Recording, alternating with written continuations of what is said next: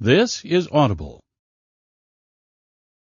Tantor Audio, a division of Recorded Books, presents Baby Fever Promise, a Billionaire Romance by Nicole Snow, narrated by Cheryl Ray and Christopher Sly. 1. Hello again. Robin. Every girl knows about reckless men, reckless in the best ways, when they pick you up like a glass paperweight and hold you high, tilting fate just right until you're glowing in the light of their kiss. Reckless because they always let you fall. Always, I said. No exceptions. Sometimes they let go, gently watching as you drift down like a feather after they've had their fun. Other times they hurl you down as hard as a stone skipping over water, shattering everything you thought you were into 100 vicious smithereens when you hit their world at full breakneck speed. Reckless with hearts, reckless with life, reckless in the good, the bad, the ugly, and the oh-so irresistible. Reckless because they'll never, ever be tamed. I fell for a reckless man once.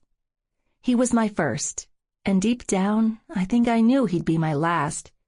He put me through hell, and he still hasn't left my side. He taught me there's not much difference between the words reckless and forever. 7%, Robbie, just like we agreed. Frankly, I think it's a crime my cut for making you the happiest little bird on earth is so low. Drinks are on you tonight. Little bird. I hate when she uses that nickname, because I instantly recall where I've heard it before. Of course, she doesn't mean anything by it. She doesn't mean it like him. Words shouldn't bother me. I'm used to BB Silk's antics after working with her the past 6 months. But nothing could have prepared me for today, when she's sitting across from me, more smug than a Cheshire cat. I reach for the thick stack of papers she's pushed in front of me. The Berkland Studios logo gleams forest green in the header, brighter than emerald. My hands are shaking. Holy shit.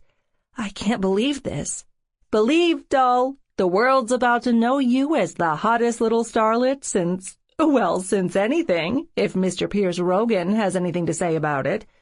The film simply can't fail in his capable hands. That man could make a mouse swoon after a cat on the silver screen. This is the big break we've been waiting for. Like I don't know it. Her grin gets wider, and she clasps her hands, leaning over the desk while she beams. Congratulations, Allison Evers. Allison Evers. I repeat the name, wondering how many times it'll take before it doesn't feel strange on my lips. It's almost as incredible as hearing a legend like Piers Rogan is directing the film. He's made classics, works of art, and entire careers. BB isn't exaggerating this time, as she's often prone to do. Pierce's talent means people will be talking about Allison Evers and the woman who played her when I'm in my wheelchair. I can't believe it's happening, but it is. The miracle I've been hoping for ever since I clawed my way up the Hollywood heights has officially arrived. It's the sexiest, strangest kind of hocus-pocus a plucky young actress could ask for. I'm playing the female lead in Bear. Hundreds of millions, hell, maybe billions of women worldwide are going to fill the seats for Earth's biggest erotic thriller.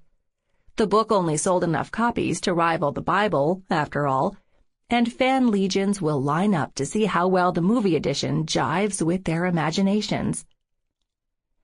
BB wags her finger, several thick rings on her hand jostling underneath the dull office light. Initial in the corner of every page, please. All 50. There's a line for a proper signature on the last one, and one for me as your very talented agent. I run my finger down the first page, tracing legalese I can't possibly comprehend in this excitement. BB laughs, slaps my hand away, and guides the pen in my fingers down to the corner. Let's move this along, Robbie. I promised the studio I'd have it sent back by closing time. Don't you worry about the fine print. I've proofed it all myself this morning. Ran it by the lawyer I work with. No nasty surprises. Just a whole lot of fortune and fame, exactly the way Mama likes." For a second, I hesitate. My saner side says I should take my time, read through every last sentence, make sure I'm not being trapped or cheated in a lead role bigger than anything I've had before. But if it wasn't for the shark in the red blouse and jacket across from me, I wouldn't have it at all. Someone else would be playing Allison Evers, and it would be their bare ass taking a paddling on the screen instead of mine for stardom. Oh God, the whole world is really going to see my ass, isn't it? I swallow, promising I'll make peace with the sex scenes later, and start initialing. I knew what I was getting into when I auditioned for the part. No one who hasn't been stuck in a cave has any illusions about Bear by Isabella Freeze. They know about the sex, the scandal, the dirty, kinky things that are probably going to break all kinds of world records by showing up in a mainstream film for the very first time. They know how sheltered Allie loses her virginity and half her soul to the most powerful man in Chicago, how he breaks her, and how she surrenders everything by the end. They know about Freeze's fanatics, millions of adoring readers who made her book a global hit, and at least one ocean of money for her and her publishers to swim in. They also know they're not really there to see a virgin go through losing it on her way to baby fever or to stroke Ms. Freeze's enormous ego. The real star is Miles Black, the tortured, broody enigma, cold, domineering, completely covered in tattoos. I can't remember whether I melted or burst out laughing the first time I read the scene where he grabs her chin, presses his forehead to hers, and stares into her eyes for 10 minutes like an obsessed maniac.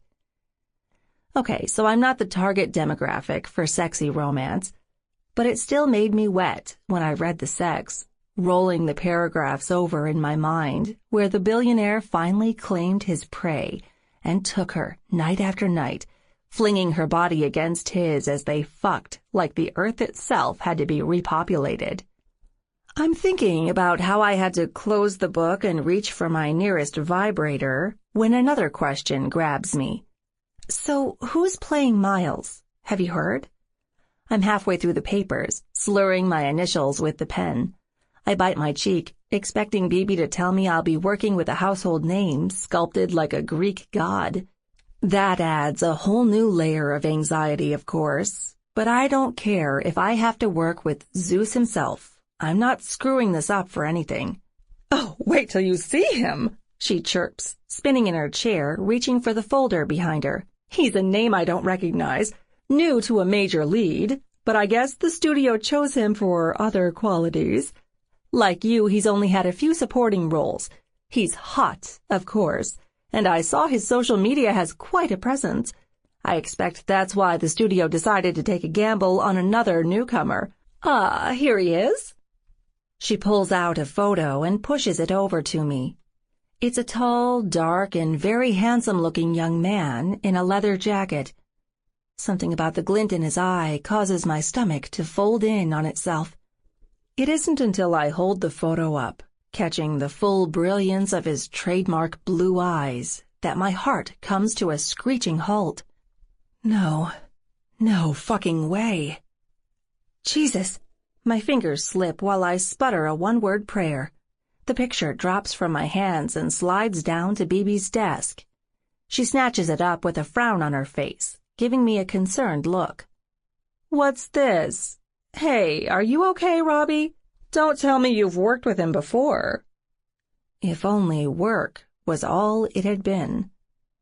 If only my nightmare, my heartbreak, my reckless and stupid first crush weren't staring at me from a glossy printout, wearing the same icy blue eyes and soul-destroying smirk as the day I last saw him.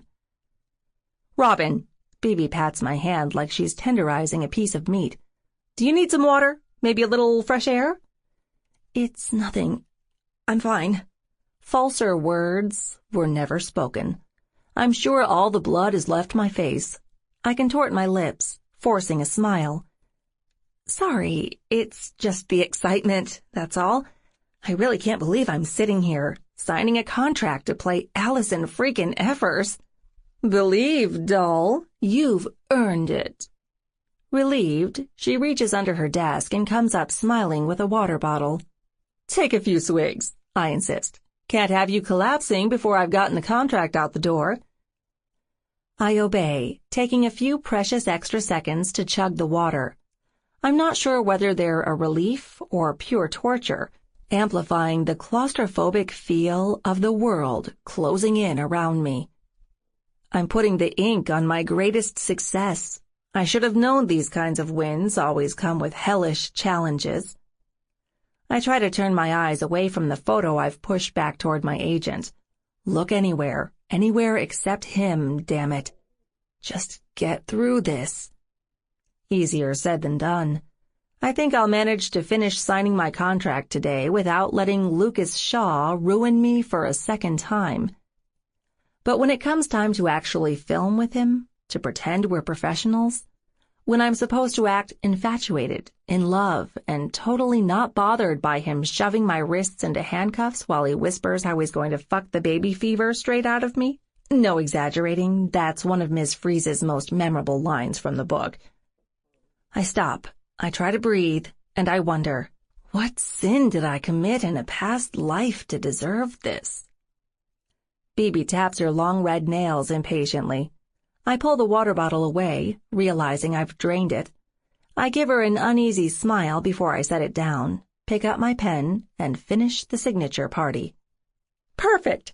She practically jumps out of her seat when I push the documents into her hands.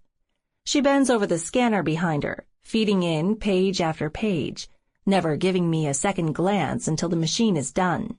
Plenty of time to promise myself over and over I'm not going to throw up all over her office. When Bibi turns around, her hands are on her hips. She's looking at me like a concerned mother. I'll have the details in the morning. Now, go home and get some rest, Robbie. Just between you and me, you look like shit. Hell, are you running a fever? I cringe as she presses her palm to my forehead. She lets out a low whistle. You're freezing, dear. My God, don't tell me you're allergic to success. Obviously, this much takes some getting used to, I say weakly. She starts laughing, falling back into her seat, folding her arms in a self-embrace. It's a joke, for heaven's sake. I'm serious about the rest, though. She sits up straight, leans forward, wagging her finger in my face. I need you in tip-top shape when everything starts moving next week. Give me sexy, doll, and I'll give you the whole damned universe. I've worked too hard to get here. I won't let you down, Bibi. I shake hands with my agent, questioning her sanity for the 1,000th time, and then head out the door. The Uber ride home to my apartment is just a blur. So is crawling into bed, hugging my body pillow tight, and doing my very best not to press my face into it, screaming. The walls here are paper thin. Plus, I'm going to be a world-famous actress soon, if bad memories don't kill me first. I don't need to invite any surprise recordings from nosy neighbors, happy to beam fresh weirdness into the world for nothing more than likes and retweets. I'm slumped and fuming for about 30 minutes before I walk to my kitchen, grab the half-depleted vodka bottle, and slam down a couple shots so straight they make me gag. The buzz doesn't help. I doubt anything can. 100 twists of hell couldn't have prepared me to face what's coming, and Luke did them all. The bastard destroyed me once. In any just universe, that ought to be enough. Not here. Not now. If I want to make my dreams come true, I have to give him a second chance. How does that old saying go? Maybe I should add my own twist. Ruin me once, shame on you. Ruin me twice, shame on everything. 5 years ago. It's the loneliest place in the world, and I'm supposed to live there. I never thought I'd miss Chicago. I never liked the 24-hour lights, the constant whoosh of traffic, the 3 a.m. thunder of trains pounding through Union Station. When my parents first told me we'd be moving out of the city to Shaw Estate, almost an hour into rural Illinois, it sounded like a dream come true. That was before we moved into the empty servants' quarters, about several acres from the billionaire's sprawling palace. If I only had to hang back and look through the overgrown gardens at their sleek modern castle, it wouldn't be so bad. But Mom won't stop hounding me over working part-time inside the house. She wants me dusting, cleaning toilets, washing dishes, whatever makes easy money for a girl going into her senior year of high school. Saying no isn't an option when she acts like she's done me a massive favor. I'm expected to be on my best behavior, too, with both my parents on the Shaw payroll. Their name is all over Chicago. They've built landmarks and soaring skyscrapers in the city and God knows how many other places for generations. By some stroke of luck, Mom fit the bill for Mr. Shaw's new head of household management, and Dad moved up in personal accounting. Not corporate, but the kind that lets him oversee running the property.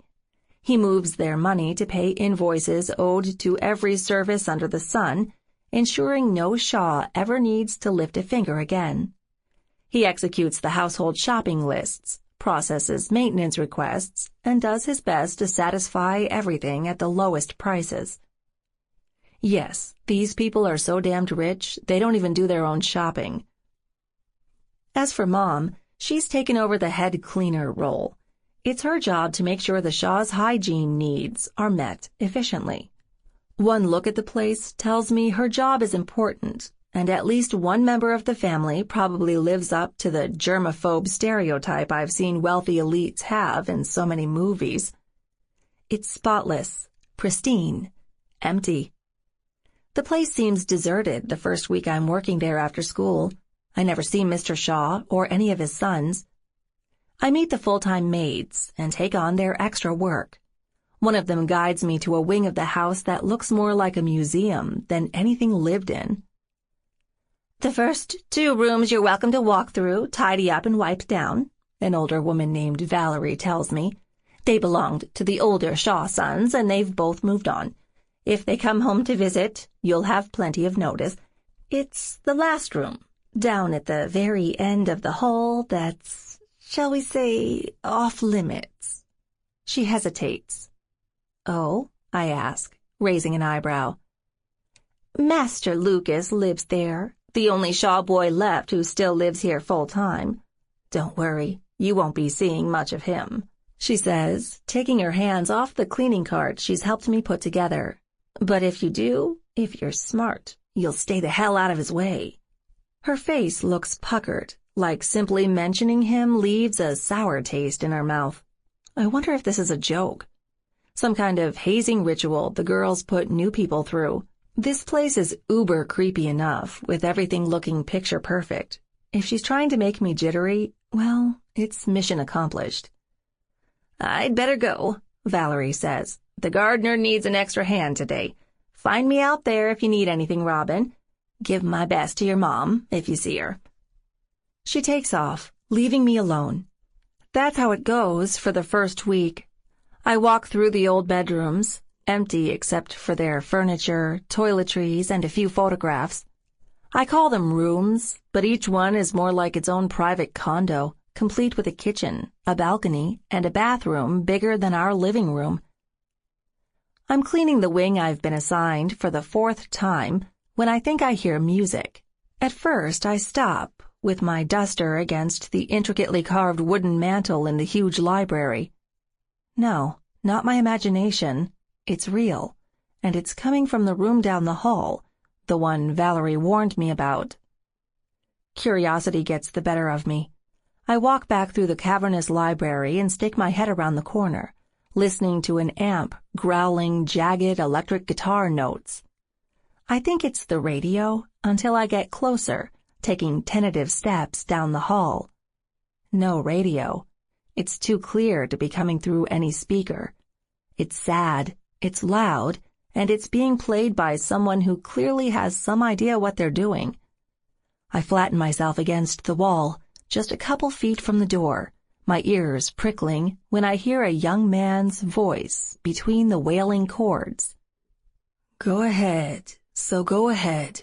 Bleed for me. Bleed down there in your smoking crater. Bleed like the day you left forever. Bleed, bitch, bleed, hotter than my tears. Can't you hear me through the red wave? Well, I still love you anyway." This just might be the edgiest thing I've ever heard. I'd wrinkle my nose and laugh at the strange absurdity if he didn't sound so damned serious. There's pain in this voice. It's unmistakable, deep, rich, and very, very real. The amp drones on to silence. I hear a soft screech when he pulls his fingers off the strings. It seems like he's done, which means I'd better get the hell away. I turn around so fast I forget about the little end table with the vase outside his room. When my knee crashes into it, the thing starts to wobble. It's a huge monstrosity from Europe or Asia, black and smooth, with painted gold lines crisscrossing it like veins. There's no good reason it should go flying off the black tabletop and smashing on the ground, except for the fact that I've always had the worst luck in the world. It happens so fast. I'm staring at the mess under my feet for no more than a few seconds before the door behind me flies open, banging against the wall. "What the fuck are you doing out here?" He stands in front of me, fists at his sides, taller and grander than anything I imagined. "Were you eavesdropping? Listening to me?" I don't know what I pictured in my mind. An older boy with long, shaggy hair and a torn t-shirt, perhaps. A few piercings hanging from his face. One of those spoiled trust fund brats who gets his way so often he doesn't have to try to look civilized anymore. But this is no boy.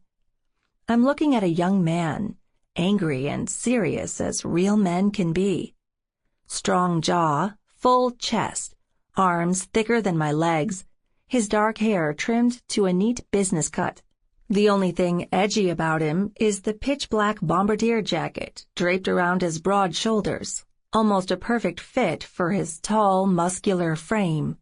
"I was just cleaning, sir," I stammer, wincing because I realize too late I've forgotten to use his title. Not that I think hearing Master Lucas will calm him down much right now. "I'm so sorry about this mess. Do you have someone I should talk to about claims? I broke this, accidentally." "You didn't answer my fucking question, little girl." He ignores me, coming closer, pushing me up against the wall. "Were you listening?" We lock eyes.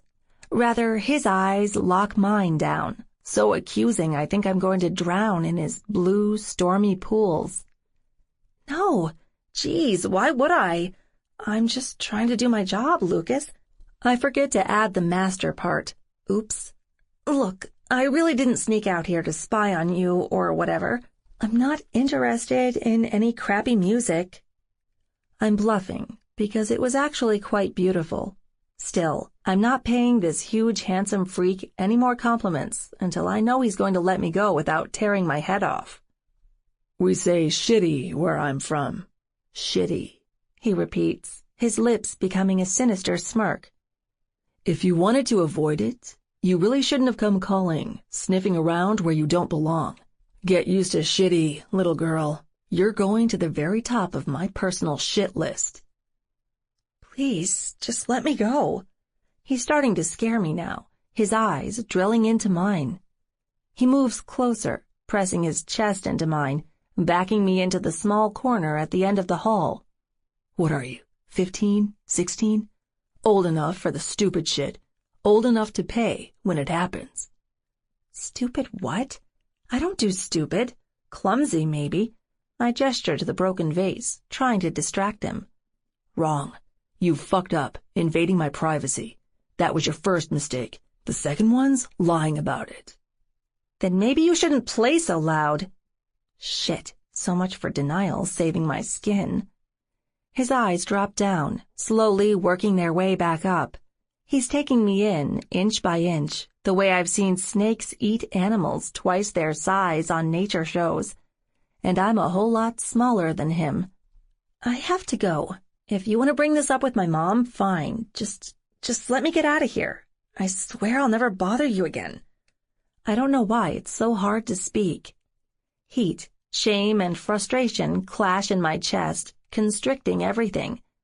There's something else, a weird arousal I don't want to acknowledge, especially when he's keeping me hostage. His eyes narrow, sharpening his rich blue gaze. You're Erica's girl, aren't you? Robin. Don't wear it out. I nod, trying to look fearless, and failing. I tell myself it's the last of his questions I'm going to answer. Really, I just want out of here, almost as much as I want to force down the boulder building in my throat. I haven't done anything evil, but he has a way of making me feel like I stepped on his kitten's tail.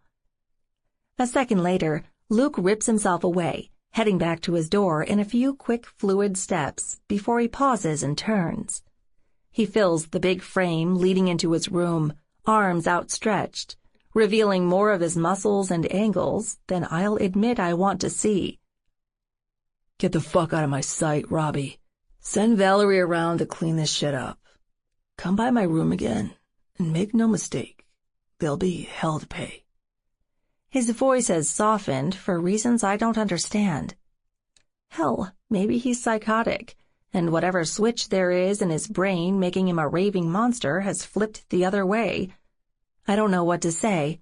I have zero desire to talk to this crazy asshole ever again, as a matter of fact, so I peel myself off the wall and start moving, stepping over the rubble at my feet. I'm guessing I can kiss this job goodbye. He's going to report me. I'm sure I'll get bawled out after someone screams at Mom first for breaking what's probably a priceless work of art. Asshole or not, he never did what I expected. I wish he had. Maybe it would have gotten us all evicted from Shaw property a whole lot sooner. Then I wouldn't have had to suffer everything this mysterious bundle of muscle and testosterone had in store for me next. Weeks pass, and everything is weird. My parents are barely home anymore. I guess they think because I'm about to turn 18, it's okay to leave me alone with my homework. Dad's long hours are getting longer. He brings his laptop with him wherever he goes, but I'm not sure why he wants to work over it hunched at a bar instead of at home. He stumbles in late, halfway through the night, reeking of whiskey and cheap beer. As for Mom, she's spending more time at the house. A lot more time. Overtime, she says, flashing me an uneasy smile whenever I ask, catching her dragging in near midnight some days. She tells me it's the cluttered basement, a dirty pantry, or a dozen other reasons why the Shaw household needs her special cleaning expertise. How can their place be so dirty?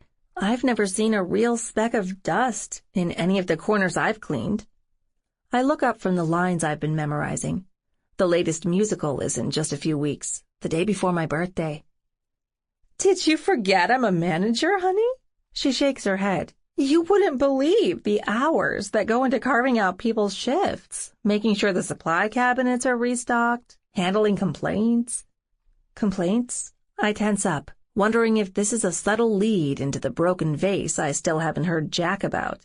Oh, honey, not about you. She flashes me a sympathetic look. Frankly, I'm surprised you've taken to it so well. I know you'd much rather be spending your hours after school backstage, but look at all the extra money you're earning. You're going to put a dent in those student loans next year, long as you decide to pick a major that's actually useful. She winks. I bite my tongue. She doesn't approve of my plans to study acting in the city. My parents are practical people, and they expect me to follow suit. Art is for snobs and people who can afford it, like the Shaws. She always tells me things are bound to come full circle if I don't pick a different career. What she really means is I'll be dusting off art I could never afford for the rest of my life instead of making it. Surprisingly, she doesn't stop to dig into me any further. I barely have time to call out before she's heading for the door, a can of iced coffee in her hand. "You're going out again?" "Just back to the house for a little while. I have some organizing to do in the maintenance office." She stops, her face tightening, a nervous tick in the pale blue eyes we share. "Ask your father to pick something up for dinner on the way home. Hell, order pizza for all I care." She reaches into her purse, pulls out a couple crumpled 20s, and lays them down on the counter. "I'm sorry I've been working so much. It's for your college, honey. We're going to pay your way next year, damn it, or at least as much as we can." The door slams shut behind her. She's gone, without even making me feel like an idiot for wanting to be an actress. What the hell is going on here? A couple more hours pass. Luckily, it's a Friday night, so I don't have to worry about turning in early. I call Dad around 10, but it goes straight to his voicemail. I could fend for myself and order a pizza, but I'm not very hungry. Dark curiosity pulls at my stomach, leading me to the door. Something isn't right. I don't know what it is, but I can't ignore the gnawing bite in the pit of my stomach. I'm heading out into the warm night. It's late April, just a few more weeks until my last big musical, and then graduation. True, I shouldn't be worried about anything except getting away from this creepy sideshow. But before I do, I want to find out what's happening behind the curtain. Using my key to the servants' entrance, I tiptoe into the house. It's dark as usual, a few dim light fixtures glowing on the walls, lighting the abandoned hallways. I'm in a different wing. It's unfamiliar, so I have to listen closer, trying not to jump at every shadow. I think this is the part of the house Mr. Shaw himself uses. He never lets anyone work there except Mom, plus a couple of his senior cleaners. I wonder if I'll find her there, instead of the maintenance office, tucked in the basement at the end of the elevator, and what I'll say when I do.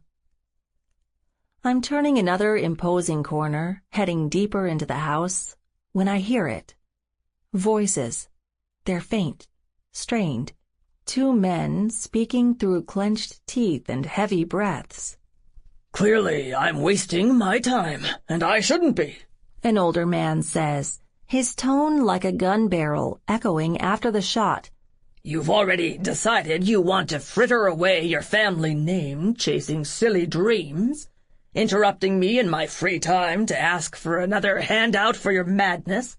A fucking charter airline? Do you have any idea what that costs, Lucas? You're not even thinking. That's abundantly clear." "What's abundantly clear is that you're still an asshole, Dad. You expect me to be just like them, Hayden and Grant, and I never will be. I'm not following in their fucking footsteps. It's not who I am." Yes, how shameful that you have an older brother on Wall Street and another in real estate. I suppose asking you to get the stupid out of your system at an earlier age, like Hayden, would have been too much. Hey, I never lost 6 figures at the horse track. I gave you a plan. Use my pilot license and the connections I'm building in the industry to revolutionize it. We could have a stake in the luxury charter service. We could do a lot with this. If you'd open the folder I gave you and take a goddamn look. It's amazing how blind you're being. Blind? You don't know the meaning of the word, Lucas. If you had any sense, you'd see you're blind, deaf, and dumb to the fact that I don't have an extra billion to piss away investing in a brutal, hyper-competitive industry just to quell your mommy issues. My jaw drops. There's a long pause. So dark and quiet, I hear my heart banging in my throat. That therapist I hired to pick your brain was another failed investment, I'm sorry to say. I'm done throwing good money after bad with you, boy. Better than the money I wasted on your music lessons, I suppose. They've both led you nowhere, but at least one tried to treat your childish dreams with more dignity than they deserved. I wonder what Helene would say if she could see you now. No, don't you fucking say her name, old man. You're the real disgrace in this family. A fist comes down so hard on some hard surface, I jump, holding my breath. She deserves better than being on your tongue. You're just pissed I interrupted your latest fling. How the fuck she had the misfortune to die hitched to a man like you, I'll never understand. Who is it this time, Dad? Another maid? Or is it just another plastic slut from the clubs down in the city? I know you like their fake tits, 10 times bigger than your balls will ever be. Mr. Shaw laughs, deep, sardonic, and cruel. Spare me the self-righteous bullshit, kiddo. You were too busy shitting in your diaper to shed any tears when we had your mother's memorial. You never even knew her. A mercy, perhaps, considering how much of her idealistic nonsense rubbed off on her youngest son. I'd hate to think what would have happened if she hadn't crash-landed in Grizzly Country. That's where you'll end up, too, if you don't start using your brain. There's another sound, a sickening crunch. Someone screams. I think it's the older man, and I hear shoes scuffing the wooden floor. Forget holding my breath. It won't come. It's like I have a straitjacket wrapped around my chest, constricting everything, turning me into a human pressure cooker for someone else's pain. Where the hell is Mom, anyway? Surely she isn't hearing this crap all the time, or getting in the middle of it. The worst part is, I'm beginning to think the spoiled asshole with the chip on his shoulder might have a good reason for it. Never change, you miserable fucking drunk, Luke growls. We're done here. The older man doesn't say anything. I hear laughter, thick and slurred, then footsteps coming toward me at a frightening pace. I have about 10 seconds to avoid getting caught eavesdropping like I did several weeks ago. I race down the hall, ducking into what looks like a small tea room with a fireplace. I can't tell because it's dark inside. My nostrils flare, drinking in heavy breaths, listening as the young man's furious footsteps pound the marble floor. His silhouette passes by me for a second. I close my eyes, praying he won't see me. He just keeps going. Thank God. My heart hurts for him after overhearing the run-in with his dad. It's ridiculous because it shouldn't. I'm shaking off my stupor, wondering how I'm going to get out of here. I count to 60 before I move. I take the hallway quickly, heading straight for the nearest servants' entrance. I don't care about finding my mother anymore after the shitstorm that just went down. I'm almost to the winding staircase on the main floor when a man steps in front of me. I stall the heart attack just long enough to escape crashing into him. Hello? He speaks softly, eyes narrowed, straightening his tie with one hand while the other wipes blood from his lip. Working late, are we? I've only seen his portrait before, never the man in the flesh until now. It's Francis Shaw, larger than life, and just as merciless.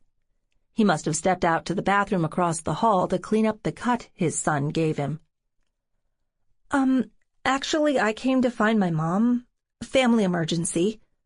I'm frozen. Nervous as hell doesn't begin to describe the adrenaline overload making me a statue. Erica's daughter, of course. He steps past me, continuing down the hall, stopping next to a room adjacent to the office where I heard the arguing.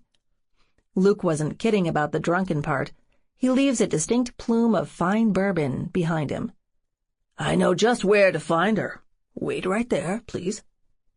He's eerily calm for a man who's just been in a fist fight with his youngest son. Forget it. I'm out. I can't handle more weirdness. I'm running down the hall before I ever catch a glimpse of Mom.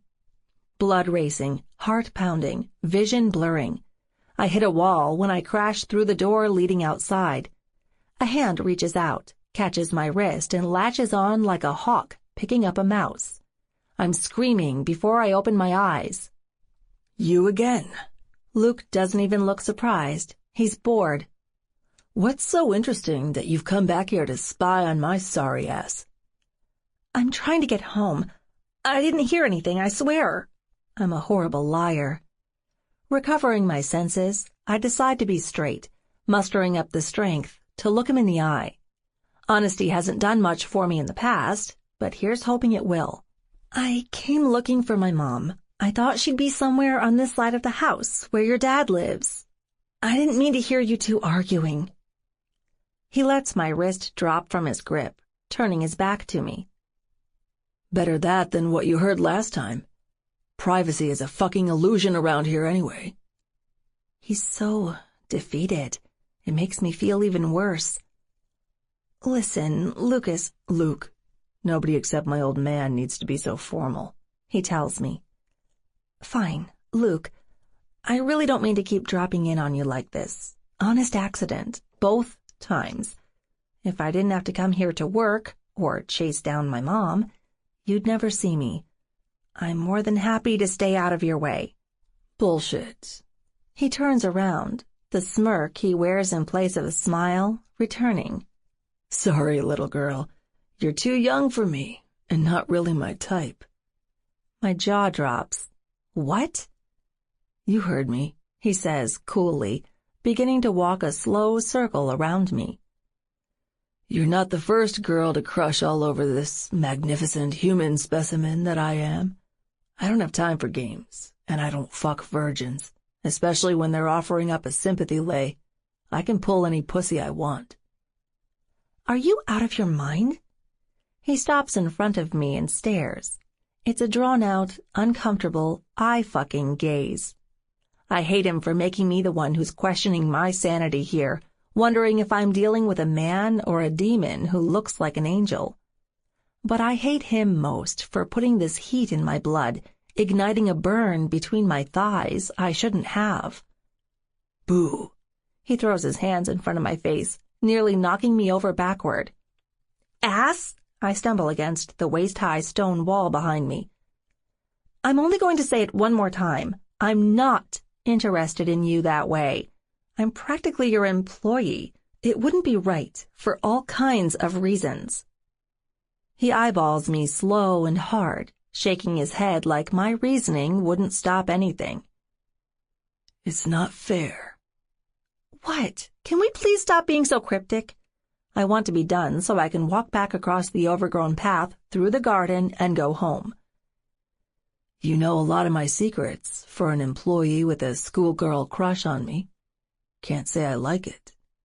He comes toward me again, and this time he doesn't stop until his arms are around my waist.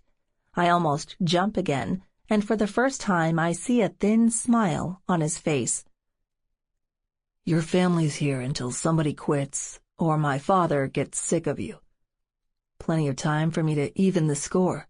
You know too much about me, Robbie Plum. I'm evening the score. Before the summer's out, I'll know a whole lot more about you. He's trying not to laugh when I finally wriggle out of his grasp. I check behind me several times on my way out, running down the path through the gardens. No footsteps behind me. Zero pursuit. He's decided not to come after me tonight. Later, I learn a man doesn't need to run to start the chase.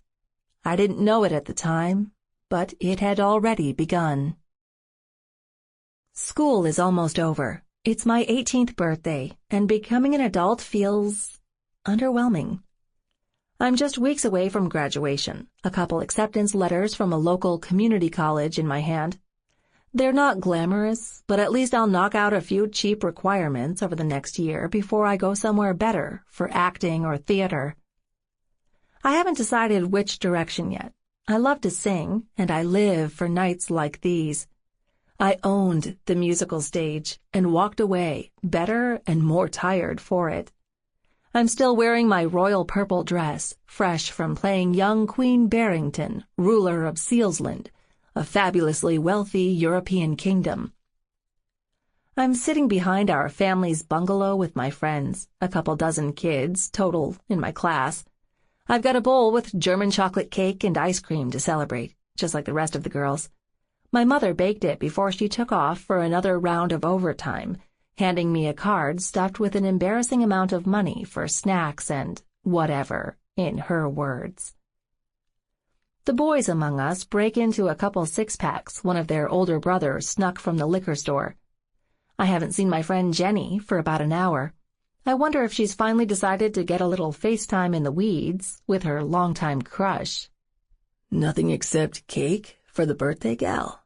Typical and disappointing. I stiffen when I hear his voice. I look up and there's Jenny again, standing next to someone who doesn't belong here. Luke has his arms slung over her shoulder, his hand perched dangerously close to one breast. She gives him a knowing look, melting into him. Please, somebody tell me they didn't fuck. Tell me he isn't here to ruin my party. You told me last week you were going to have fun on your birthday. Do you even know how, Robbie? Luke doesn't let up. Jenny nuzzles into him and laughs, too tipsy not to be drunk on something. I don't know if it's beer or sex. I am having fun, jackass, I snap, stabbing my fork into the last morsel of cake. It's called unwinding. You should try it sometime. Nah, think I've done plenty of that tonight with my charity case. It's not every day I suck face with a chick who's aiming out of her league. He looks at Jenny. It takes her smiling face a few seconds to register the insult and flatten like the melted vanilla ice cream under my fork. Hey! Hey what? I'm talking to Robbie now. He pushes her away, heading for me. I swear he can smell the jealousy throbbing in my veins, and he likes it. Walk with me, little bird, he says. I don't move. Aw, come on. I came all the way out here to have a heart-to-heart for your 18th birthday. Couldn't let you step into womanhood and leave school without some brotherly wisdom. You're not my brother, Luke. You're a fucking joke. He blinks, both of us surprised because I've slipped an F-bomb. It doesn't knock him off his game, whatever one he's playing, for more than a second. Duh, princess. You don't have one, which is why you need my advice more than you think. Let's go, before I drag you inside to wash that mouth out with soap. There's no resisting his strong hand under my shoulder. I set my bowl down reluctantly and walk with him onto the path. There's a small pond with several soft blue lights glowing around it. My friends are down there in all kinds of compromising positions, using their phones for light in the darkness. Maybe a few are taking naughty pics they'll regret. There's no moon tonight, even fewer stars. A smoky early summer haze covers everything, fed by the farms beyond Shaw property lines, burning brush. Why aren't you out there having some real fun with your friends? He gestures to the mini orgy going on by the pond, just as the nearest couple moans. No use going to college with your cherry intact. Better to get it punched now and grow up. Then you won't have to worry about the emotions getting in the way when you're locked down in your dorm trying to study. I'm staying here, Mr. Authority, taking a few community classes over the next year. I won't have a dorm. Typical, he says again, shaking his head, using what's becoming his favorite word with me. I guess you won't have a boyfriend to fuck you good and proper either? None of your business. I stop in mid-step, pushing against his chest when he leans in closer. I can't stop seeing him down here by the lake with my friend, her traitor legs wrapped around him, moaning while this alpha hole runs his tongue down her neck. Get on something else, or this conversation is over. I don't need a sex therapist who writes bad music. Why the hell aren't you in college anyway? The reference to our first meeting makes his eyes smolder like blue gas flames in the darkness. I did the university thing downtown for about 1.5 years. Business school, just like Dad wanted. Didn't work out. I'm too restless to sit in a lecture hall, listening to guys in shoulder patches blow smoke up everyone's asses. I never would have guessed. Pretty typical, Lucas. It's my turn now. If he's bothered, he doesn't show it. Instead, in one of his swift movements, he grabs me around the waist, pulls me close, and looks me dead in the eye. No more games, Robbie. If you want to know the truth, I brought you out here to say congratulations. You've got a real chance to get away from the shit that goes on here. Take it, run, and live like there's no tomorrow. He's never sounded so serious since the night we first met. Thanks, I guess. Acting, right? Or is it theater? Either, both, maybe. I loved the stage, I say, smoothing my hands against my dress. It helps take my mind off the huge shoulders shadowing me, the gorgeous eyes looking so protective tonight when they're usually my biggest dread. It's hell getting anywhere in those fields, but try, damn it. One of these days, I'm going to gas up my plane and fly as close as I can get to Hollywood. Somebody here has to make it. Whoever gets there first, we'll save the other person a seat. Promise me, Robbie.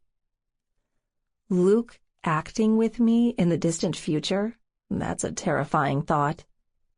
Still, he's being nice for once. I don't have the heart to do anything except play along, staring into his eyes while I smile. Deal. We'll have plenty of time to talk about it, since I'll be here another year, at least. Whenever I come home for the holidays and breaks, you mean? Home? He nods. I'm leaving next week. Can't turn 22 and still be rotting away here while my older brothers leave me in the dust. I'm doing the commercial pilot thing. Landed a pilot job with a cargo company I'll try for a few months while I get a feel for the industry. I'll wind up an actor or an airline executive someday, or I'll die. If you make it, so will I say. He reaches for my face. The bastard makes me forget about Jenny in record time when he's touching me. His fingers are thick against my cheek, strong as the rest of him, the tips calloused from his guitar. Obviously. I've got plenty on you and experience, little bird. Like that sex thing we were talking about. Not again. Just when I was starting to enjoy the asshole's touch. My eyelids pop open. None of your business, I tell him, ignoring my body going rebel. What's holding you back? Don't tell me your parents don't let you date. Can't believe you get the shy schoolgirl act from your ma. I'm not sure what he means. Shaking my head, I stand still while he tucks my hair behind my ear, watching a heavy, suppressed growl move down his throat when he swallows. Like I could date here. I'm sure you've been inside these bungalows for the servants before. Reed always was a minimalist. You've got his old place. He took off to the city to be my brother Hayden's valet. Sorry you've got the shitty one. Yeah, then you get what I'm talking about. It's too small to bring a boy home, much less do anything else. Anything? How about some details, Robbie? They're important in college, or so they say. Luke runs his fingers through my hair again, finesse in his touch. Like he doesn't know what I mean. He's done this to so many girls. He has to know my panties are soaked by now. I'm too ashamed to admit it, refusing to let my guard all the way down for this freak, equal parts unpredictable and irresistible. Can't just be the house that's got you clinging to your panties like a stripper maxing out her tees for tips. Your parents are gone half the time. I've seen the hours they keep. Fucking awful. How did you know? I press my cheek into his hand, not thrilled where this conversation is going, but enjoying the moment too much to stop. I take long walks. I notice things. Half the time it's just your rusty little Toyota in the driveway. Your mom spends too much time at the house. And your old man? Who the fuck knows? He's drinking, I'm afraid. Comes home real late with his computer and goes straight to bed. Sometimes he passes out on the sofa watching late-night junk. I have to cover him with a blanket. It wasn't like this until we moved here. I catch myself, looking away from him. Sorry, that's family stuff, not your problem. I'm sorry. My old man does the same crap, ever since I was old enough to pay attention. He's always got some new bimbo in his bed. Probably goes through 2 or 3 a week when he stays downtown, before he settles on a regular fuck for a few months. They haven't lasted longer than that since Mom. I have both my parents. I'm lucky. Can't imagine what it's like growing up without a mother. I'm flirting with fire, oozing sympathy at this tall, dark beast, poking tenderly at his obvious sore spot. Quit changing the subject. He taps my face with his fingertips, reminding me there are some lines better not crossed. This isn't therapy hour. We're talking about what it's going to take to get you laid. Right, Dr. Jekyll. I smile, goosebumps peppering my skin. I think we agreed I'd better wait until I move out. It'll be easier then. Plus, I'll find better quality men than any around here. We're way out in the boonies, and the boys in my class aren't really my type. God, yes! A soft voice rips through the night, louder than before, reaching us from the weeds several yards away. It doesn't help that most of the guys in my small class are taken, or busy with girls who are more than happy to be their next piece of rotating meat. I'm not interested. Luke's smirk grows wider, more like a smile crisp with lemon. How do you know your type if you've never had one? His blue gaze intensifies, so hard I can't look away. A girl knows, I tell him. Vague, but true. One more lie, hiding my inexperience. Not sure why my status is so important to you anyway. It's not like you're coming to college with me, standing over my shoulder and handpicking suitors to bring me bouquets. You can't stop me from making mistakes, Luke. Everybody deserves a chance to stumble, don't they? His arm goes around my waist. My eyes flutter shut. All the frustration pours out of me when his fingers graze my side, firm and wanting, reminding me he'll do whatever he pleases. Robin. I open my eyes, surprised he isn't using my nickname. What? Shut up. It's not his words, but his kiss that silences me. Except calling the explosion tearing through my nerves silence is wrong. It's fire. It's ice. It's rain emptied on the soil after a savage drought lasting years. It's everything my body wants, and everything my brain keeps screaming no to. It's quintessentially him, Lucas Shaw, mysterious and ever calm, in control, focused on taking me over. His lips come at me softly at first, and his tongue does the rest. It flicks out once, parting my lips, sliding into my virgin mouth when it opens for him. He tastes me good and deep, putting his hunger into me. Just before he breaks away, I moan, and heat rushes to my cheeks. I only realize after the fact I'd started grinding on his knee, poised between my thighs. Jesus, I whimper as soon as he pulls away. I thought I was too young for you. Happy fucking birthday, little bird, he whispers, tipping his forehead into mine. He holds it there, listening to me breathe, lust and want and confusion boiling in my veins. What's next, Luke? I don't know what to do. Go home. Get your friends some water and a shower when they stumble in with their hangovers. I'll see you when I'm home from my first flight. Got at least one reason to come back here instead of staying in a hotel. He's gone. No hesitation. I can't fathom how he pulls himself away so easily, like it's nothing more than shaking hands. He's halfway down the path, heading uphill, when he turns back and looks at me in the darkness. I can't see his face, but I know he's smiling. More than a smirk, this time. He's proud. I'm left happy, breathless, and horny as hell. I kind of want to run after him and punch him in the back of the head, or at least taste his wild lips again. I don't know what this makes us, if it makes us anything, but it's obvious I won't be leaving the Shaw grounds without experiencing Luke again. Little bird. That's what he likes to call me, ever since we started having regular encounters in the halls while I'm working, with no time or privacy for anything more than a quick glance and a few words. Until tonight. If only I knew what he really meant with the nickname. Does he want to cage me, or help me fly. 2.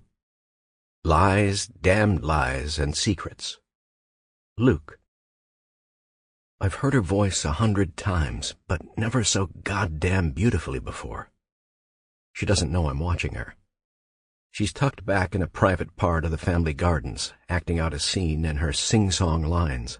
Her soft white dress clings to her in the humid night, tight as a dove's feathers. Half a dozen fireflies dance around her like tiny lanterns. It's so ridiculous and cliched I should be smirking. But that was the old Lucas Shaw, pre-Robbie, before I tasted her lips and decided I'd have them wrapped around my cock someday. I love teasing her, about as much as I adore jumping out when her back is turned, giving her the shock of her life. Except tonight. Something holds me back. Maybe it's the jet lag lingering in my bones. I just got home from my 3rd long cargo haul in just as many weeks.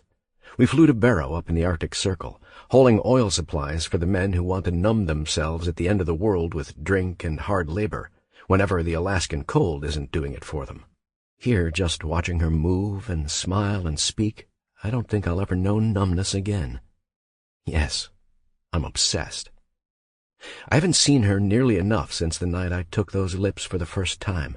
Robbie sneaks into my head at the least convenient times, whether I'm a few miles away or 1,000. I can't stop thinking about sweeping my tongue across hers again and again, wondering if our next kiss will be an intermission before I bring my mouth to all the places it hasn't explored yet. Sex isn't something I ever waited for before.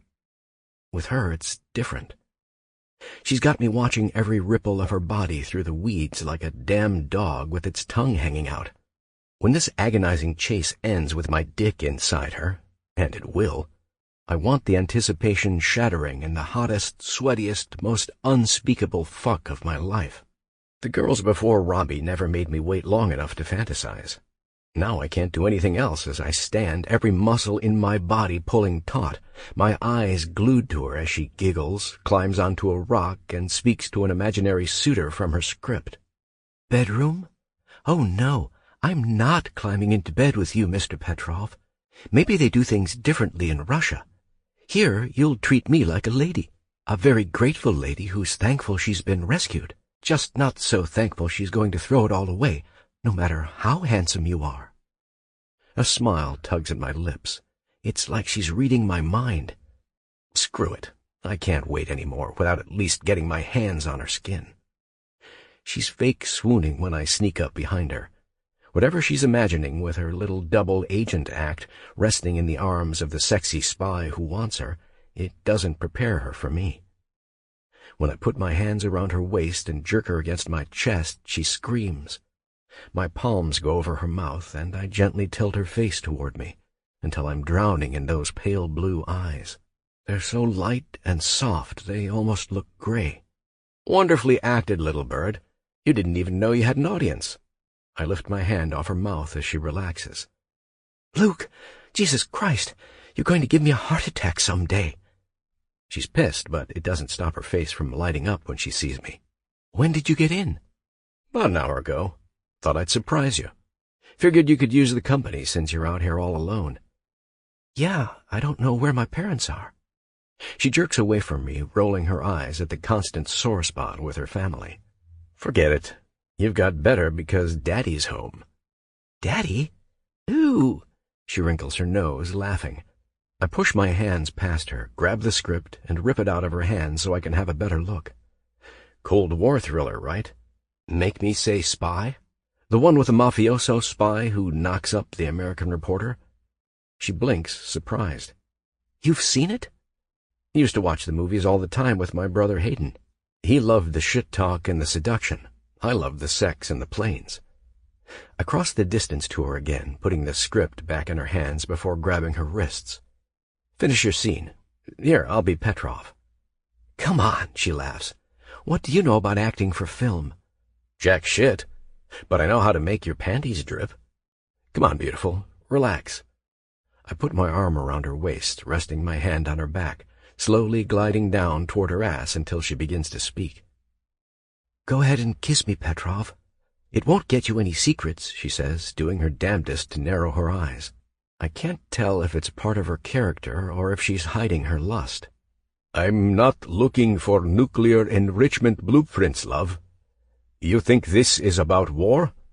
I'm gazing into your eyes because they're all that's on my mind," I say, trying not to snicker as I make out Petrov's upside-down lines on the page. "War? You're all about money," she insists, pushing her hands against my chest. Fuck, do they feel good there. "Don't lie to me, Petrov. You'd sell your own mother for a juicy tidbit to bring back to your handlers in Havana. Whether it's the Kremlin or the Ivanovs paying you more, I don't know and I don't care. I'm not blind. I know what you're after, and you'll say anything to get it." "Money?" I whisper, bringing my face to hers. We're so close she can feel my breathing, and I watch her lips bristle. "I want you, love. Keep the secrets wrapped in your pretty little head. The orgasm is on the house." I pause for about a second before I'm shaking my head, losing my poise. Come the fuck on! Who wrote this crap? Forgot how sappy this scene comes off. Must have been the actors who made it palatable. She's laughing. It's infectious.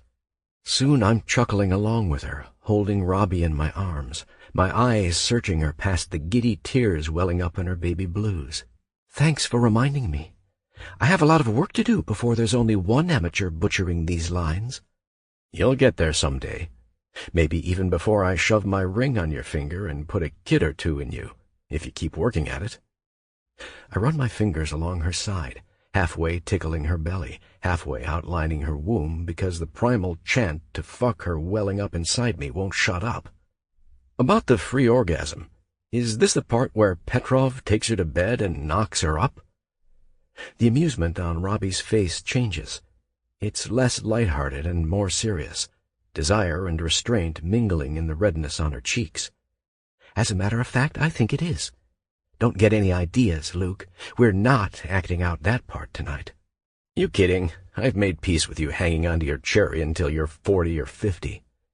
I cup her cheek with one hand, watching her eyelids flutter while I stop just short of a kiss. "I've had virgins before you, babe. You're the first one who's frustrated me like nothing else." Smiling, she opens her eyes, mirroring the hand on her face with hers on mine. Love how my stubble feels on her fingertips. "Be nice, and maybe you won't be frustrated much longer." "Like what, a couple hours?" "No, but I think I'd really enjoy your kiss." Tease. Delicate, irresistible, cock-hardening tease. Doesn't stop me from giving her exactly what she wants. The little minx doesn't bat my hand off her ass either. I pinch her cheek hard in my fingers while my mouth roams hers, moving my tongue in and out of her mouth in firm, steady strokes about how I'd like to fuck the rest of her.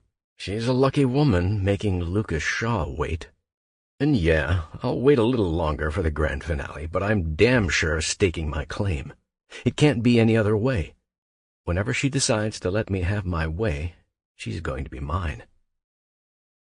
I'm on her ass for weeks, and she still won't give it up.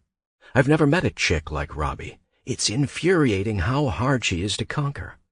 We kiss, we touch. I run my hands all over her, and she still stops just short of opening her legs for me.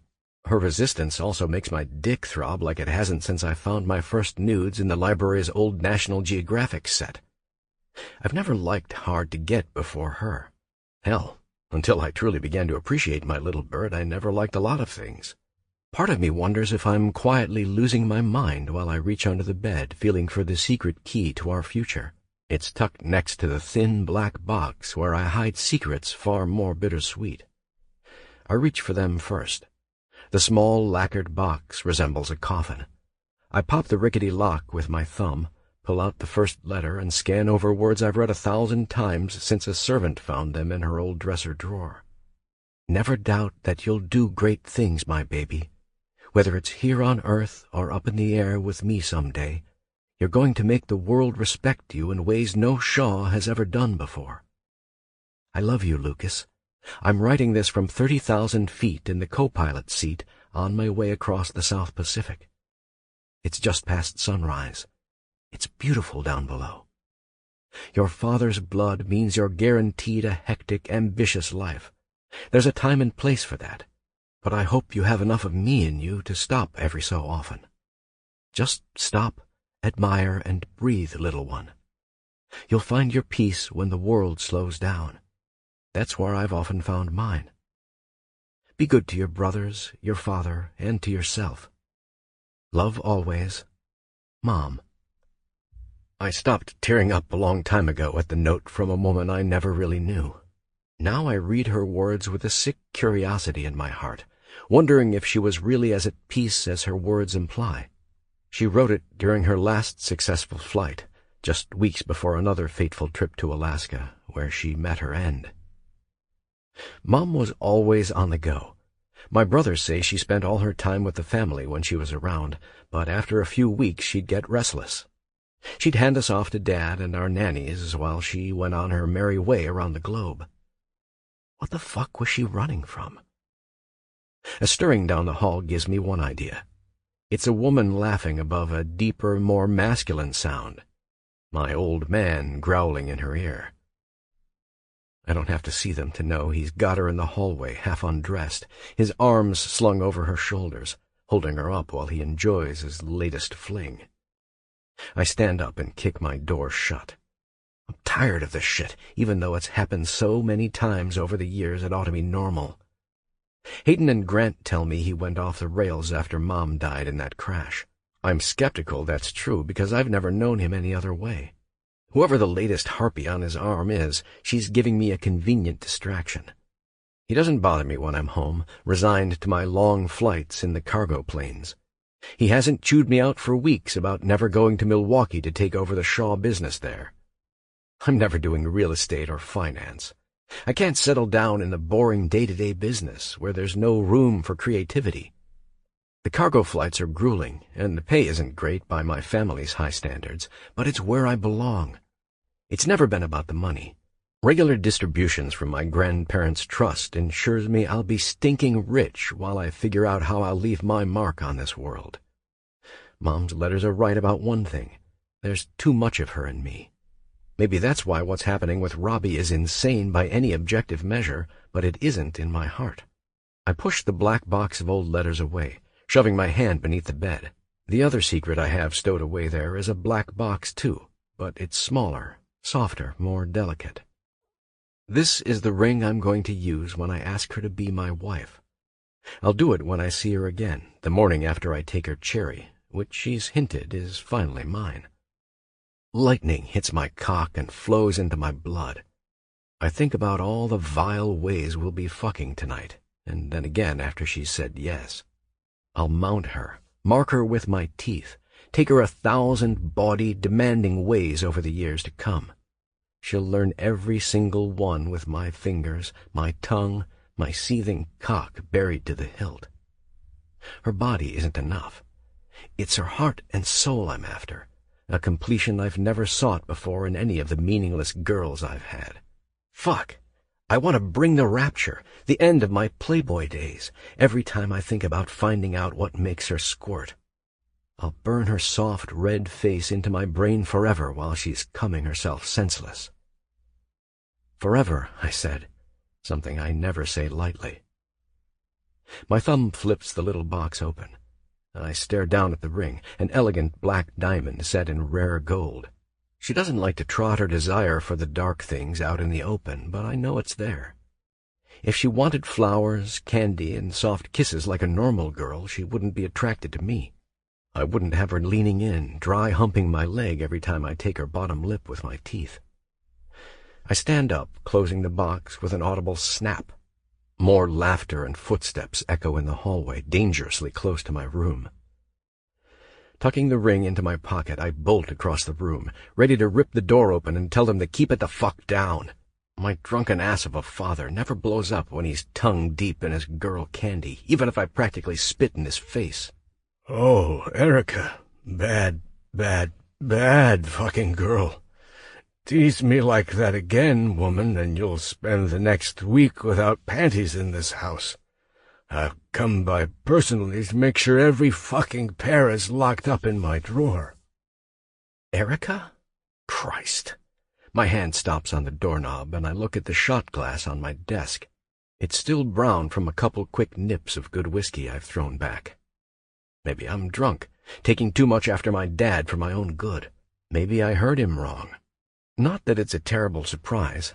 I've had a gnawing suspicion in my gut his latest fling was with someone on our property, possibly Robbie's mom. It would explain an awful lot about why her parents work such odd hours. "Frank, not here. The ladies haven't finished their shifts. My own daughter could walk by and see us like this. We're not supposed to be in this wing of the house, much less doing— Oh, my." Her familiar voice melts. Exhilaration, moans, gasps. Cringe. "No. Yes. I mean, no." "Shut up," my father growls. "This is my house. You're my girl, and I'll do as I damn well please. I'll drag you out the nearest exit, down the hill, and fuck you in front of your pathetic husband if I'd like. You'll come for me in front of him, with your little girl watching, if you don't pull up that fucking skirt for me right now." I hang my head, banging my forehead against the door. It's louder than I intend, but of course it doesn't stop them. I want to pour hot wax down my ears and seal them up forever.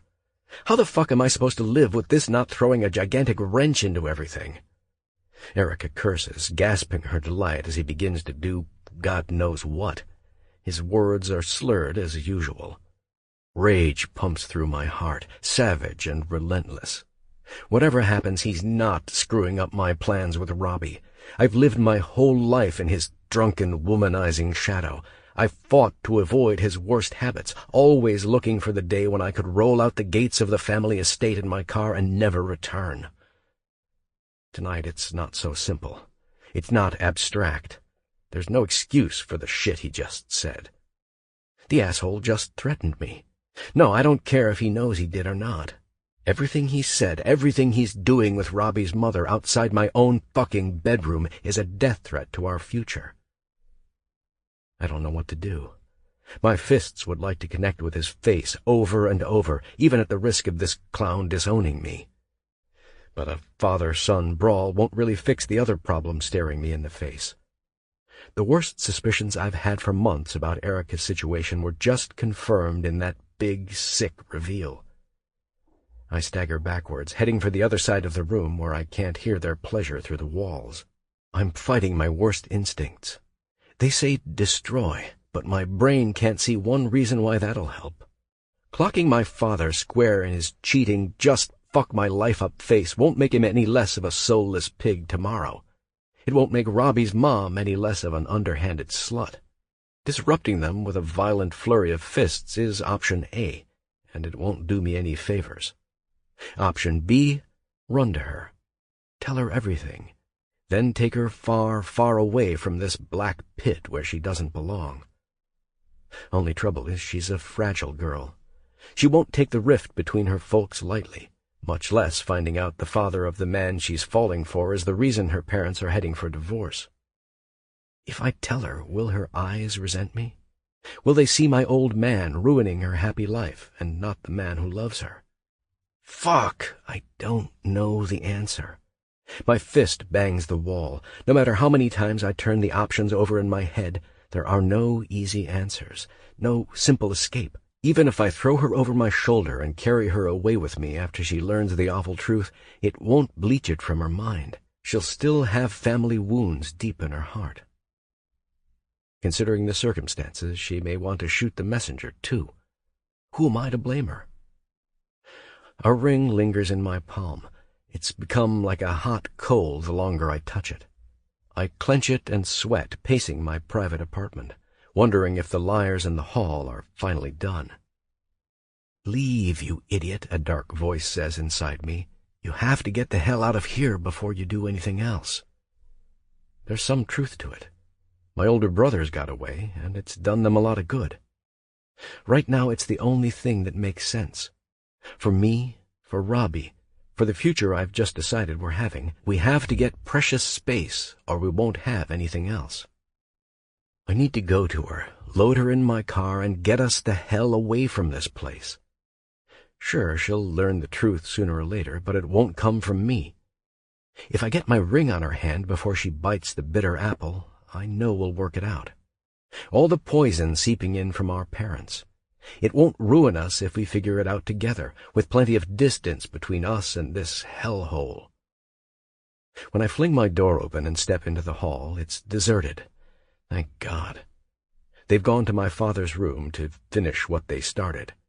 I'm not wasting this precious time while they're distracted. I have to find Robin, and then check on rooms in Chicago. The city will do until we have a place to call our own. If I have my way, I'll be signing the ink on my own plane next week, something it's taken me years to save for. Those wings will shelter us. They're freedom itself in steel, titanium, and the custom gold and platinum trim I've had installed to spruce up the interior. They'll take us far from the sickness unfolding here and closer to each other. I love this woman.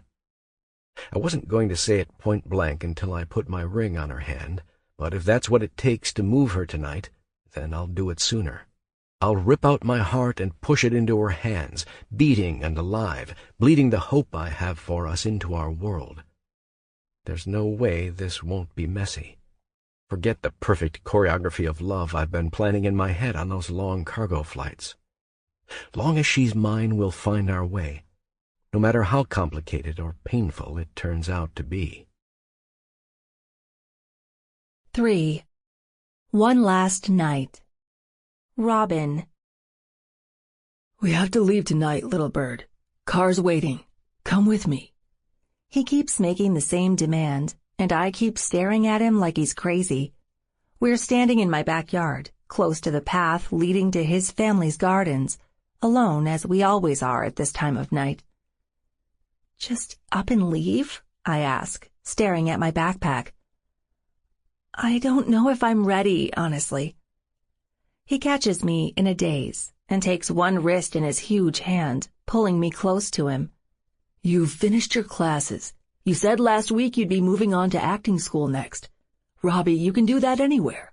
Don't have to be stuck here for another few months while you wait to find out if you're moving to downtown Chicago or Hollywood. Fuck, maybe London. London? I wince. I don't have the money or the talent, Luke. I think heading downtown is as good as it's going to get. Say the word, and I'll pull the right strings, he growls, pushing his hand against my back, sending chills up my spine. I've heard him serious plenty of times, but this is a whole new level. He won't take no for an answer. He doesn't care about my excuses, my hesitation, or my very sound logic why this is a bad idea. What I can't figure out is why. Why the hell does he want us to leave so badly? Why tonight? I stop for a second, staring into his bright blue eyes. They've never been more determined. Tonight, they're unshakable, even more piercing than usual. He's promising me the universe, and I'm too proud to take a single star. This is our second chance. We'll start a whole new life, he says, brushing his stubble against my cheek when he comes close. Together, we'll make it happen. That's kind of the thing. I have to do this acting thing myself, I say softly, hoping he won't take offense. I can't let you step in. If I'm going to get anywhere, it's going to be with my own talent. If I'm not good enough, if I use your connections, well, I'm only hurting myself. Weakness will shine through in front of the panels, on the stage or on the screen, if I ever make it that far. I appreciate the offer, really I do. But all the money and handshakes in the world can't cover for mediocrity. You're not mediocre, Robbie. His denial comes out so harsh, it makes me smile. If only I believed in myself half as much as he does. We stop moving, eyes lost in each other. Sliding my hands up his big arms, I let my fingers wander, squeezing his biceps. God help me, they're bigger and harder than ever. I think all the heavy lifting on his cargo flights, helping the ground crews get their shipments in and out, are sculpting him into perfection that would make Michelangelo jealous. Come away with me, he says again. Tonight, Robbie. What's it going to take to slaughter your doubts? I'll stand aside and let you shine in the spotlight, if that's what you want. Long as it's with me, I don't give a damn. I'm not up in your face because it's all about jump-starting careers. I'm here, Robbie, because I'm sick of these midnight liaisons. Tired of having to keep our love a secret from the rest of this fucked-up world because they wouldn't get it. My heart skips a beat. Love?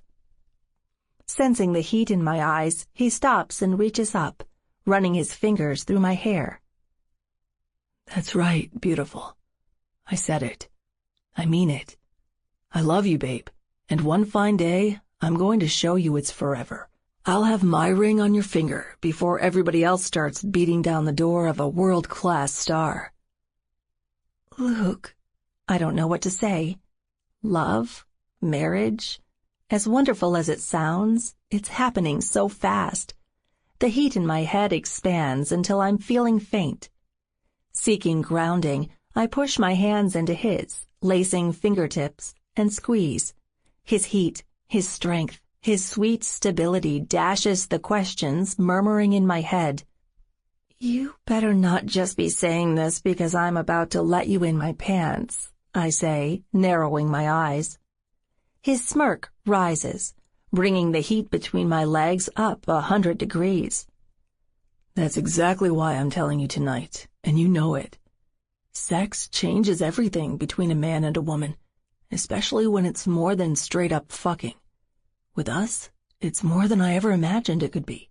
I want to leave tomorrow. Let the next sunrise start the rest of our lives. Come with me, baby. We can find a hotel downtown. Leave all this bullshit here behind. His happiness wilts when he looks around, gesturing to the bungalow behind me, and then to his huge modern castle in the distance behind him. Grabbing my shoulders, his fingers dig deep, and he comes in, pressing his forehead to mine so hot it burns. I don't know. I want to, but... But what? You're still afraid? You think the two ghosts living with you here will ever care about you more than me? He pulls back, his eyes locked onto mine. I'm not looking to bring up your family drama. I want to take you away from it, before it drags you down. Not sure what I'd have become if I didn't have so much on my end bogging me down. It's only been that way because I let it, Robbie. That's what I've realized since I started going on those flights. We're not nailed down to these lives. We can fly, go anywhere, be anybody, and love like the rest doesn't matter because it really fucking doesn't. Okay, fine, whatever. Let's just roll the dice. As soon as the words are out of my mouth, his kiss seals the deal. The soft, sweet fire dashing across my lips convinces me more than words ever will, and they've been pretty convincing too tonight. I love you, Luke. We'll leave tomorrow. Tomorrow? Hesitation swells in his eyes. I start laughing when I imagine everything rushing through his mind, thinking he's just had what I've promised him tonight delayed by a whole 24 hours. Let's go to my room. As long as we leave by 6 in the morning, they'll never know. Mom doesn't even come home some nights. Dad just stops in to eat breakfast and clean up. He sleeps at the bar most nights. It takes a long stare and a tug of his hand to convince him. Soon we're moving in through the back door, fumbling into the Spartan kitchen while his hands move all over me. Whatever held him back before, it's gone now. Luke corners me, pushes me into the counter, shoving me up on it, folding my arms and legs around him. He buries me in several more panty-soaking kisses, then his mouth moves down to my neck, working with more freedom than it's ever had before. I'm breathless before he lifts me up, slinging me over his shoulder. He's panting too, and my thigh brushes the raging hardness through his jeans. You'd better be right about your folks staying the hell away tonight, because once we start, I'm not stopping for anything. I'll violate you 7 ways from Sunday with the entire world watching if I have to. Before I can say anything, he silences me with another kiss. His tongue pushes deep into my mouth, conquering mine, pulsing more heat into me. I'm burning. I'm in heat, just like an animal. I've resisted him for so long, I'm not even bothered by his crude promise. Hell, crude sounds pretty damned good right now. We're in love, and I'm ignorant about what really goes on between the sheets. But I know I don't want him to hold back anything. I want him to use me hard, push me to places I've only imagined, show me the hot white ecstasy I've thought about inside the stars, while his pleasure becomes mine. There, Luke, I whisper, pointing to the shoebox bedroom straight ahead. He carries me in and throws me down on the bed a moment later, kicking the door shut with a bang. We're alone. His hands are on me, twisting, stretching, maneuvering off my clothes. I don't stop to help him because he knows exactly what he's doing. My sweater disappears in his hands as swiftly as my jeans. He swipes my bra open with one jerk, popping the clasp, freeing my aching nipples for his teasing mouth. When his lips come down on the first little bud, I tense, falling backwards on the bed and grabbing the sheets. Sweet, holy heaven. I've found it, and the key was always having this man's mouth engulfing my nipple. His teeth form the perfect ring, divine tension, holding it taut, while his tongue lashes the tip again and again. My pussy rises to meet his knee, poised between my legs. I moan when he lets me have just a little bit of pressure against my clit. "Save some of that honey for when I'm in you, baby girl," he whispers, his blue eyes stabbing mine like daggers.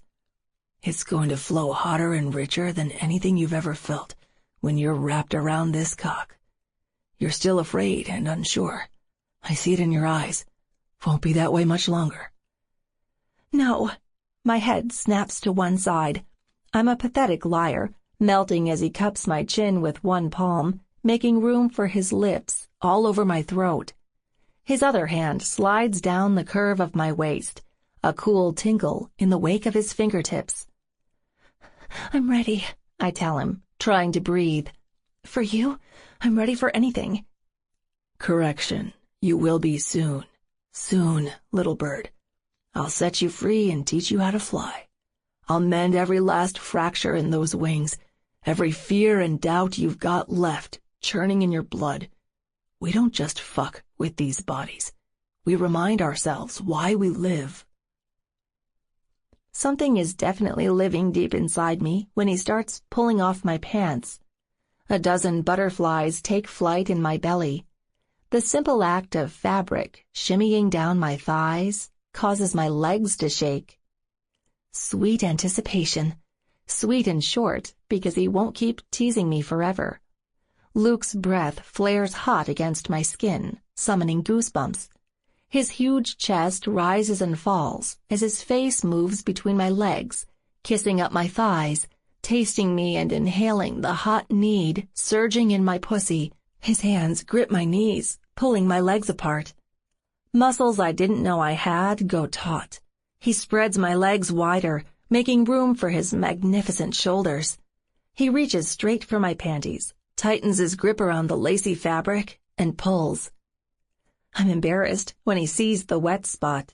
His eyes glow, amused because I'm just one more toy responding predictably to his touch. He rubs his thumb across the stain, drawing a deep breath, before he throws them over his shoulder and plants another kiss on my upper thigh. "It's been too long, Robbie. You need it bad," he tells me, reading my mind.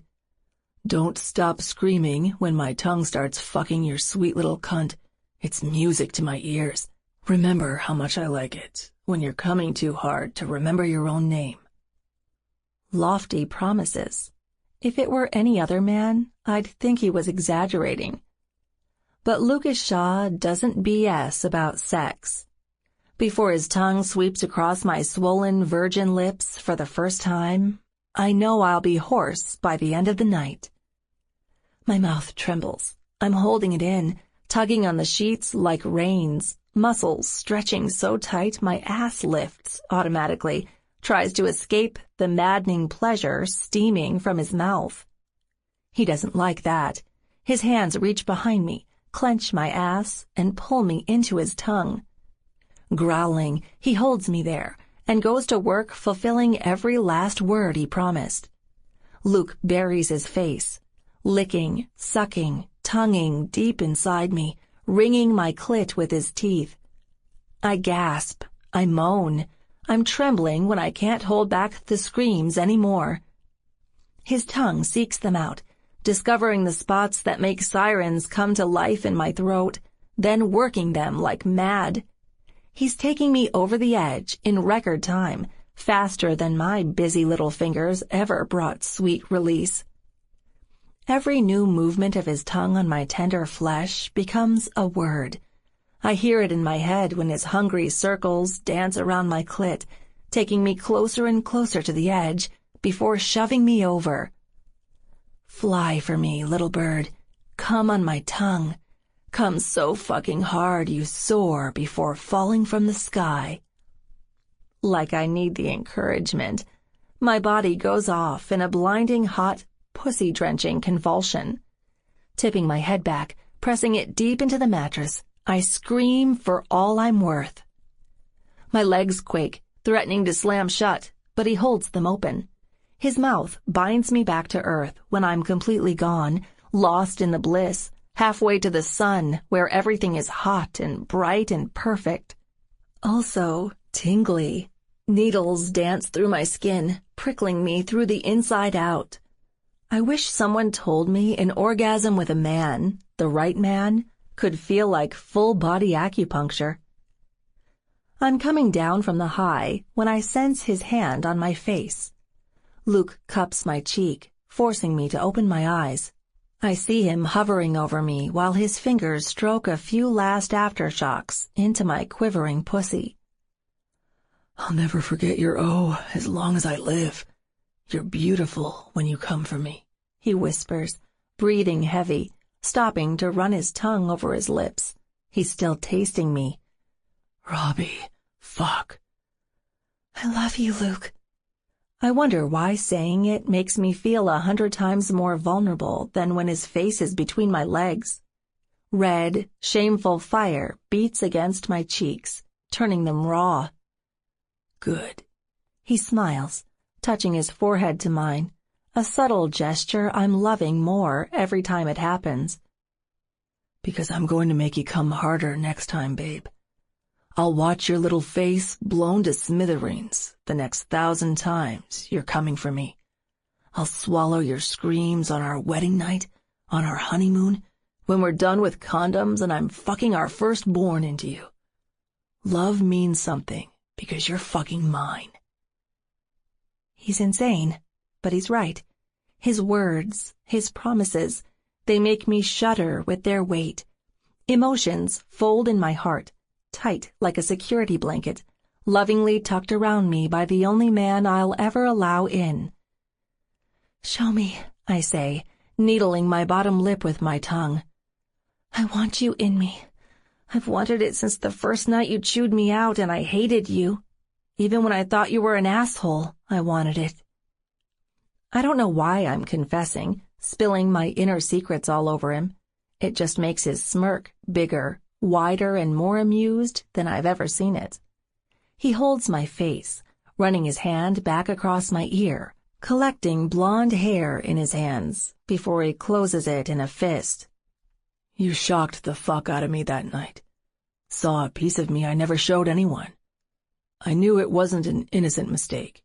Knew we'd either end up taking this thing all the way, loving each other bigger and deeper than the shadows over our own lives, or we'd have to end it all. End it? I ask, when he's done laying another steaming kiss on my lips. Yeah, we'd absolutely destroy each other. Scorched earth.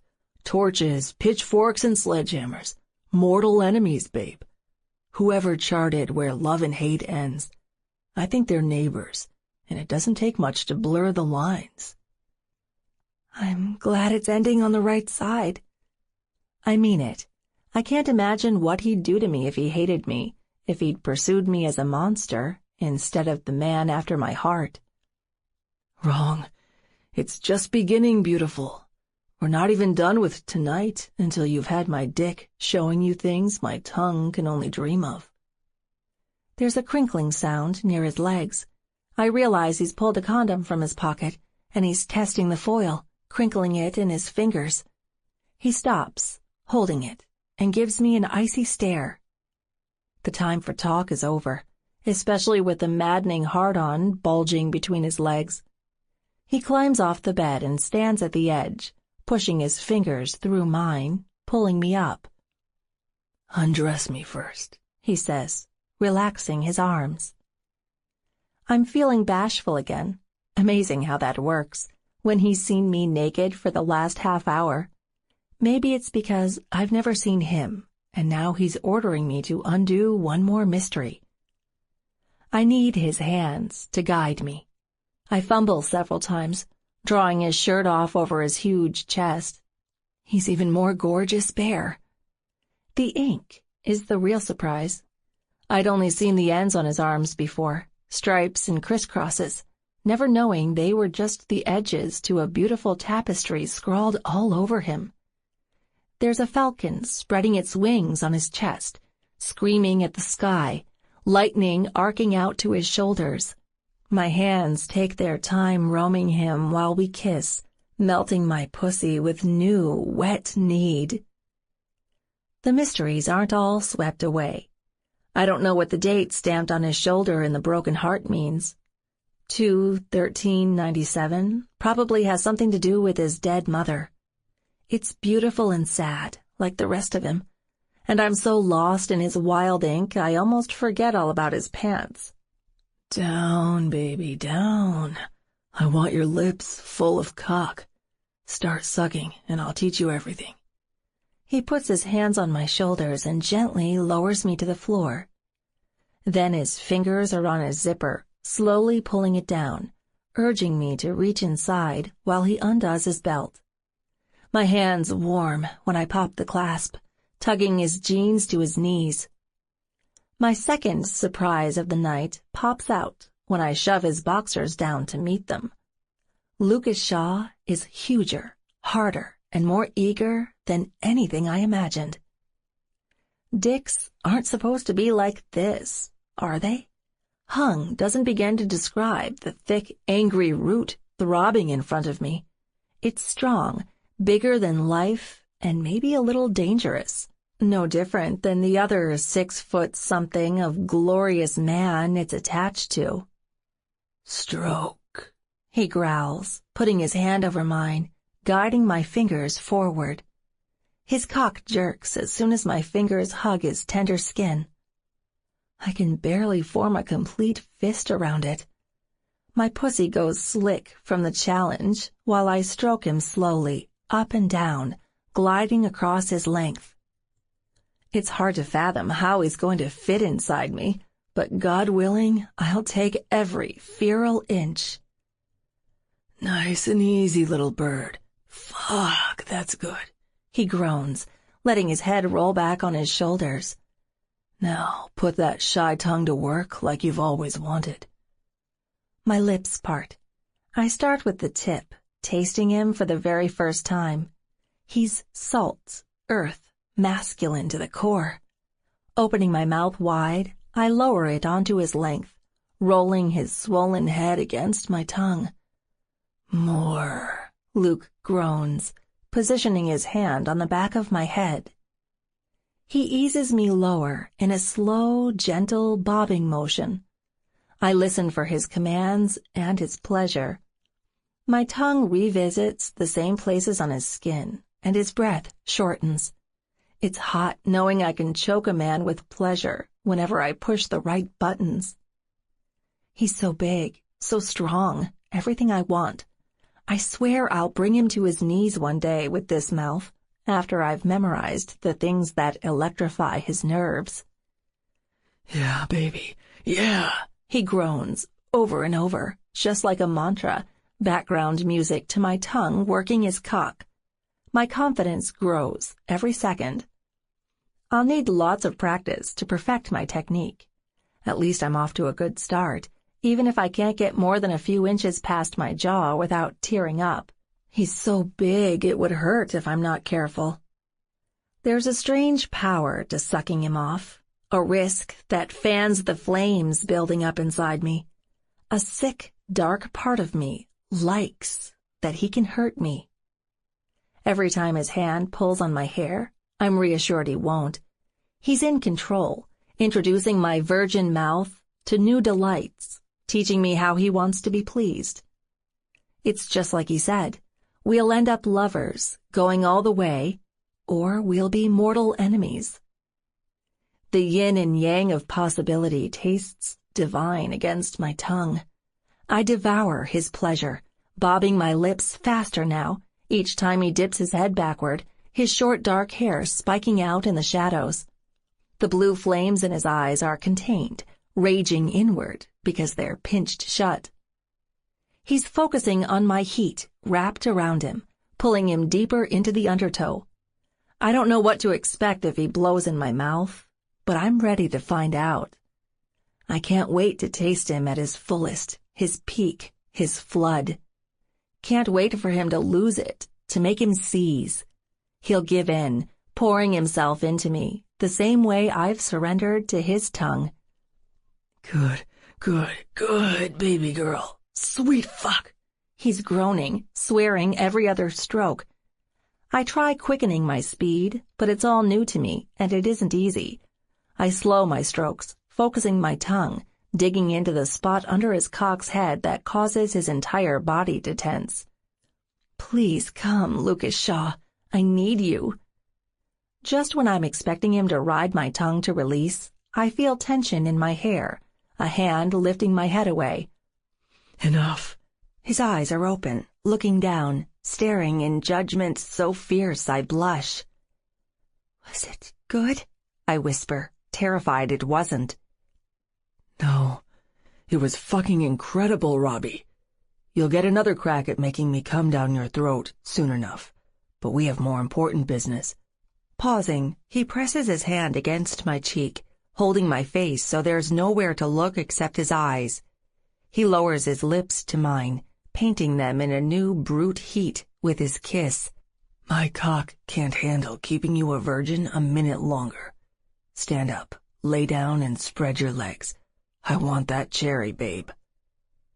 I'm in a haze as I obey. Cool autumn air brushes against my pussy when my thighs shift open.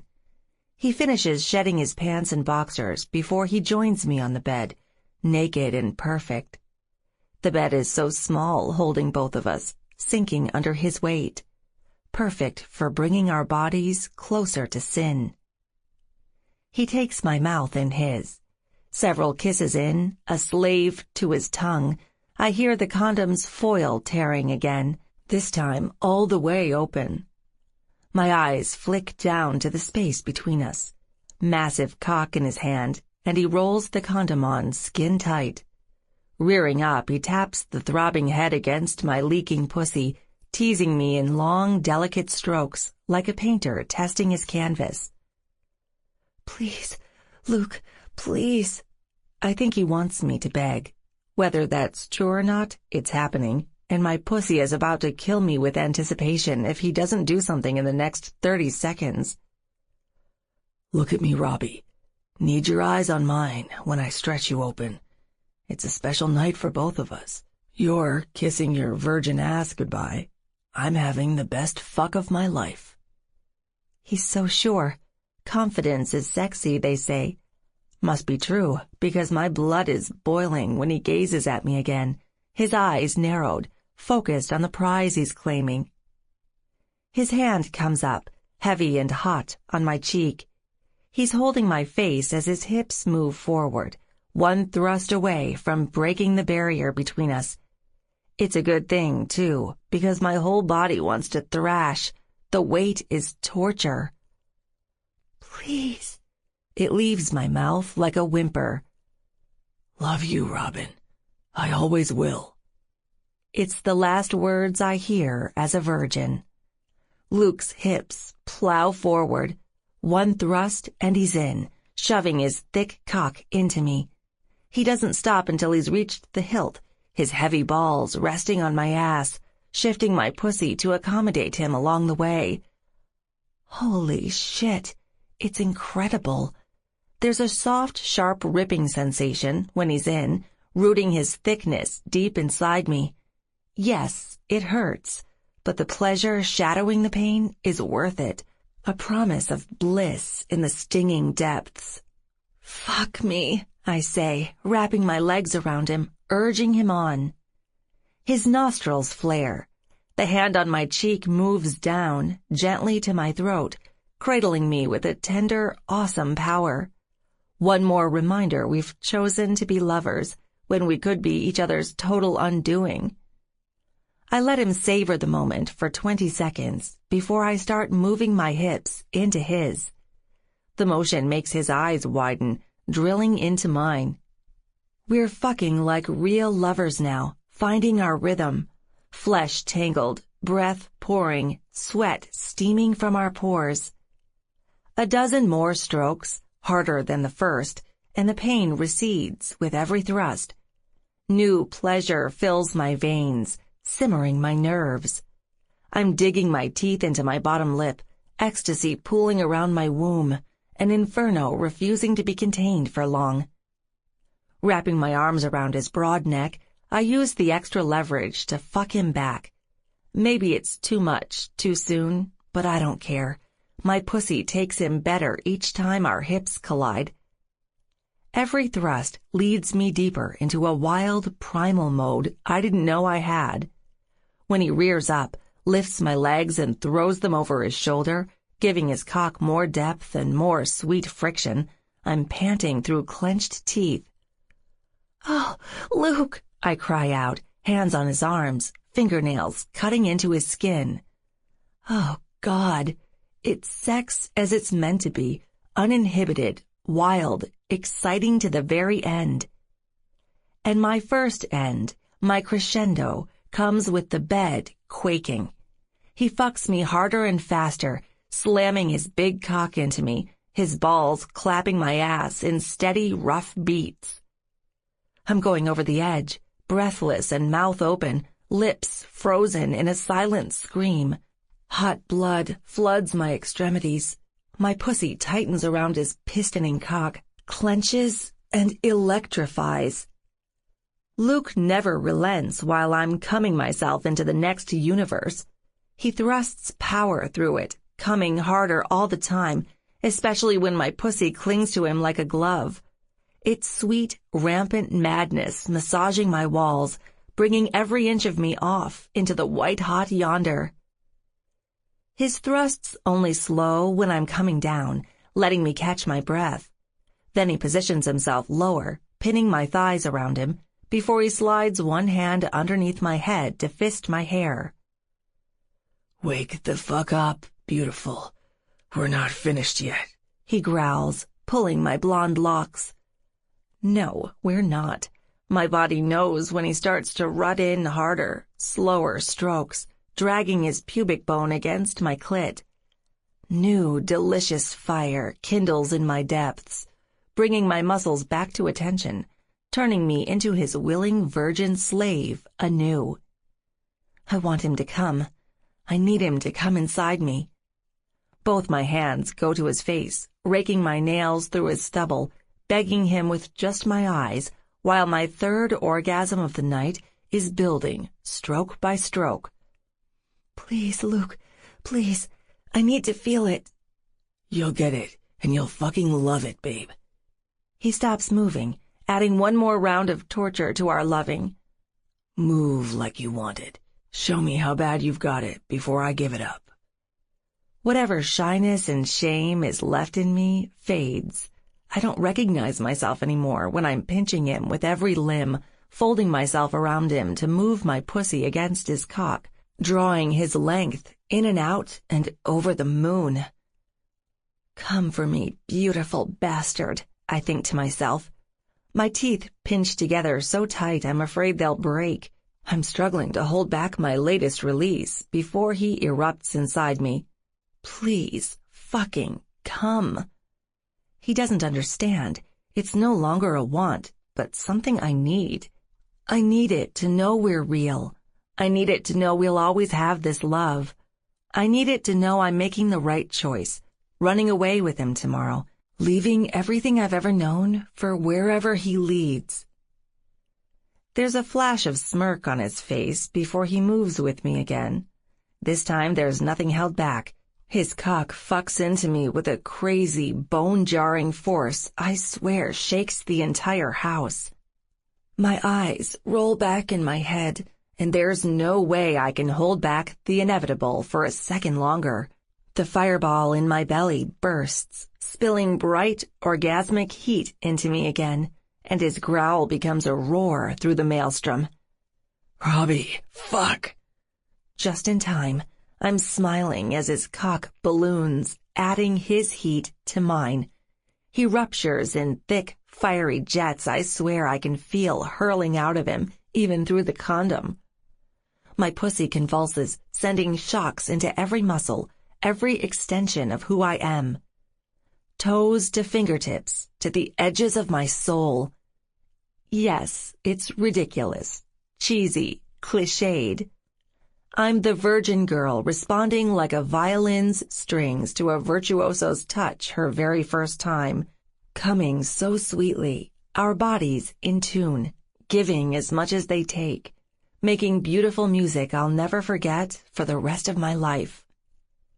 I don't care what anyone says. It's real, damn it, and I relish it all night as he bends me over, folds me around him, puts his mouth between my legs again and again. It's just before dawn when we're finally spent. We've barely said a word all night, speaking with our flesh instead, lost to the world's depressing complexities in each other. Sleep for a few hours, he tells me, shoving my hand off his cock when I move to make him hard again for round what? I've honestly lost track. If we don't get out of here by 6, like you said, there'll be hell to pay. He's right, as much as it makes me pout. I snuggle into his chest, using his scary falcon as a pillow, hand laid over the mysterious date stamped on his shoulder. Good night, Luke. I know I'll have sweet dreams, thanks to you. Get used to it, little bird. If there's nightmares rolling around in your head after this, I haven't done my job. His face moves into mine. We kiss one more time. It's love, salt and sugary sweetness. The kind of kiss that hurts every time you remember it as your last because it's so real, so honest, so fucking perfect. If I'd known what was coming next, I would have kissed him again. Maybe the next one would have been a little less immaculate and wouldn't weigh on my heart like a back-breaking boulder tethered to the past. There's a crash, pounding, screams. I wake up in a cold sweat to an empty bed. Luke is already up, pulling on his boxers, stumbling to the door and stopping there with his fists flexed. Robin, what are you doing? Wake up! Wake up! We have to leave now! Mom's voice. She's pounding on my door again, slamming her fist into it like no tomorrow. I said back the fuck away, cheating whore. You're not taking her. You're not taking my little girl. My heart jumps into my throat. The other voice is Dad, boiling with rage. I'm blindsided. I think it's the first time I've heard my parents together in months. Never like this. Luke, I look at him, shirtless and beautiful as ever, not knowing what to say. Let her in. They're going to find out. You sure? He lifts his eyebrows, a surprised look that would be sexy if he weren't standing there half naked, just as confused as me at the commotion outside. Robbie, please, hurry! Mom again, giving the door another round of violent slaps. Just a second, I yell back. I'm up, throwing off the covers, stepping into the closet for fresh clothes. He waits another minute while my parents turn on each other. I can't make out the steady stream of curses, insults, and accusations. At first, I think my father's completely lost his mind. He's drunk, there's no doubt, with the way he's slurring his words.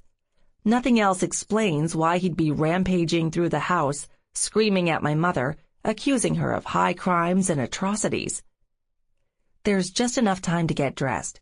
Luke throws on his outfit and peeks out the window, looking toward his car. It's still there, untouched. If my parents have noticed I'm not alone in here, they haven't said anything. Hell, they haven't said anything about it through the screaming. Robin Marie Plum, I said open up, now! Mom again, more desperate than before. This time, when her fist hits the wood, it doesn't stop. Back off, bitch! You're scaring her. She doesn't need your damned help! Dad again, roaring, closer as it sounds like he tries to grab her and throws her against the wall. The chaos doesn't stop until Luke stomps over, grabs the knob, and practically rips it off its hinges. Dad has her against the wall, digging his fingers angrily into her shoulders, just like I thought. The early warning in my imagination does nothing to blunt the pain tearing through my heart. What the hell is happening here? They've never had a screaming match, much less laid their hands on each other in anger. My mother's red, tear-streaked face eyeballs us in shock when she sees Luke standing there. It takes her huge eyes a couple seconds to look behind him, follow the trail to me. Dad doesn't move, loosening his grip ever so slightly on her, just enough to let her drop and pull herself away from his drunken hands. You.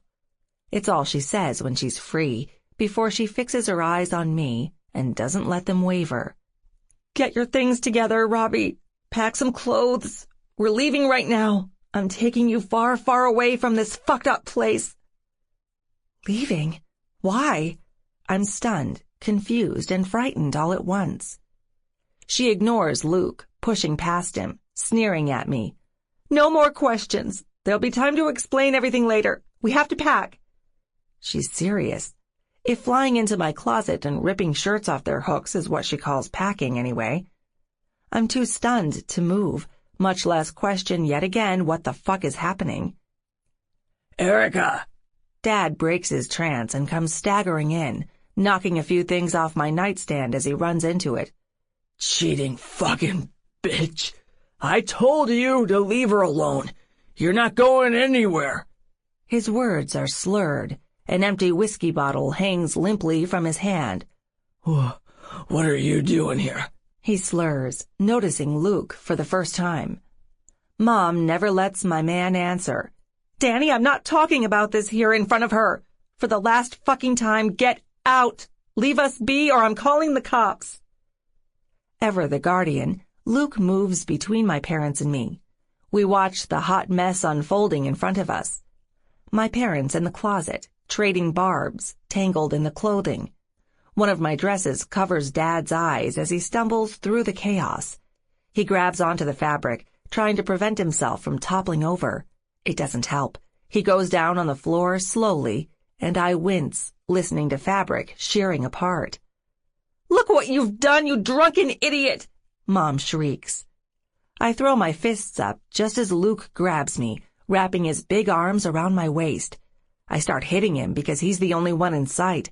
I don't care that he might be the only one here who makes sense. I'm not going anywhere until somebody explains what the fuck is going on. It's my turn to scream. I pump my fists in the air, starting to shake. It would be worse if it weren't for the manly security blanket wrapped around me. Mom kicks her way out of the closet, a fistful of my clothes slung over her shoulder, gripped in both hands. She stops in front of us. Dad is still stuck in the closet, wrestling with the dresses, quietly cursing every variation of fuck Erica he can. Let go of that boy, Robbie, right this instant. I won't let you make my mistakes. What mistakes are those? My face cranes to see Luke as I twist in his arms. He's looking past me, into her eyes. They're sharing a look, like they both know something terrible I don't. With all due respect, Mrs. Plum, your daughter's an adult and free to make up her own mind, Luke tells her. I think you ought to walk the fuck out of this house and take the drunk with you. He needs help. It's going to take a lot of counseling to sort out your shit. Mom doesn't say a word. Her feet begin moving a second later. She walks up, stops in front of us, and reaches past me. Luke grunts when her hand lands on his cheek, so forcefully it echoes through the entire house like a gunshot. Release my daughter now, you spoiled, fucked-up brat. This isn't your fight, and she's much too good for you. I never should have brought my family to this place. Never should have let my guard down for an instant. Never should have gotten involved with your disgusting rich father and his stupid, stupid promises. There it is, Dad bellows from the closet. There it fucking is. Least you're not afraid to kick me in the nuts one last time, confessing, Erica. Like you have any balls to kick, she sneers, before turning her attention back to Luke and me. Robin, please. I know this doesn't make any sense. Mistakes were made. I've been selfish. Put myself above your own well-being, and I'm done with that today. We need space. We can't stay here for a second longer. I have to get you away from this place, away from him, before the Shaws and their filthy hands ruin everything. It sounds like they already have. I wonder why Luke is so quiet. His whole jawline glows red, hot like burning metal from the scorch mark she's left on his face. He doesn't even reach up to rub it. He just stands there like a sentinel, holding me in his fading grip, staring her down. You heard your husband. Leave her the fuck alone, he growls, resting his chin in my hair. No, I won't allow another Shaw to use my daughter and throw her away. That's all your family knows how to do. Call the police now, if you'd like. I'm taking her away for her own good. You'll need a restraining order to stop me from protecting her. Mom, I can't take it anymore. I cut in before he can say anything, stirring her up more. I'm not going with you until you explain what's happened. I'm sorry you had to walk in on this. I don't know what's going on between you and Dad, but She cheated. She's a liar, a whore, a goddamned backstabber. Dad roars from the closet, finally up on all fours, still too tangled in my dresses to crawl toward us. Don't listen to a word she says, honey. Tried to get the truth out of her for months. Took Frank Shaw, handing us both a pink slip, to find out she was fucking him all along. His fist slams the floor. His rage is overwhelming. I don't know whether my lungs are going to explode first, or my eyes from the fiery tears I'm holding in. Their marriage was never good. They'd been growing distant for years, especially after I hit my teens. But if there's any truth to this, if my mom was cheating, and with the head of the Shaw household, Luke's father, then I've just been hit with a bigger blow to the gut than I know what to do with. Stay back, Luke warns again, pulling me several steps backwards. Both of you. He nods toward my dad on the floor, twisted in my garments. Sure, Mr. High and Mighty. I'll just fold my arms and wait while you take off with my girl. I'll pretend you didn't know about us the entire fucking time. Like you didn't know what your father was doing to me, strong-arming me into his bed. Like you haven't already gotten her wrapped around your pathetic little finger, something you've inherited from him. Tell me, boy, would you have dumped her for your next mistress as soon as you had her brainwashed? Maybe a married woman, like the kind your father likes? Or does that gene skip a generation? Luke says nothing. He continues to hold me, daring her to say or do something that'll give him an excuse to make good on his warnings.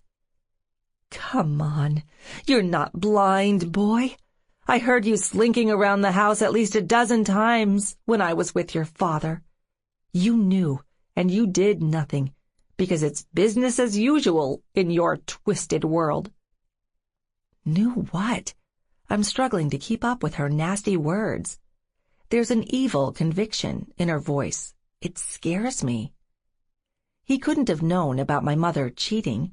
He would have said something, wouldn't he? I spin around, freeing myself from his greedy arms, searching his eyes. Luke, don't tell me you knew about this. It isn't true. Denial is poison, and it stings my tongue with every word. There's a long silence. He lowers his head, staring at the floor, shifting uncomfortably. I wanted to get you out of here before something like this came down, Robbie. I knew you'd be hurt. Yeah, I had my suspicions for a while, but I didn't know anything for sure until yesterday. I just knew it'd break your heart when you found out the hard way, and I tried to save you from that. My hands go up, covering my mouth. I'm breathing into my hands, hard and heavy. You knew. You lied to me. Lied? No, baby, no. I did you a favor. He's lying right now. Favor? What the fuck is wrong with you? You thought I wasn't strong enough?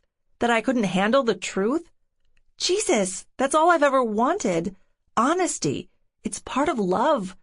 When you said you loved me, I thought you understood.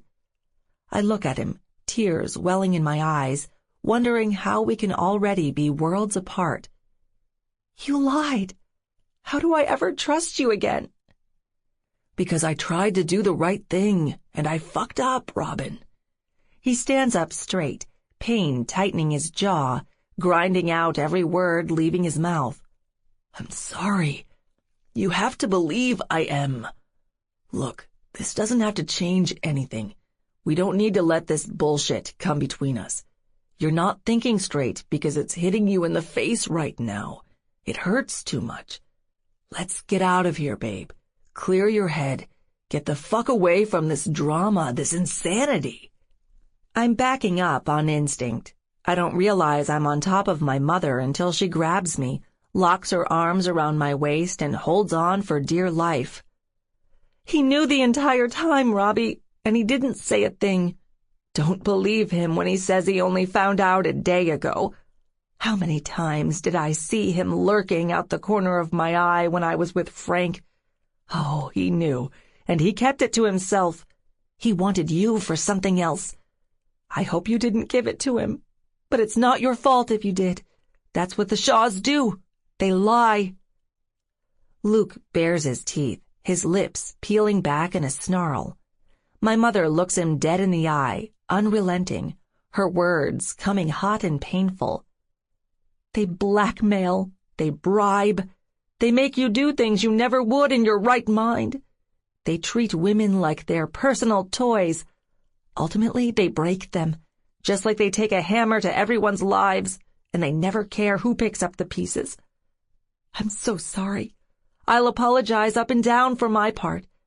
But I think you'll understand I didn't have much choice after I tell you the rest. But I'll own my part in this, unlike him. I'm still your mother, and I love you. Leave with me, Robbie. We'll figure out the rest. Please, trust me. She's hurt me almost as much as Luke. So has Dad, for that matter, drooling on the floor in his drunken, confused rage. His leg continues to kick helplessly at my clothing wrapped around him, but he's stopped yelling. Decision time. I break eye contact first. Luke won't take his eyes off me. He's staring, hoping he can make me reconsider, hold me to him by sheer willpower in his gaze. That's what I expect to see when I take one last glance at his face. But it's not fiery determination. It's pain, defeat, and maybe a little panic. He's just watched the world he tried to save me from go up in smoke. He doesn't know how to fix this. He doesn't know how bad he's hurt me, and there's no combination of words he can find to make me forgive, forget, or trust again. We're both fucking lost. That's the last thing we have in common, standing in this rubble. Unsure who's going to make the next move, but certain it's going to be a terrible one. I'm standing in the middle of a three-way wreck, a pile-up. It's brutal proof I'm the most blind, gullible person on the planet, or at least anywhere in the Shaws' vast empire. Yes, that's ego talking. Raw, scorched, wounded pride. I don't know who to trust. With everything happening around me, I'm not even sure if I ought to be trusting myself. My hands go to my chest, covering the bitter throb behind my ribs. I'm going pale from the emotional bleeding, the wounds everyone in this room inflicted on me. It hurts to think. I have to get out of here before I go insane. I can't go with Luke. I also can't stay with my well-meaning but alcoholic father, who seriously needs to find his way into rehab. If he's right about being off the Shaw payroll, we'll all be evicted in a matter of days, maybe hours. Robbie. Luke says my name. There's an edge in his voice. His eyes are big, bright and pleading. Strong, perhaps, but his power isn't enough. I can't feel the adoration in his gaze anymore. Only lies. It belongs to a man who said he loved me, but doesn't love mean openness, honesty, as well as strength? How can I trust him when he's been manipulating me? How can I trust him after his family ripped a gaping hole through mine, and he knew it was happening? Was love one more lie? My head is spinning. I need to leave the room before I suffocate, choking on pain and dishonesty. Throwing my arm around my mom's shoulder, she hurries me out to her car. Tears blur my eyes. I don't dare look back. If I do, I know I'll see him standing there, working himself into a quiet rage as the loss sets in. If he ever loved me, he'll be hurt. I don't know why, but the thought of seeing it makes me feel worse than knowing he straight up lied. I don't totally break down until we're on the interstate, leaving the grim Shaw estate in the rearview mirror forever. Liar or not, I'll never forget the look on his face. He betrayed me, and he knew it. Whether he was sorry for himself for getting caught, or just sorry, I don't know. I don't care. Trusting Lucas Shaw was my biggest mistake. Loving him was my second. I'm not letting him back in my life long enough to make a third. 4. Remember goodbye. Luke. Present day. Weather clear. Altitude just shy of 30,000 feet. Plane on autopilot. I won't have to man the controls again until we're in California, on the home stretch to the studios around L.A. It's good leaving Oregon behind. I just dropped my older brother, Hayden, outside Portland. He's there to kiss and make up with the red-headed honey he married on a whim. She left him in a huff over a big misunderstanding with another woman, just when things were getting real. I thought he'd lost his mind until I saw how serious he was about the chase, bringing her back and making it right. That's his problem now.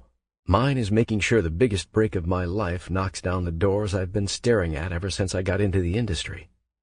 What would Miles Black be doing right about now? It's time to start thinking like him. Heartthrob, player, billionaire, dark and broody as a vampire without the fangs and coffins. Book boyfriend to about 1 billion women. Damn, does he get around, and now he'll be their fantasy on the silver screen. Correction, I'll be their Casanova. I've got the troubled billionaire act down at least. I've wondered if it's talent landing me the role or destiny, considering how many things I've got in common with this fictional man-whore. I reach for the folder on the passenger seat. Everything my agent laid in front of me is there. It's as good a time as any to review the supporting cast before I touch down to sign off on the final details and show up for the first shoot. Opening the folder, I flick through the papers inside, looking up names on social media. There's Aaron Harkness cast as our villain, a two-timing senator, a Hollywood legend if there ever was one. I'm 2 names down the list when my finger comes to a dead stop. Robin Plome, Allison Evers. What the fuck? No. It can't be. I hesitate, reaching for my phone, before I decide to stop screwing around with a snort. It's a freak coincidence. Another actress with the same name. It takes the internet a while to load up here in the sky. Her face materializes on the screen like one of those old porn pics from the 90s, loading several rows of pixels at a time. Her mouth hasn't even shown up when I realize how utterly screwed I am. Fuck.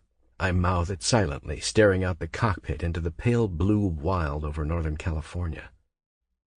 It's her, all right. I'd know those pale blue eyes anywhere.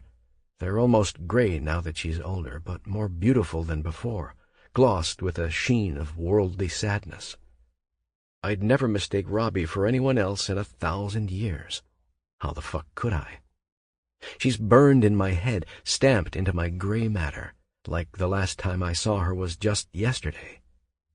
Her features are there, and they're all the same, even if they've become a little more refined. Blonde hair, cream skin, high cheekbones, and full lips.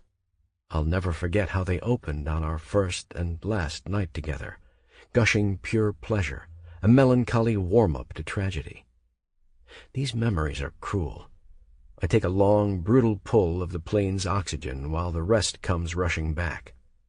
Me, standing in her parents' bungalow, that clueless fucking kid who watched his best-laid plans crumbling to ash. The hurt in Robin's face when she found out I hid the worst. I couldn't give it to her then, couldn't break the awful news. She stormed out, her eyes wide open to my fatal mistake. Watching her cheating bitch of a mother usher her away from me, sending the venom reserved for my old man into me. Running out the door when I was too fucking late, their car disappearing down the road leading out our gate into a huff of autumn leaves. Crawling back to that house, defeated, still chasing a ghost romance in my mind.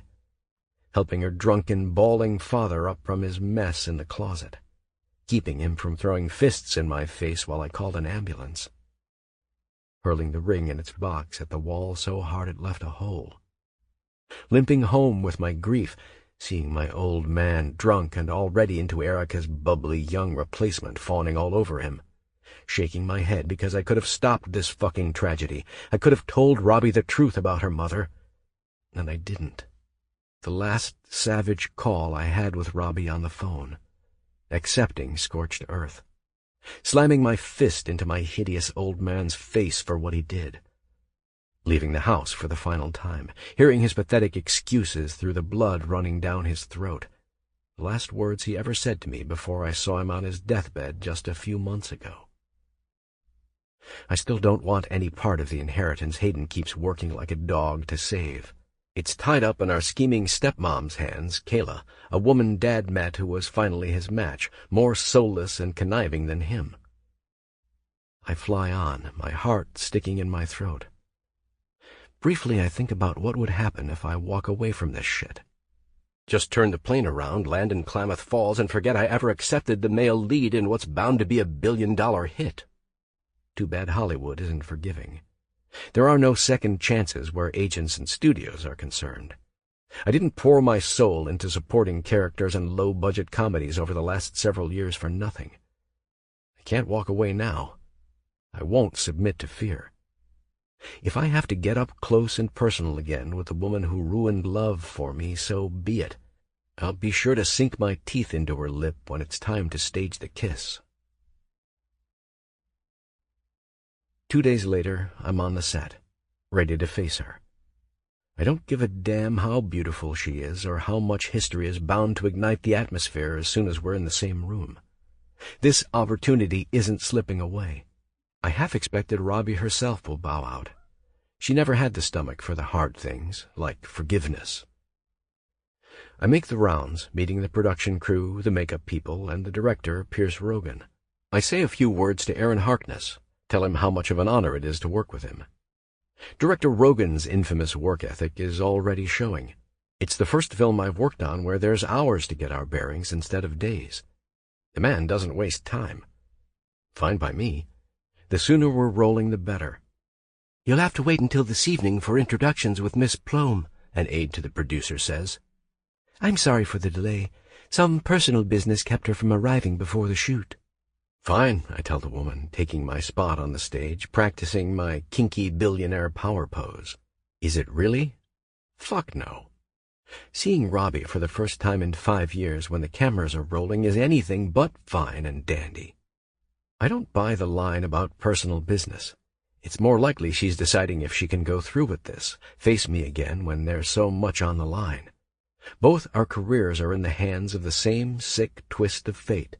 I'm dressed in a $10,000 tux, standing stiffer than a board, gazing down on our imaginary empire in the green screen. They'll fill in the Chicago cityscape later, after we've been there to shoot for real. Let's do this, I tell myself, flexing my fist so hard the Rolex tightens against my wrist. Fair, scene 2, take 1, action. I turn around slowly, placing my hands on the sleek marble desk in my office, meant to resemble a Fortune 100 CEO's. There's a screen built into it, my own private tablet connected to the cameras in the building. They'll fill in the details there on a green screen too, but I do my best to imagine what the script says I'm supposed to see. Allison Evers. Robbie, coming up the elevator for her interview as my new secretary. The stage crew simulates the elevator's ding a few seconds later. My cue to do a slow, sexy turn, allowing a smirk to crease my lips. She's there. Adrenaline surges in my blood, and I can only imagine what's happening under her skin. I watch her walk around me without the slightest hesitation in her step. I step casually from behind my desk, pulling out a chair for her and holding it. Miss Evers, I presume? Guilty, she says, taking her seat. Robbie never takes her eyes off me. I hold her gaze, searching for the things I'm expecting. The fear, the disbelief, the attraction it's taking every fiber of her being to suppress. There's fucking nothing. I braced myself to see the pain I caused, the loss, maybe half a decade of disappointment since our puppy love days were abruptly cut short by our family shortcomings. The reality is a lot more simple, and it shocks me to hell and back. There's an actress doing her job, nothing more. Okay, so she wants to keep this professional? I roll the next scene over in my mind, everything I've memorized. The cameras pan over me, taking their time to catch a nice long view of my suit hugging my body from the ass up. If it weren't for my old flame adding her gaze, I'd enjoy being eye candy for millions of lovely ladies. My resume, sir, she says. Her eyes drift down to her purse as she digs through it, returning to meet mine when she's holding a slim cache of papers. I snatch it out of her hand, give it a good shake, and snort. It makes it over my desk when I fling it over my shoulder. I listen for the crunch as it hits the floor. You don't think I read your bio before you came to talk turkey? I already know you look good on paper. Stand up. I motion, putting my hands evenly at my sides, fondling the edges of the desk. My make-believe secretary rises. She does the slow, sensual turn written in the script. My eyes are glued to hers, searching for what's real, roaming her curves with a furious need to find out. It's been too long. My fingers tingle, remembering what it was like to have her lush ass in my hands. The prickling sensation flows into my lips, tasting our bygone kisses, and then it slips into my ears. For a second, I relive how she lit up every time my mouth found its way between her legs or smothered her nipples. Those moans are like a ghost whisper now. Hell, this whole encounter makes me feel haunted. Mr. Black, sir? She sounds scared, but I know it's just acting. I stop in front of her, grabbing her chin. There's a spark. It's not just my imagination, it's fucking static. Robbie flinches. I hold my hand on her face, looking into her eyes while they're trying to escape mine, giving my best broody billionaire smirk for the cameras. Do you follow orders? Orders? Why, of course, sir. I've served several chief executives since I started interning in tech. Read their recommendations. You'll see they use the word reliable a lot. That's me. If I'm fortunate to work for you, I'll never let you down. I'm more interested in your appetite for risk, Ms. Evers. I narrow my eyes. Please, sir, it's Allison. My friends all call me Allie. She turns her lips up in a mousy smile. Sweet fuck. I don't know what makes my cock jerk harder, hearing her call me sir over and over, or listening to the nervous, husky giggle that slips out of her mouth. If only it were real. Walk with me. I grab her wrist, leading her out through the yawning glass doors at the back of the set. It's supposed to open up onto a spacious city balcony, but as usual we're left to imagine it until the boys in graphics work their magic on the green screens. We'll be filming in Chicago soon. Why they can't find a place to stage Black Corps' headquarters there, I don't understand. Fortunately, it isn't my job. We head for the very edge of the balcony. I stand behind her, arms around her waist, feeling how she tenses. I can't tell if it's because my hands are all over her for the first time in years, or because she's a damn good actress. pretending she's looking at the pavement 100 stories down. "If I told you to jump, would you?" She turns around, her best shocked look on her face. My eyes go down to those rosy, full lips. It takes a lot to suppress something rough and primal rising up in my throat. "Jump? Are you crazy? You're insane, sir, with all due respect." Her legs open ever so slightly, better for me to lean into her. I put my fist in her hair, tipping her gently against the glass banister, passion dripping from my eyes into hers. "Congratulations, you've passed the first test. I want an obedient secretary, not a stupid one." Remembering the script, I get closer. Our lips are only inches apart when I pull away. I let go in a quick jerk, allowing her to stand. Taking several strides back toward the door, I wait for her voice before I stop near the entrance. "Test? I don't understand, sir. Forgive me, but—" She pauses, doing a slow blink before opening her eyes. "Are you really some kind of fucking maniac?" "Yeah, that's how it is in this business," I say, straightening my tie as I turn around. "And if you play your cards right, I'll be the best boss you ever had." One more second. Our eyes stay connected across the 10-foot gap between us like magnets. Their energy pulls and pulls, but never collides. "Cut!" Pierce's booming voice rings out over the speakers. "Marvelous job, you two. Let's take a break before we get a few more angles." The cameras are off. I'm stuck waiting. I imagine she'll do a dozen things when she walks up and talks to me as Robbie instead of Allie, for the first time in our 5 years apart. Will she be cruel or magnanimous? Excitement surges through my veins. I'm left wondering if I'll get her hot little hand crashing across my cheek, or just some muddled words about putting it all behind us breathed into my ear. I listen to her tall black heels hit the floor. She isn't even looking at me as she stomps past, quick and deliberate. What the fuck? Before I know what I'm doing, I've got my arm out, raised in a gesture meant to stop her. But she's already gone, passing through the makeshift office, back through the cameras and the lights that will be our constant companions for the next few months. Robin Plum just snubbed me. Forget Miles' line about playing her cards right. There are no rules here, and I don't even know what game she's playing. If we're going to survive the next 6 to 8 months together, I'd better learn fast. "Seriously, Lucas, what the hell was that?" My motor-mouthed agent, Jim Golder, looks like he's about to throw the cup of water he's holding in my face. We're backstage, taking a breather, just like the director said. "What?" I say coolly, pretending I don't know. Our Allie, Miles. I haven't seen passion like that since ever. If I didn't know better, I'd swear you've been inside her last week."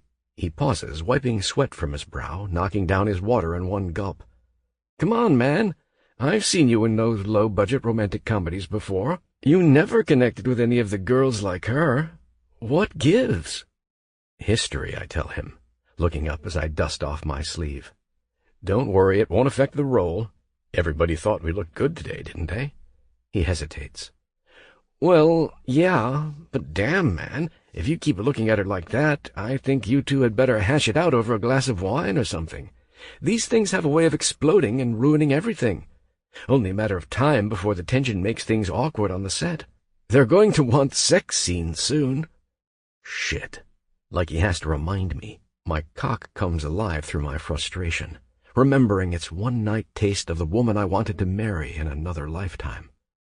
"I'll handle it. You handle your business, Jim." He stops, pivots away from me in his polished shoes, and throws up his hands. "Touchy. Okay, Casanova.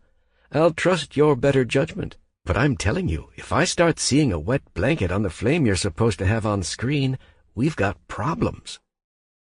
He's out, leaving me alone. I have another half-hour before the filming resumes.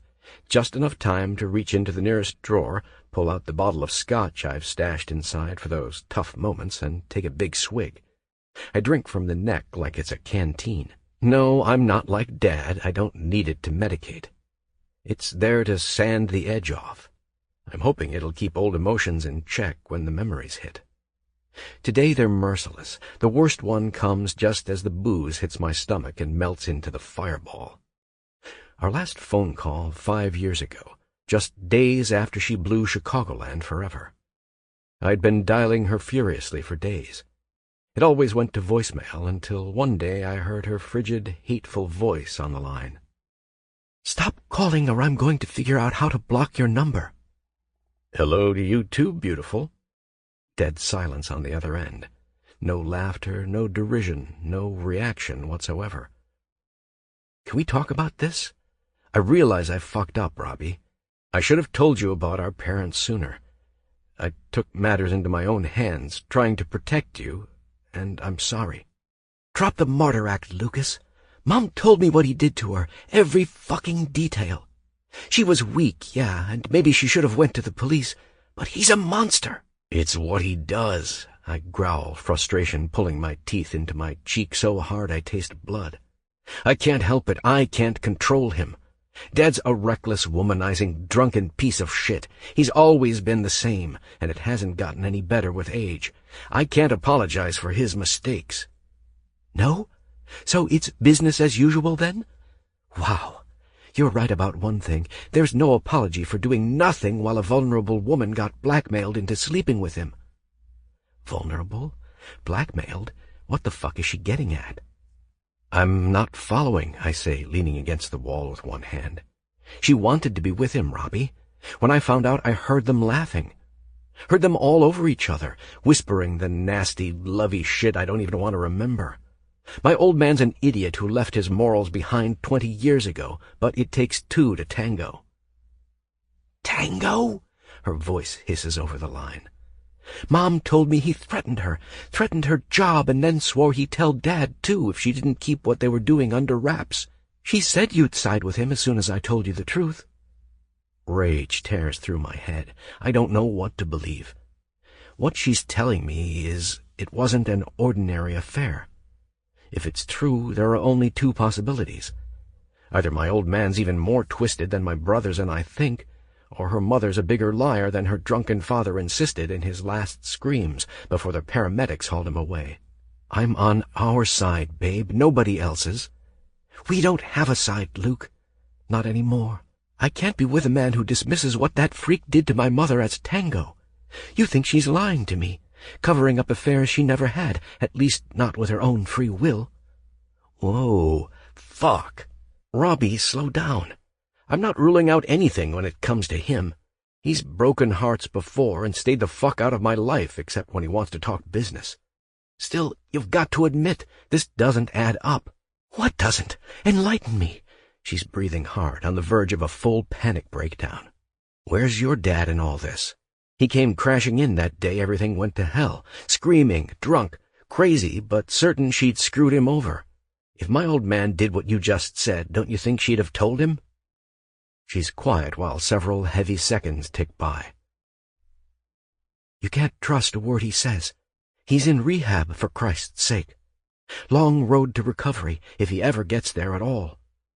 He did it to himself, Luke. If he hadn't been so miserable and selfish and ran from our family's problems to the bar, he would have realized what was happening sooner. He would have protected her." She's in denial. There's a hideous realization setting in, so deep and sad I feel it in my bones like creeping ice. I'll never reach her, even if I can find out the truth and prove it. Nothing will overturn her mother's lies. Whatever my father did, it's blown a hole in her life so wide it might be mortal. It certainly will be if I stay with her, keeping her boiling in this fucked-up drama, taint her with neurotic bullshit that's synonymous with the name Shaw. "I can't help you with this," I say, my voice like a whisper. "Have a nice life." "Wait!" I'm about to hang up when I hear her voice desperate and shrill. "Wait, wait, wait, wait, wait! Luke, that's it? You're telling me I'm wrong and you're fucking giving up?" Bingo. This is how it has to be, I tell myself. Anything else is so damned complicated I don't know where to begin. I just know any more mistakes in the web of complexity will strangle her alive. She deserves better than this, better than my fucked-up family, better than me. You said it yourself. How can you trust me after this? "You're right. I can't." I hear her sniffle, Half a choked-off sob leaks out before she kills the call. If the hangar wall I'm leaning on wasn't made of solid steel, I'd break my hand punching through it. "Mr. Shaw, 15 minutes, a production aide knocks on my door. I'm back in the present, fresh salt rubbing old wounds raw. "I'll be right out," I sigh, standing up, fixing my suit. It's the same kind of tacky penguin outfit Hayden and Grant love wearing all the time. It's never fit me. I feel naked without my jeans and bombardier jacket, but at least wearing this thing reminds me I'm supposed to be someone else. On this set, I'm Miles Black. He's a very lucky billionaire bastard because he never loved and lost. She's ice, but we sizzle. We do virtually the same scene from a few more angles, taking the entire afternoon. On our fourth take, Pierce calls it quits, walking onto the stage once the cameras are done. "Hold up, lovebirds," he says in his booming voice before Robbie scatters from my embrace. "We have a very special guest with us this evening. I'd like to introduce—" "My dears, you've brought my lovelies to life, and I'm so grateful." A strange, short woman with frizzy red hair going everywhere walks up, throws her arms around me, and beams through thick spectacles. Next thing I know, her lips are on my neck, pecking at my throat again and again.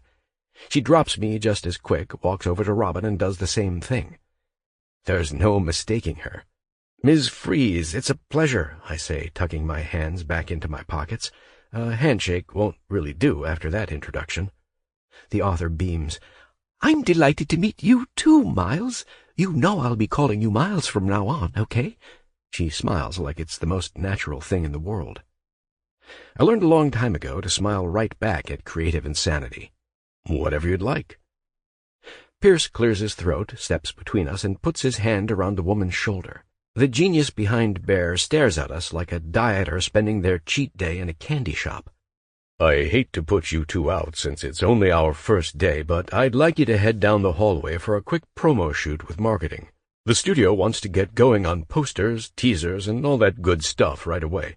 We'd also like to give Ms. Freeze something to go home with since she's graced us with her presence today." "There's nothing more graceful than watching art come alive," she says, never taking her eyes off me and Robbie. "Not at all creepy or crazy," I lie. "Eccentric. That's what they always say about the artistic types, right?" "Of course," Robbie says, dipping her head in a small bow. "How do you need us?" "Standing next to the hot tub we've got set up down there," Pierce says. "A lot more naked, if you don't mind. This one's hitting social media first, and it needs to be hot." My eyes flick to her. Finally, I see something I recognize.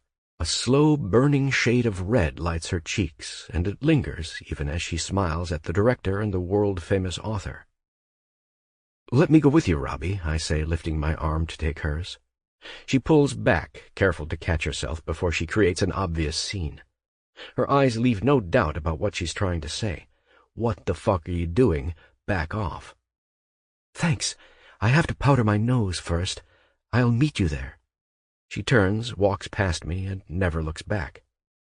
Angry as I am, I can't help watch her ass bobbing as she moves down the hall, slipping into the restroom that's closest to the secondary set where we'll be doing our promo shoot. I had that ass once. How many times have I thought about owning it again over the years? Must number in the tens of thousands. Part of me is going to enjoy this, having her plump cheeks in my palms again. Maybe a very big part of me. The other part wonders if I'll die of frustration first. Only one way to find out. 5. Accidentally again. Robin. There's no avoiding it. I'm going to be getting naked for him again, after I swore I'd never give Lucas Shaw another morsel of my heart, much less my body. Too fucking bad. The rest of the world doesn't care. It also couldn't care less that I'm holed up in the restroom, watching my own bewildered eyes in the mirror, trying not to stamp my heels and scream. No, keep it together. I can't afford to do less. I have to take this thing scene by scene, day by day, one hateful glance at a time. As soon as I'm finished washing up, I dry my face and tell myself I'll forget his lies the instant I've left this bathroom. It doesn't work. I head into my changing room, slip out of my clothes and into the thick burgundy robe they've provided. It's just business, I remind myself, as if it's possible to forget the intense sexual tension that's about to cut my patience to the bone. The tragedy 5 years ago is all I can think about when we're face to face again. Or skin on skin, I should say. Luke just has to be shirtless. He's gotten a head start disrobing according to the photographer's instructions. He's standing next to the hot tub with the carefully placed glasses and the overflowing champagne bottle, watching my eyes pop when I see his perfectly sculpted labyrinth of muscle and ink. I haven't lost myself in it since the night I lost my virginity and the morning I lost everything else. His smirk freezes me when I stop at the edge of the set, one hand poised on my silk belt. I close my eyes as I pull, letting it drop, knowing his eyes are on me every agonizing second. "Looking good," the photographer says. "Now, if you'd like to embrace your lady, Mr. Black, we'll keep this short and sweet." When I open my eyes again, he's staring through me.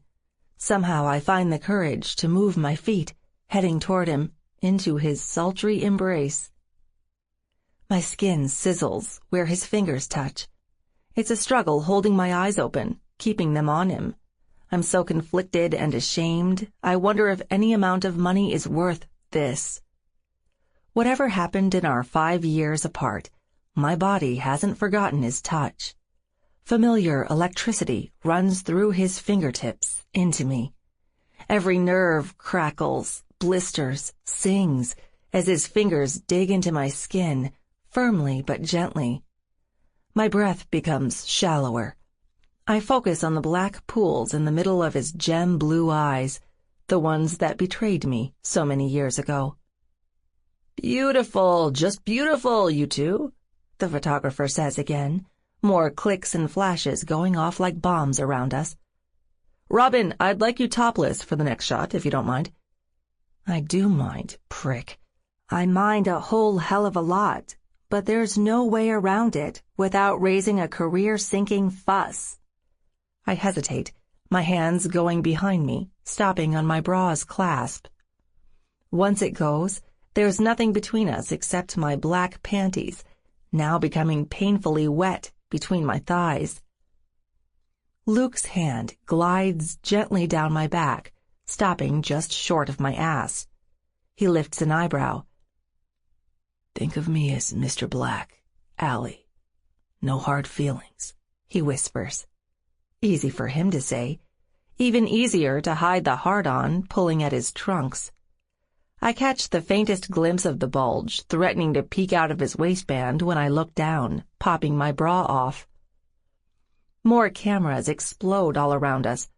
Luke wraps his arms around me and pulls me close, just enough to hide my bare breasts against his chest, exactly like the photographer wants. I tip my head back, trying to look like we're in the throes of passion. It's actually a small relief to put distance between our faces. My nipples graze his hard muscle. They're hard as diamonds. The asshole has to be enjoying this. I take quick, tentative glances at his eyes, searching for the boy who used to torture me and love it. Amazingly, I only see a man doing his job, no different than a model posing for a junior art class. I'm not sure why that's so infuriating. How can he go through the motions without even being hot and bothered? "Marvelous!" A woman's voice rings out behind us. It's Freeze again, here to enjoy the show. She's carrying on a quiet conversation with Pierce next to her. "Oh, photographer man, can you get them to do the pose we talked about? The one where their lips are oh so yummy close. My fans simply adore those." We stop. Luke and I both look at the photographer, who twists his lips sourly before he relents with a smile. "You heard the good lady. Let's see the pose, even if it ain't great for marketing." Luke's hands clench my back tighter this time. Goosebumps rise on my skin, circling his fingertips, peppering their way down my spine. I whip my head forward, staring into his eyes, watching his face move closer to mine. Jesus, I can't breathe. He bends me in his arms, tips me over the edge of the hot tub. His lips are coming, so close their heat burns on mine, without even touching. Hold, he whispers, closing his eyelids. Mine flutter open again. There's no more than the faintest gap between our lips. Every sense I have dies in a cloud of smoke. Hot, forbidden memories flood my veins like slow-moving lava. I still want him, damn it. Rather, my body has no solidarity with my heart. It's happy to go tense, steamy and wet when I'm locked in his embrace, a prisoner to the past and my own very present desires. I think it's the hate boiling in my heart that keeps me from pushing my lips just a little further, straight into the irresistible storm of his mouth. No matter how sexy he is, how well he calls to my senses with his mad inks and muscle, I'll never forget our unique pain. I'll never forgive him for hiding what he knew, for letting his father prey on us, or for abandoning me in the end. How can you trust me after this? I hear his last question in my mind, dark as the day he said it. What? I snap, giving him a vicious look before I catch myself. I'm hallucinating, the bad memory too vivid. I said, trust me, Robbie. We're done. He pulls his hands off me, motioning to the crowd breaking up around us. The photographer has his back turned, checking over his precious marketing photos. The numerous aides, plus the director and author, are gone. We're alone in the bustle around us, two almost naked enemies pretending to be lovers. I turn the hell around without another look at him, pick up my robe, turning my body to the nearest exit. Before I can get very far, his hand goes around my wrist and jerks me backward. You look like you could use a drink, he says, picking up the champagne flute and tapping its side with his thumb. Bubbles course through the fluid, more chaotic than the rage unsettling my blood. No use wasting the props. No thanks, I say, ripping my hand away from his. Suit yourself.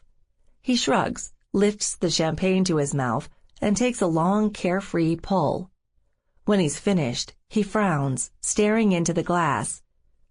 This crap isn't quite like I remember. Too coarse. Enough to give a man heartburn and make him regret drinking it, if he isn't careful. His eyes find mine. Real subtle. I'm seething. I'm not your damned champagne. Don't care what you remember about me, I say, leaning in, whispering raw hate through my teeth into his ear. Stay away from me, Luke. I'm not playing your games. He blinks, as if I've just told him the evening forecast instead of a serious warning. It's not all bad, Robbie. You're not the girl I remember. You're more beautiful than her, and a hell of a lot stronger, too. Makes me think there's a chance we just might pull this off, without letting past experiences derail it. Past experiences? Really? I can't read him anymore, no matter how long I gaze into his bottomless blue eyes. Is he warning me back, being sincere, or just trying to get under my skin without shredding it? I don't know, but I'm not waiting to find out. As soon as he lifts the champagne glass to his mouth again, waiting for my response, I throw my robe around me and move. His eyes never leave me the entire time I'm leaving the set, heading to my changing room. I hold it until I'm safely inside.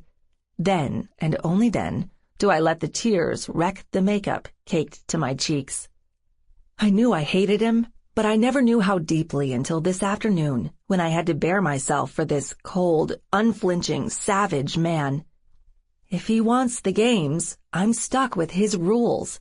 Luke cares about his career, but losing a few million if the movie goes bust means nothing to him. I have a lot more at stake.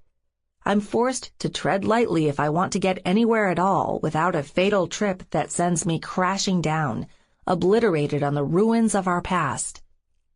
He'll be there to break my fall, one way or another. He'll cut me, make me bleed. Yes, bleed, just like the very first words I ever heard on his lips, when I intruded on a life I wish I'd never walked into. Lucas Shaw would be intolerable enough as a complete stranger. He'd threaten my body and my mind. As my ex, the only man I've ever loved, he's a quietly screaming sword pointed straight at my heart. There's a 3-day break from the studio, plenty of time to practice lines, explore the town, and get ready for the flight to Chicago, where we'll be filming the next few parts on the ground. It should be easy, something I've done 1,000 times in my brief but devoted acting career. Instead, I'm too restless to spend more than an hour or two glancing over the next few scenes, always with wine or strong espresso.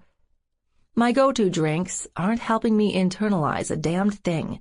Uppers, downers, and plain old water can't wipe away the fresh burn marks Luke left behind. I'm pacing the living room in my rental when my phone rings. Mom lights up the screen, leaving me to sigh and lean on the counter while I take the call. "How's my little actress doing?" she beams as soon as I press the button to connect. "I feel privileged you're still taking time out of your busy schedule to take my calls. Why aren't you out in the California sun if you're not on the set?" "I burn easily, Mom. You know that." She laughs. We make the usual small talk about how I'm settling in, finding my way around L.A., noting all the restaurants on my very long list I have to try. "Oh, you'll never believe this," she says, later in the conversation. "Remember Hayden Shaw, the older brother, who came to see us once or twice? He landed himself in hot water. Some kind of fling with an heiress. He ran out on her and the baby she's carrying, chasing the wife he cheated on. It's been the talk of the town here in Chicago the last couple weeks." I stop, pinching the edge of the counter so hard my fingers hurt. "Yeah, well, that's a shame," I say, trying my best to sound calm, like I'm not in ground zero of another Shaw storm hell-bent on upending my life. "They're all sick, every last one of them," she says coldly. "Anyway, I'm so happy for you, darling. All the things we went through when we lived and worked on their estate. It's almost worth it, just to see where you are. Happy, safe, successful, and free from idiots so rich they think they're entitled to use the world and its women as their personal carnival." "Let it go, Mom. Dwelling on the past or the present drama from anyone named Shaw won't do us any good." I wish I could follow my own advice, instead of using it as a convenient escape from straight-up hypocrisy. There's a long pause on the end of the line. "Maybe you're right. Sorry, I'm being insensitive. I know the anniversary of Danny's death is coming up. Squawking about the Shaws is the last thing we need to think about." 2 years next week since Dad met his end in the hospice. He went down empty, drunk and heartbroken to the very end, rambling about his cheating whore of a wife, blaming Mom for everything, telling me he never should have agreed to work for any of those freaks. Ugh, I hadn't even thought about it until she reminded me. "Honey?" "Yeah, I'm here.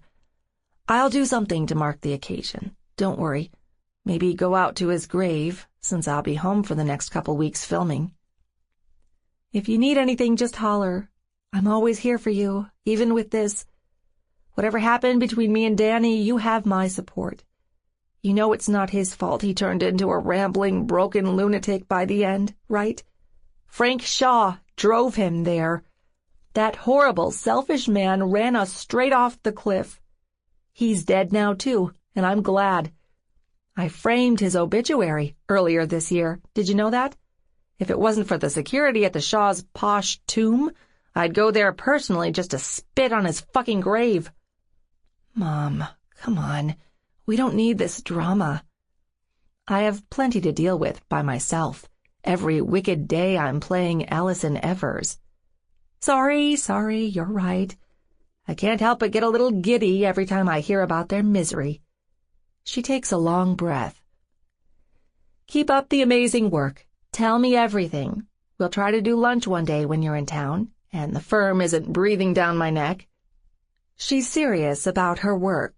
It's taken her years to claw her way into law after going back to school and landing a new career. Whatever her other weaknesses, I admire her a lot for adapting. Got it. Talk to you later, I say, but she's already gone.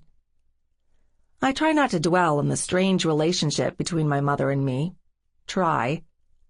Always her favorite word when there's a chance to spend time together outside the mandatory holidays and birthdays. It hasn't been the same since I left Chicago, found my way west, and watched Dad deteriorate from afar in one useless rehab facility after another. On the surface, everything looks fine. She dotes over my career success, helped pay my way through acting school, and gushes over me on the rare visits to extended family. It's not okay. She's never come clean about everything that went down in the Shaw house, and I'm too afraid to ask. I love my mother. I respect her, but we're not open or honest, and maybe we don't need to be. Hearing about more Shaw drama is the absolute last thing I need in my life. I'm too busy worrying about what I'll say when Mom finds out who's playing my lover on the screen. It'll be hell explaining, or pretending I can. She'll never understand what would cause me to work with Lucas Shaw, and how could I blame her when I don't understand it myself? Do you want to see my dark place, Allie? You can't keep your little nose out of places it doesn't belong, so I think you do. Hell, I'll do you one better. I'll make you feel it. I pause, mouthing Luke's lines from the page in my hands, cringing internally when I imagine him saying them to me. God, I can't do this. I'm a mess. My head is swimming. I've polished off half a bottle of good Moscato looking over the script. It's getting harder to sink back into my shy, submissive, painfully curious Allison role. Harder, I realize, because everything is an act of surrender to him. Even if it's pretend, I'm handing Luke total power over me on a silver platter. This isn't going to work, I whisper to myself, throwing the thick binder onto the coffee table, watching as it slams shut. Seriously, what the fuck am I doing? I'm a day away from the next shoot in Chicago. I'll probably have some time off once I get there before filming resumes. The studio is having emergency negotiations with the production crew over salaries, something that's bound to tie things up for weeks. There's rumors they might strike. I don't know whether to welcome the downtime or despise it, because it's preventing us from getting this over with. For now, it might be what I need to save my own skin. I haven't managed to memorize half of what I should this week, much less capture the tone, the emotion, all the nonverbal extras that go into a successful part. I'm too busy thinking about him and his stupid family. I stay up late, buzzed, my eyeballs glued to the shitstorm about his older brother all over social media. Just days ago, the entire world thought Hayden Shaw was a spoiled, cheating bastard. The hashtag deadbeat billionaire daddy, not so eloquently captured in the hashtag lighting up self-righteous Twitters and Facebooks everywhere. Now his baby mama is recanting everything. He's had a press conference and he's bringing his woman, Penny, home to the Windy City. The sensational blunder and lightning romance has turned into the biggest celeb love story the tabloids have seen since Prince Silas overseas settled down. The media was wrong about Hayden Shaw. He's not the cheating, irresponsible, fabulously wealthy shit they claimed.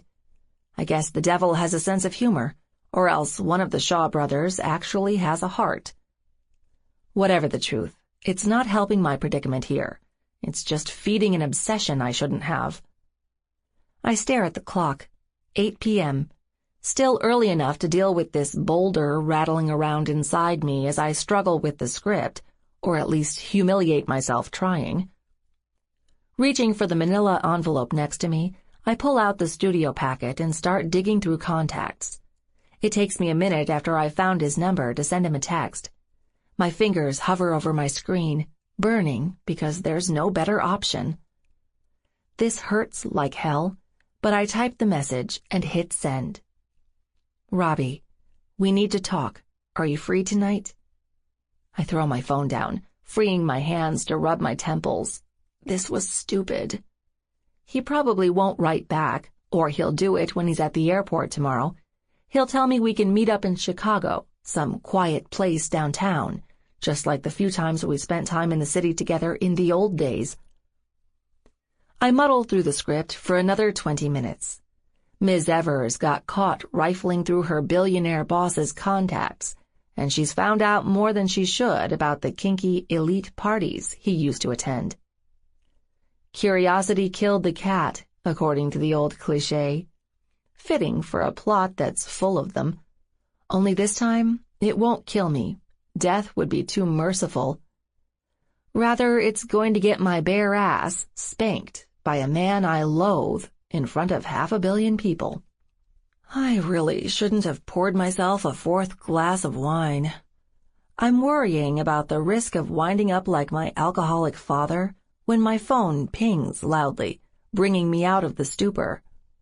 My eyes go to the screen, heavy with more than a little dread. He replied, Luke, Dreadnought Wine Bar, 9:30. How does that sound? Miserable. I want to come clean, tell him I'm drunk, and I never meant the request for a meeting, not for real. But if I don't get on with this and try to make peace, or at least come to some kind of understanding, my career is torched, along with my nerves. I write back, telling him it sounds fine, and head into the kitchen to drink some water. It goes down cool, refreshing, easy. Just the freshness I need to make it to my bedroom, where I tear open my closet, digging through the few outfits I haven't packed yet for the trip tomorrow. I close my eyes, try to control my breathing, and make a solemn vow, with just my clothes as silent witnesses. 3 simple rules I make up on the spot stand between making this meet the groundwork for a truce or a complete shit show. Don't let him get to you. Don't get wet. Don't think about the past. If I can follow through on 3 simple rules, I might walk away without Luke holding an atom bomb over my head. I won't let the questions and doubts I'm turning over in my head rule me. Searching the closet gives me one more before it's over, though.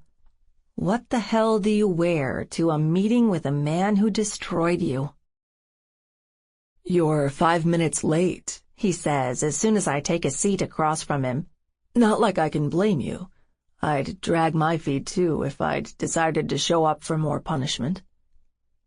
Taking extra care to tuck the plain gray dress I've picked out under me, I flick my hair behind my shoulder and stop myself from asking if this was a bad idea.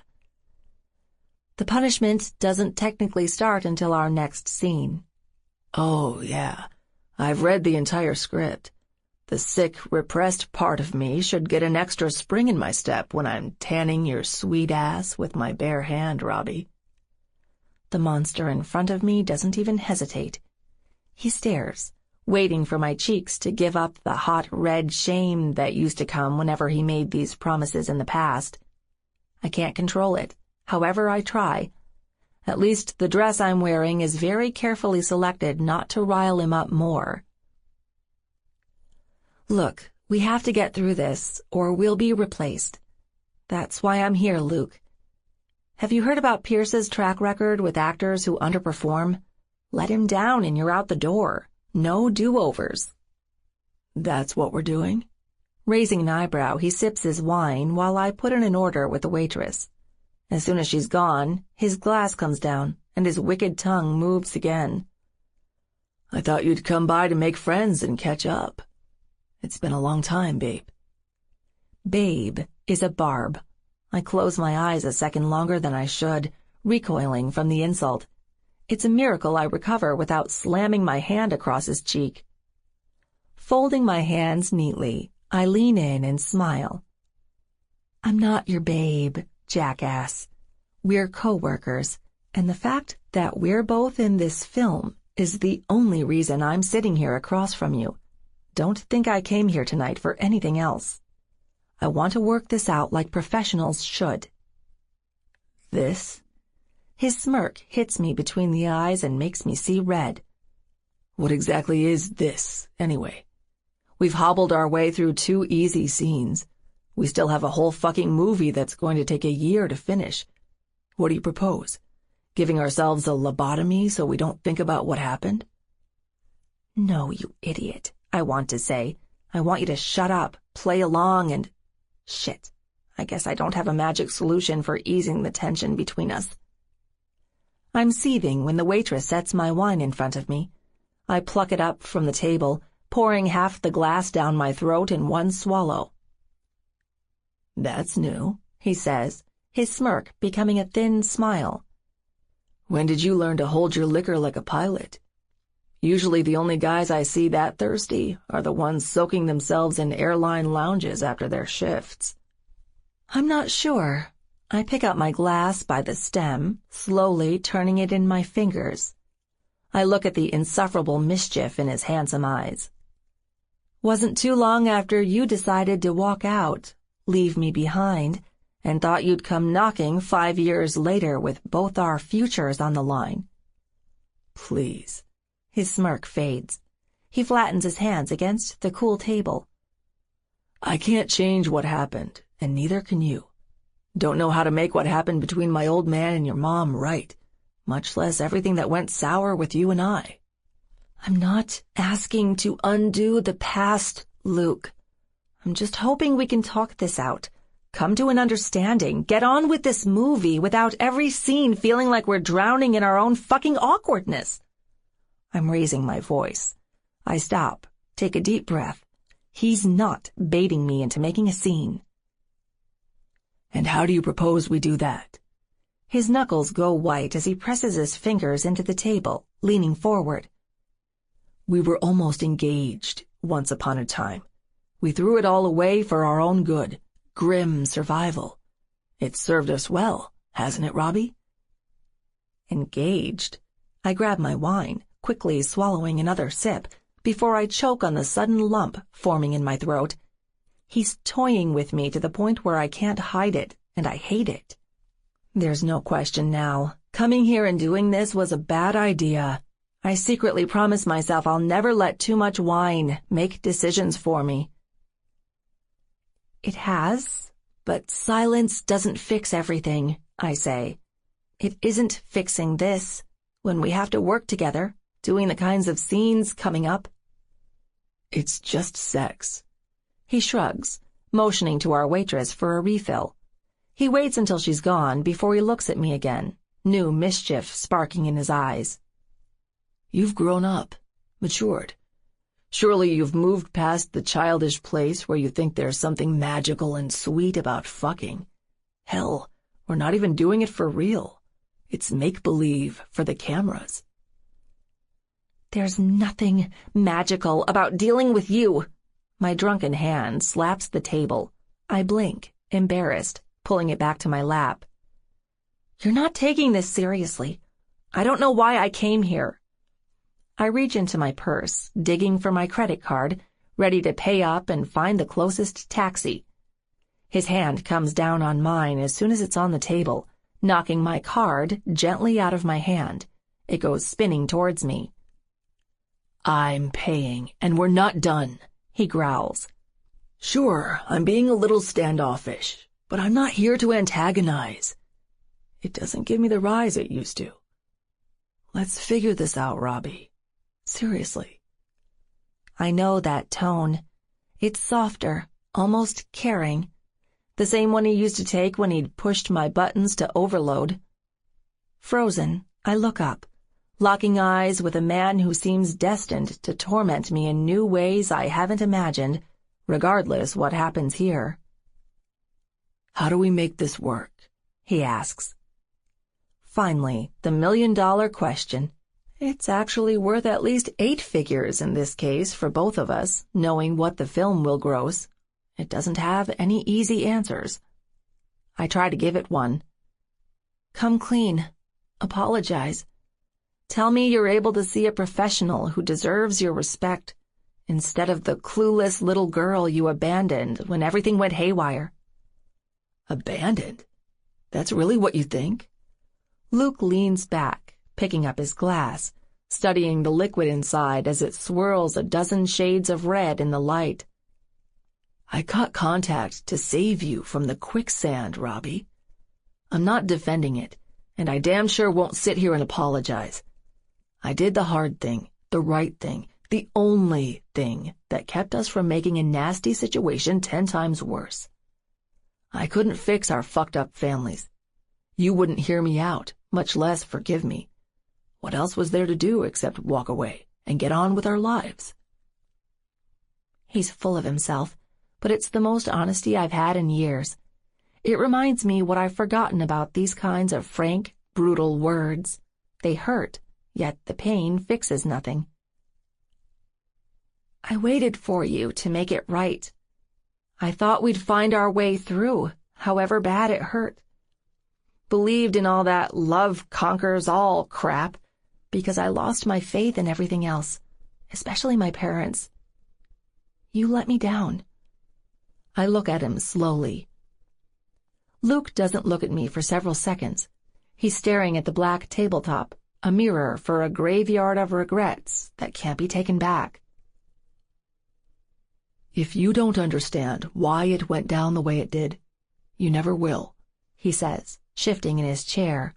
When his hands come up, he's holding his wallet. I'll work with you, Robbie. We'll be professionals. We'll be good together. And then we'll walk the fuck away like we never had to do this. I'll ease off the teasing if you'll stop putting me on trial every damn time we're on the set. I left scars I can't erase. If you think I'm here to smooth them out with therapy, you're asking for the impossible, and we're both wasting our time. I can't meet his eyes. It hurts too much. Plus, he's left me no room to maneuver when he's led me headfirst into a wall. I'll see you in Chicago, he says, standing up. He throws down a crisp $100 bill, more than enough to cover our drinks and a generous tip. Have a nice flight. Yeah, I'll get right on that. I'm sure I totally won't need to use the plane's barf bag when I'm holding in this venom, not to mention the ache pulsing from our failure tonight, new pain seeping into my blood from old wounds picked open. I won't, you bastard. And I haven't had a nice life either.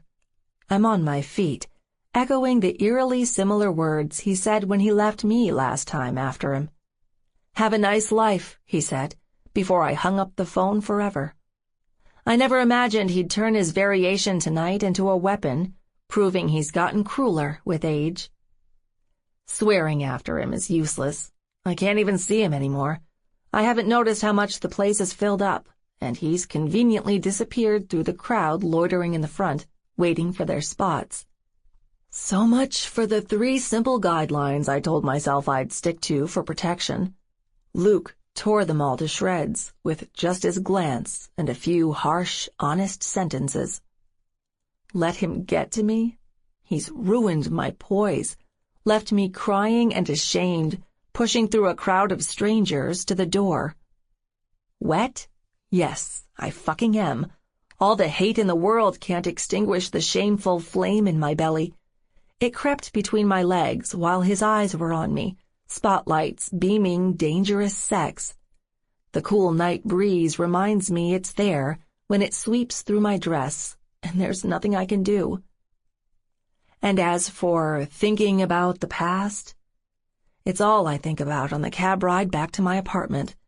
I can't stop obsessing over how he told me we would have been engaged if things hadn't gone to shit. What ifs hit me again and again, hard as they are relentless. If he hadn't left me behind, we might have had a completely different life, an existence where we're still lovers, instead of exes who can barely hold it together long enough to keep our dreams alive. That's what hurts most when I'm alone, staring at the script and nursing my impending hangover on mineral water. There's a world out there where our love never died, and we're living our happily ever after. I see it every time I close my eyes. Luke's strong arms wrapped around me in our big house, 2.5 kids, the third coming along nicely in my second trimester. I push my fingers into his, while my wedding ring glows underneath the perfect light in our dining room, and when I turn around to plant a kiss on his lips before we sit down to eat, I see my best friend. Not my enemy, not the man I'll never come to terms with, not the cruel, teasing motherfucker who's pretending to make peace after letting me know what we could have had, if only I'd been able to forgive him. There wasn't much chance before. Now, I never will. I'm going to get through this movie hating him, even when the script says we're supposed to be naked or tearfully confessing our love at the climactic end. Movies like Bear have easy storybook endings made to look like they're hard-fought victories for the masses. Real life? That's fucking complicated. More than anything, I hate how I'll never find the happiness I could have had with him, and I'm never going to get over what we've lost. Our talk tonight showed me the truth. Unfortunately, it's worthless, and love is just one more what if crushed under its wheel. 6. Unleashed. Luke. Robbie Plome is murdering me. I'm coasting alone in my plane several days after our talk over wine. What should be a long, relaxing flight in the helm from L.A. to Chicago makes my guts churn instead. I can't stop thinking about the way I walked out on her at the bar. Walked out for the second time. Shit, I haven't ever stopped thinking about the day I decided to walk out of her life. There's a storm building over Nebraska. Dense, thick clouds with thunderheads lighting up the underbelly of my plane every time the wind whistles below. My hand tightens on the controls, and I clench my jaw, trying to make myself focus at a time when a pilot needs his wits most. Too bad they're a million miles away in another time and place. Every time I blink, I hear our last argument over the phone again, where I told her to have a nice life without me. I remember marching up to my old man's office after the crap she said about him blackmailing her mom. If he really did something to Erica against her will, then I vowed I'd make him pay. My fists were hungry for pain already because he made me lose her. I remember like it was yesterday, as vivid and monstrous as seeing her explode in rage the other night. I kick down the door. He's lying on the floor alone with his blazer open, an almost empty bottle of scotch at his side. Surprise, surprise. I expected to find him with the new girl, the tart half his age he's already replaced Erica with. The door swinging off its hinges doesn't get a reaction. Neither does walking up to him. Dad doesn't even open his eyes until I press the toe of my shoe into his ribs hard enough to make him squirm. "Lucas," he groans, lifting his hand, trying to block the dim light like it's a desert sun. Up! I don't wait. I knock his hand away with mine, grab him by the wrist, and pull him to his feet. He wobbles. Growling, I shove him into an overstuffed leather chair in the corner, standing over him so he doesn't think he's going anywhere before we're done. He's sickeningly light. The strong, smug man I remember as a kid has probably lost at least 5 pounds every year since the bottle became his ritual. Booze and melancholy atrophy his muscles and his heart one day at a time. The shit eats down to his soul, too, I'm sure. I should feel sympathy, but today I can't. There's no room for anything except the raw, angry need for answers, and then violent revenge if I don't like what I hear. "Really, boy? You're resorting to common hooliganism to push me around now?"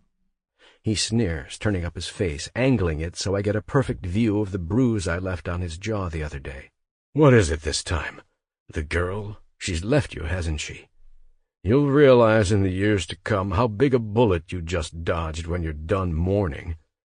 I reach down, grab him by his lapels, and shake the miserable old fart until his lips stop moving in protest. "Shut the fuck up. I'm here to talk about Erica, asshole, and you will answer my questions.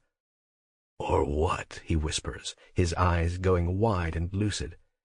You'll finish the job you started on me last week? I'd like you to explain it to your brothers, boy. How you beat your poor father, crippled him, or worse. I'll cut you out of the inheritance and your grandparents' trust. You can spend your days in jail, probably an improvement over your flights to the ends of the earth. Do it. I don't give a shit.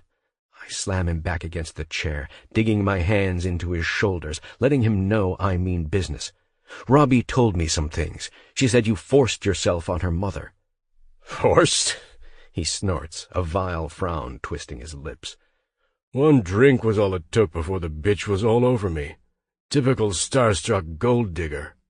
As soon as I brought her up to my private balcony overlooking the gardens for an evening nightcap to talk bonuses, she had her tongue down my throat.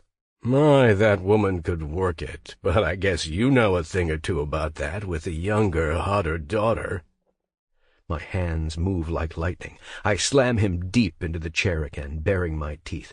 Shut the fuck up. You're after the truth, aren't you? This is it. Stop lying, old man. You blackmailed her. You made her suck your drunken cock. Told her you'd throw her out on the streets, just like she fucking said you— Of course, Lucas. It was me. I'm the lone monster in this. Not the woman who laughed when I warned her about her husband on my payroll before she opened my belt. Not the woman who showed me utter lust in her eyes when I took her in the library, rough like she wanted, and told her I'd fuck her in front of that sad, weak prick she married. Fuck. I close my eyes, remembering the day I learned the awful truth about them, before everything went to hell. I don't trust anything he says normally, but now he's reminding me what I heard with my own ears. No, damn it, I'm not letting him off this easy. One hand grabs his shoulder and the other goes around his throat. I start squeezing into his Adam's apple while he looks at me with the same sad, eerie calm. You better not be lying. I'm only going to let you up once when I let you speak again. Tell me the truth, the whole truth, all the fucking truth. Tell me you forced her into it, and come clean if that's what happened. Dad, I need to know. When I let go, I see the scariest thing in my life since cutting Robbie loose. Hot tears stream down the lines in his cheeks, and his face dips to the ground while he chokes for air. You've got me, boy. Guilty as charged. Yes, I seduced her. I made a play knowing she was a married woman. She took the bait, sure, but she cast the first glance the day I hired her. She gladly took the money I offered after every trip to my bed, took it with a smile on her lips and a kiss to my cheek, told me it was for her little girl's college. Just a classless, willing whore, the kind I always jump at. He lifts his head, all his inner turmoil boiling in his eyes. I take a step backward. Let's be straight. You're not here for the truth, boy. You've come to watch me suffer, to witness a break in the wall, and now you fucking got it. Are you happy? I'm disgusted. I just don't want to throttle this asshole until he stops breathing anymore, because I know he's telling me the truth about Erica. I turn my back and start walking away when I hear the thud on the wooden floor. Stopping near the door, I turn around, see him shuffling toward me, crawling on his knees. He grabs my trousers, pulls on them with his hands. Forgive me, son. I'm a terrible man, and I live every damn day of my life knowing it. I miss her, you know. Who? I whisper the question, shaking my head, even though I know the answer. Helen. She reined me in. She made me happy. Made me better than the pussy-chasing maggot I've become, who can't go 3 months without new skin sharing his bed. He lowers his head again, mumbling the part that causes my heart to drop like a dead weight. And there's so much of her in you it makes me want to puke. That's the real reason I can't stand the fact you won't follow in my footsteps and can't form a normal goddamn business like your brothers. Hayden and Grant are too much like me, minus the flaws. You're her blood, her spirit. I'm ashamed I've let her down every time I look at you." It's hell giving him the stern look, showing none of the emotion ripping through me while he quivers and sniffles. I pull his hand off my leg and reach for the doorknob, clenching the cold metal in my palm. "Forget this ever happened," I say, looking past him to the old picture of Mom and her plane. He keeps it on his desk, a piece of his humanity lingering like an idle ghost. "Get some fucking help, Dad. Rehab, counseling, whatever it takes. If you don't learn to control it, whatever your malfunction is, you're going to destroy yourself one day with too much booze or the wrong woman." I know I've let her get under my skin when I'm thinking about the last real talk I ever had with my father in the middle of a storm. Turbulence doesn't care about my woes. A gale reaches up beneath the plane and slams itself into the underbelly. Sensors I've put off maintaining start to hiccup, screaming warning lights. I grab the controls, my eyes flicking over the mess on the panel, trying to guess which one is real while rain beats down on my windows. I'm thinking about Robbie again when another warning illuminates and begins screaming. Stall. This is no mistake.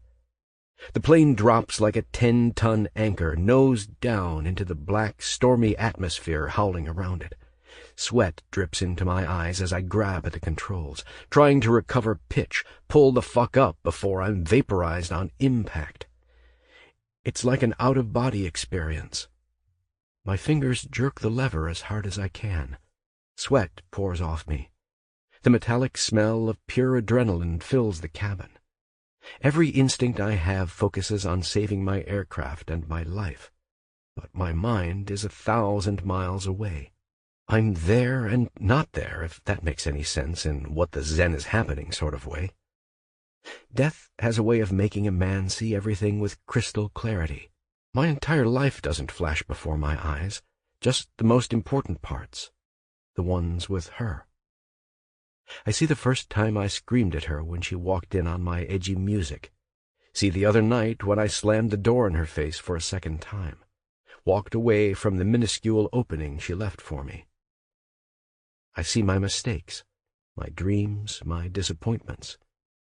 They're written in time, but they seem so fluid with my life on the line, like it isn't too late to erase anything. I did it for a good reason, right? Fuck. If I could do it all again, would I? Yes, I tell myself, clenching my teeth. I've known all along her bitch of a mother lied to her, ripped her away from me and blamed it on my dead father. She was a willing co-conspirator all along. I knew, and I owned that knowledge, didn't have a choice. I kept her away from me. I kept her safe, kept her sanity intact, and saved her from being dragged into the self-loathing shadows that were a constant drag on my young life. Pushed her out of the family drama, poisoning her life, all so she could have a good one without me. Tore my own heart out protecting her from pain, shielding her from me, and it still wasn't enough. Because the improbable threw her into my life, forcing us to share a spotlight when we should have had our own. Separate sunrises and sunsets, separate lives, separate road leading her to a man who'd make her happy without my problems and would take me to the place I've always sought for some shred of peace.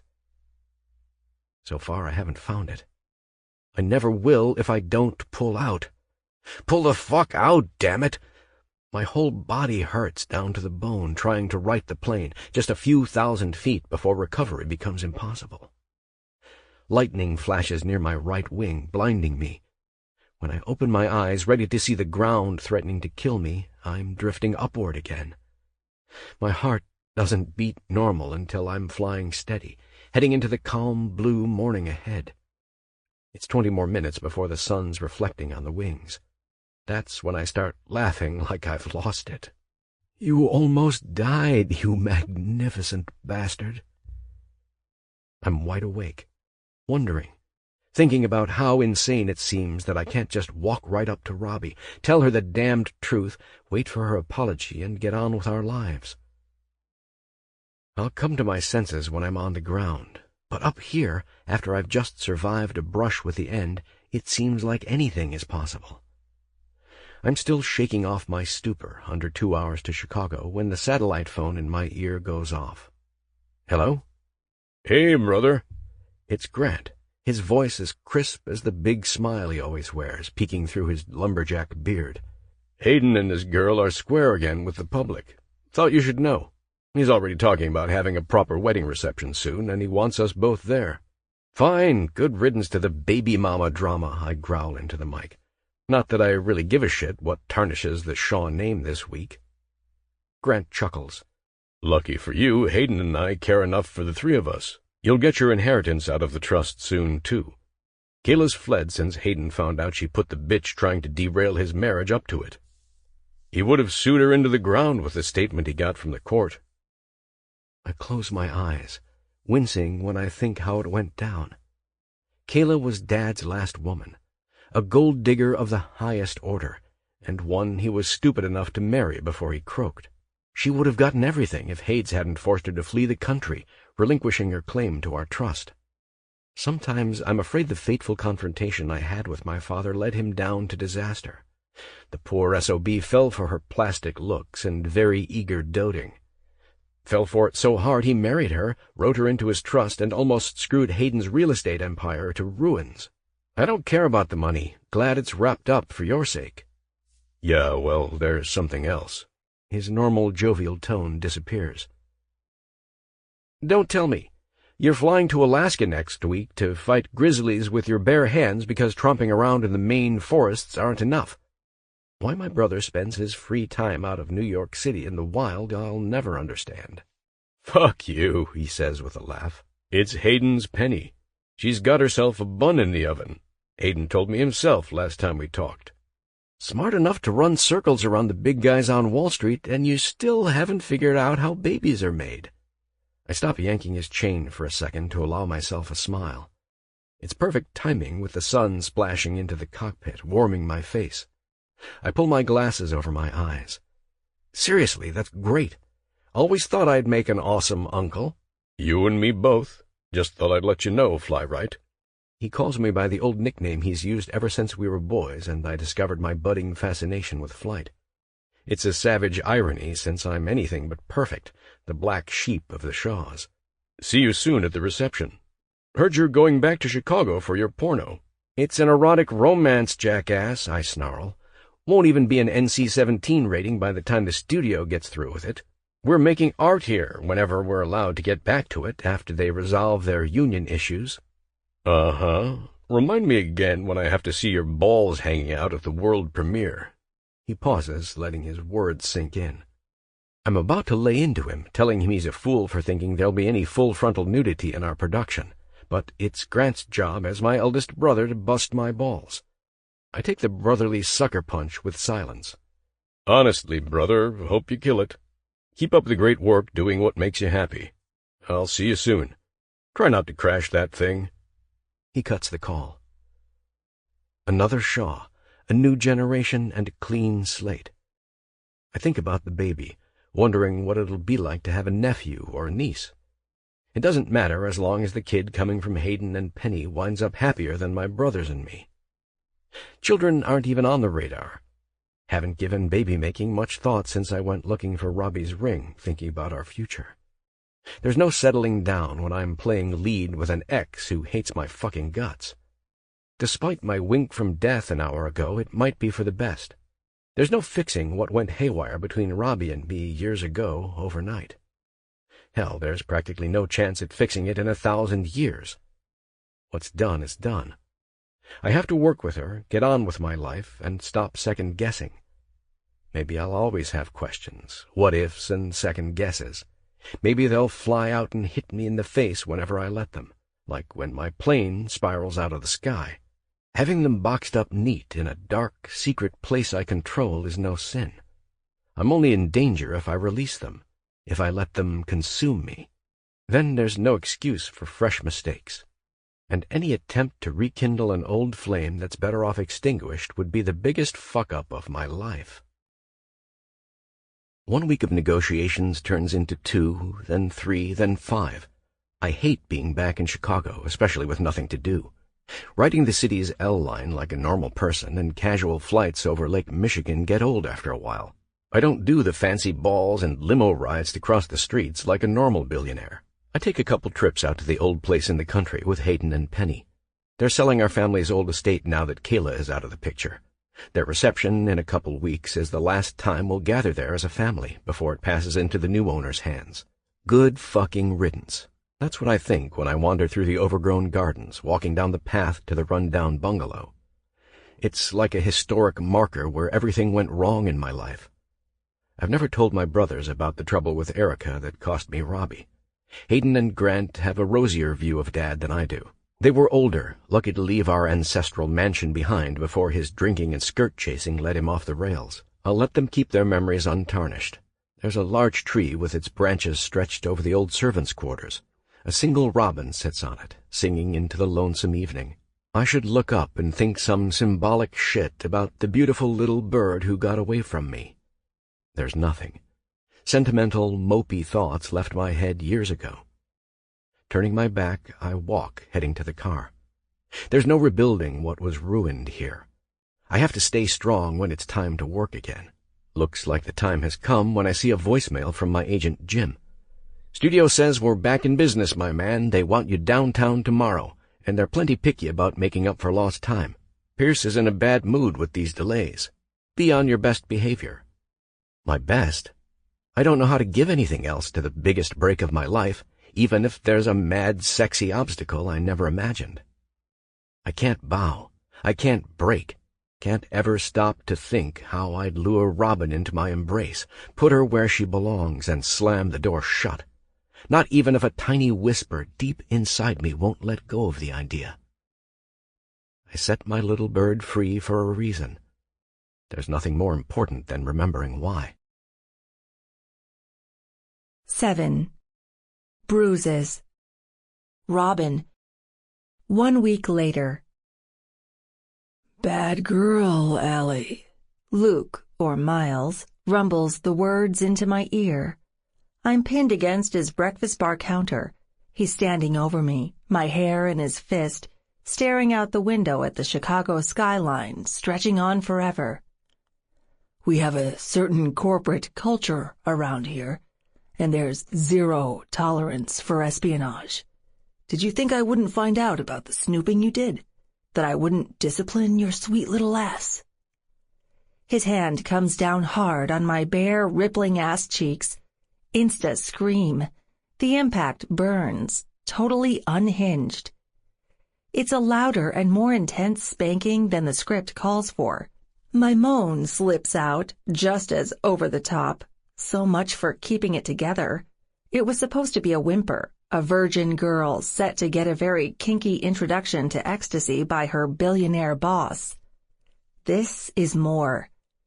More because I was that girl with him, once upon a time. Now I'm stuck pretending love and hate aren't rending me in two, with the man I abhor plowing his harsh palm into my ass. "Mr. Black, please!" I yell, shaking as my fingers grip his desk. "I'll never do it again. I've learned my lesson. I was curious, worried. I thought the whole company was going down in the D.C. investigation when I saw the senator's name in your contacts. It's not my place, I know. Forgive me for caring." Luke pauses, pacing a neat circle around me. He walks to the corner of the luxurious penthouse, grabs 2 black cords from a drawer, and walks back to me. Allie Evers stuck her nose too deep where it didn't belong, into black core political contacts, and now she's being confronted.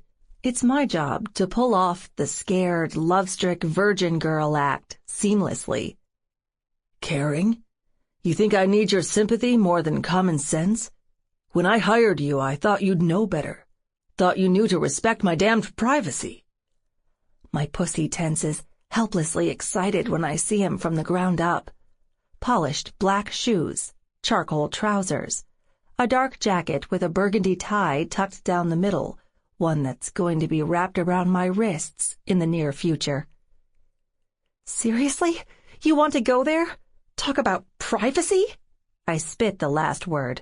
Like I haven't caught you trying to look up my skirt when I'm standing on your glossy marble floor at just the right angle. Like you didn't push me to the wall last week before your meeting, brushed your lips on mine, and told me there's no room for flirting at the office. Like you haven't hit on me every day since I started working with this weird dynamic. I don't even know, Mr. Black. You keep going to this dark place, and I swear, you want to bring me with you. Funny, if I avoid his face, I swear the emotions are easier to tolerate. But then his blue eyes appear next to mine again, deep as oceans and just as unforgiving. Do you want to see my dark place, Allie? You can't keep your little nose out of places it doesn't belong, so I think you do. Hell, I'll do you one better. I'll make you feel it. He starts binding my wrists and ankles to the small leather sofa, stretching my arms and legs to conform to its shape. It's conveniently disguised as household furniture, but it's able to accommodate much more than sitting. I close my eyes, searching for my happy place. It's safety, where I'm able to pretend Lucas Shaw is just Miles Black, a meaningless name whose emotional appeal is strictly pretend. I grit my teeth, hoping it doesn't make the muscles on my face twitch for the cameras. It shouldn't be this fucking hard. Oh, but it is. I thought the weeks off filming would do me some good. I relaxed. I did yoga, even tried meditation. Every defense fails me now, thanks to Pierce insisting on the spanking scene. Weeks of dread and anxiety replaced by real up-close and personal glances from Luke, plus the unbearable reality being stripped bare in front of him yet again. Close your eyes, my curious little dove, he whispers, bringing his lips so close to my ear, his breath blows warm against my skin. I tremble. Secrets are a two-way street, and the dark places sometimes swallow you whole. I want you to count for me, love. Once for every sin I'll make your ass pay for. It's over the top. It's dangerous, but I do it. The next time he brings his hand down on my ass, I jerk tight in my restraints. My neck cranes, and I let out a half moan, something that's not in the script. "One!" I cry, wondering if this is even acting anymore. I don't have to imagine what Allie feels. I'm as scared, turned on, and vulnerable as she would be, the tense knot deep in my body coming undone as his palm crashes into me again. "Two!" "Two, you bastard," I count to myself. He's still using a lot more vigor than his part calls for when he's spanking me. My eyes pinch shut, and I bury my face in the leather beneath me. 3, 4, 5. Those numbers are muffled. So is the climax building in me, a slow-moving boil seated in my womb, hot and wet and rampant when it comes. Luke used to hint he'd introduce me to kinky things when we were young and stupid. Neither of us ever thought it would happen like this.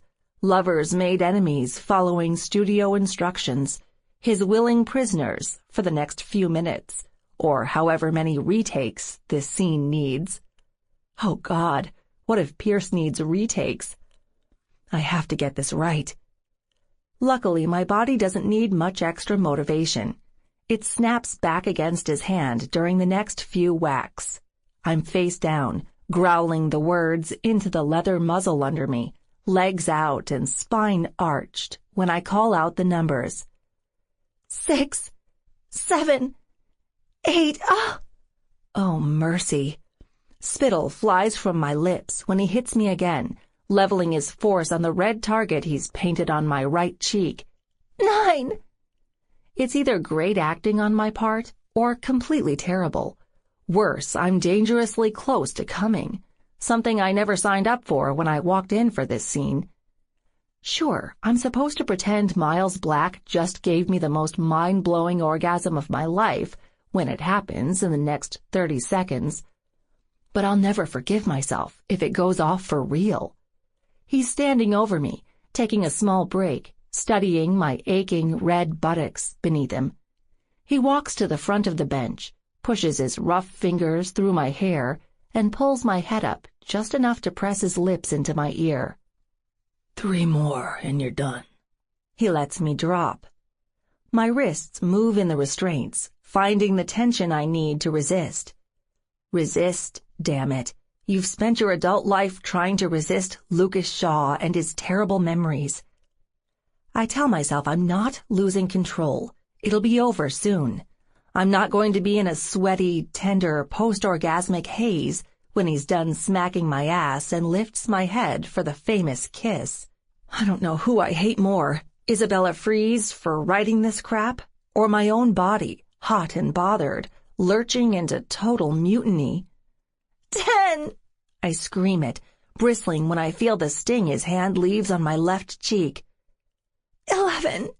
I'm exasperated. The threat of having to redo this scene can't stop the earthquake rolling through my legs. His crisp palm bites my right cheek, and I'm dying holding it in. He takes his sweet time. Somewhere behind his character's steely expression, he's smiling. Deep down, he's loving this. It would make me sick to my stomach if it wasn't numb with butterfly wings beating like mad. My pussy throbs, swells, digs into the thin layer of fabric covering it. The slightest friction will send me over the edge. There's no denying it. 12, he says, his voice soft and firm. Make sure I hear you, Miss Evers. I hear the clap when his hand crashes across my entire ass, but I don't feel it for half a second. Then there's fire. Dense pleasure reaches up underneath my skin and throttles me, surging up my spine, catching me by the throat. 12! I barely choke out before my face hits the bench, colder than ever with this inferno chewing through me. My eyes are wide, frantic, trying to hold in the chaos threatening to tear me in two. My body lurches in the ropes, tight as can be, before their tension slams me back to earth. I let out a primal scream of release. I'm writhing for several seconds before I collapse, and then Luke's hand is on my cheek, angling me up to touch his forehead. We share a look. I hear his voice in my head, his taunting blue eyes given speech. Fuck, that felt good. You still want me, don't you, little bird? Admit it. Yes. No. I'm not even sure. My eyes are confused. They want to go everywhere except his gaze, offering the true release I've barely managed to hold in. Keep digging, Miss Evers, he says, a satisfied smirk hanging on his lips. You've got no choice. You're in too deep. I thought you might end up here when I picked you for the job, and I was right. Are you ready to assist me?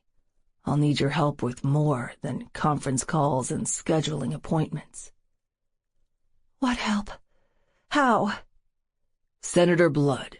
He's at the top of my private shit list because he's a target. I'm going to bring him down, and it has nothing to do with his investigation into my company. Trafficking, he says, brushing his bottom lip against mine. His eyes turn dark and serious. I'll show you the details soon. You've shown me you're not afraid of the dark. The senator has done some very dark things. So have I, if I'm being honest. But I've never hurt an innocent. This is your chance to back out. Tell me, Miss Evers, are you up for what I'm asking? I pause, let the slow, tense breath I've practiced come, and then drown myself in his eyes. Only if you start calling me Allison. Deal. One last condition in the fine print, Allie. I will be inside you soon.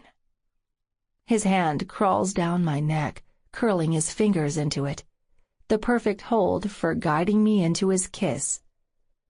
Christ, what a kiss.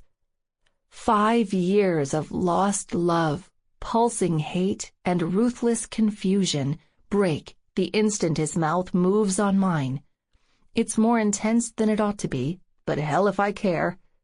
This isn't Allie and Miles savoring each other for the first time. It's me, Robbie, locking teeth and tongue with the man who's left a greater imprint on my life than he deserves. It's magnetic, forced, inescapable. Luke growls when his tongue finds mine, sweeps over it, and reminds me how good he is at making me weak in the knees when I least want it. It's a miracle the orgasmic bomb I suppressed just a minute before doesn't reignite. My breath hitches into his. He pulls my hair. Something soft and sticky sweet leaves my mouth, a moan slipping into his. He devours it, pushes his fingers through my hair one more time, before his fingertips burn a trail down my quivering cheek. Cut! Cut! Cut! Pierce bellows from the sidelines, entering the set. I hear him slapping Luke on the back. He's congratulating him. I'm the one who deserves the accolades for stopping myself from surrendering more lewdly than any screen will tolerate, for not coming for real. You okay, Robbie? Hell of a job you did. The director's hand taps my back. He whistles through his teeth to the production crew. Hey, get over here and get this shit off her, if you please. I'm still shaking. He crouches down, smiling when we're face to face, a boss's pride in his dark brown eyes. You need anything? Water, I whisper. My throat is cotton, dehydrated because it seems like I've lost half the fluid in my body between my legs. There's a wet spot I quickly cover up when I'm back in my robe, arms and legs freed from the cords, sitting upright on the bench. Here's your water. A big hand that doesn't belong to Pierce or any of the production crew pushes a bottle into my hand. Thanks, I mutter, refusing to meet Luke's eyes. It's too much. I'll blush the second I look at him after what just went down. He conquered me again, and I despise it. Not Miles Black, but Lucas Shaw, destroyer of hearts and dry panties everywhere. Darlings! A voice squeals behind him, a prelude to Luke being jostled aside by Ms. Freeze's plump hip check a second later. I must say, that scene was absolutely glorious. Just how I imagined. You're doing the devil's work, making my wicked dreams come true. Can I get a selfie for my fans? I'm really not in the mood, but who am I to deny the author behind our movie's creative spark anything? We link arms while she fishes out her phone. I force my biggest fake grin while Freeze holds her phone in front of us, her in the middle, grinning like a Cheshire cat who's just doubled its weight in tuna. I see Luke in my peripheral vision, giving her doting fans a more authentic smile than anything I can manage. Cheese! Her flash goes off. Photo over, she turns back to us, reaching up for an affectionate tug on Luke's ear before she looks at me. My, you're lucky to have him as Miles. I think we're going to have to share, Allie. I'm really smiling this time because it's so ludicrous. He's all yours when the cameras aren't rolling, Ms. Freeze. Thanks for the extra promo. Luke shoots me a darker look while she trots away, humming to herself. I think it's the movie trailer's test score, still in the works before it goes out to theaters in a couple more weeks. I'm glad we're together again, he says when we're alone. I feel at home on this set. Pursing my lips, I look away. Frankly, I'm not sure what the hell I feel when I'm in his presence. Talk to me, Robbie, he says, stepping up, palming my cheek. I think we lit the screen on fire today, and we're going to do it a lot more, as long as we keep going like this. Twisting away, I stumble backwards. Just who does he think he is, putting his hands on me when there's no reason? We aren't shooting a scene. There's no reason I should tolerate it. What? He snaps, eyes narrowed, crossing his arms. I don't have anything to say to you that isn't in the script. I need to get out of here. He isn't letting me go that easy. As soon as I turn and start moving, he's next to me, escorting me to the hallway backstage. He's not coming into my dressing room. I'll slap him across the face and scream bloody murder before he pushes us that far. It's the stress, isn't it? That's the trouble with all this time off while they were mucking with the production crew's contract. Causes you to turn things over in your head and overthink. I'm not overthinking anything, Luke, I say, quickening my steps. He matches my pace exactly. Then what is it? Surely you're not upset about what went down at the bar last time we saw each other? Of course not. I've gotten over it. You were straight with me, and I appreciate it, even if I didn't like the delivery. Lies, lies, lies. Lighten up, Allie. He breathes my fictional name, slipping seamlessly into Miles Black mode, stopping next to my dressing room door.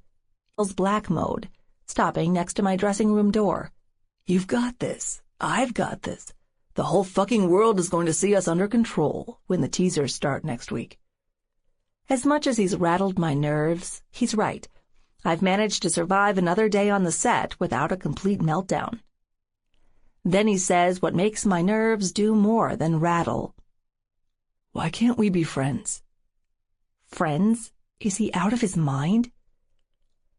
Sorry, I don't need more of those. I'll be amiable, I say, choosing the word carefully. Look, I've got to go. They want me back in a few hours to film the scenes with the senator. Okay, Robbie. We'll do it your way. He steps closer, puts his arm against the door, over my shoulder. Big finale's coming up in a few weeks. The one where I make good on my promise. Remember, I will be inside you soon. Fuck. There's the familiar lust, the release I suppressed on the set. It's rising up in a hot, wet blush between my legs, resonating through my body. I hate his words. I hate his smirk. Hate how he still makes my body turn against me, and he knows it.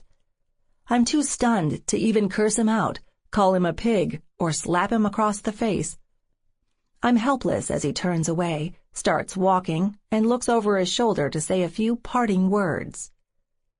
Take care of yourself this evening. Senate scenes should be a breeze after what I did to your ass. His dominant hand twitches at his side, like I need a damned reminder. I dart inside my dressing room and slam the door shut. There's a small bathroom attached. I head right for it, dropping my robe on the way. After putting up with his crap all day and getting dirty, a shower sounds divine. But first, I really, really need to rub one out. I will be inside you soon. I can't stop hearing it while the water pours down my neck, steamy and warming. Rivulets crisscross my skin and twine around my nipples, two puckered stones where the throbbing is worst, except for the greedy nub between my legs. The memories come hardest when I'm fingering myself. I haven't done much with men since the night Luke broke me in. The flings I've had on campus and in bars were never as good as him, if I'm being brutally honest. I miss his mouth. I miss his fingers. I miss his enormous cock fucking me senseless.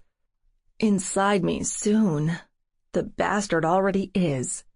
He's lodged in my brain, my heart, and my soul. I don't know where the line between love and hate blurs, but it's happening while I shove 2 fingers deep inside my pussy and frig myself to his furious smirk.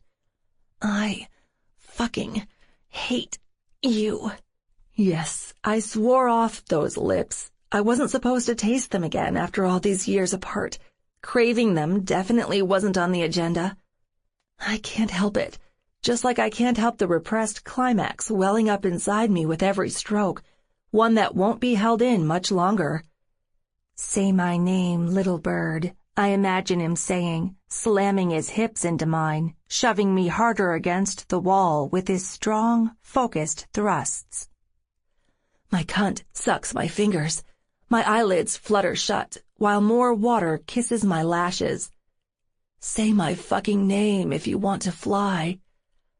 No, I shouted, flicking my thumb against my clit. My thighs pinch shut, clenching my hand, and the white-hot fire crests higher, sweeping my fight away. Resistance isn't an option anymore. I'm jilling off to the man who's everything wrong for me. Fuck you, Luke. Cursing his name pushes me over the edge. I taste it when it rolls off my tongue. Taste every nuance in his vile, addicting kiss.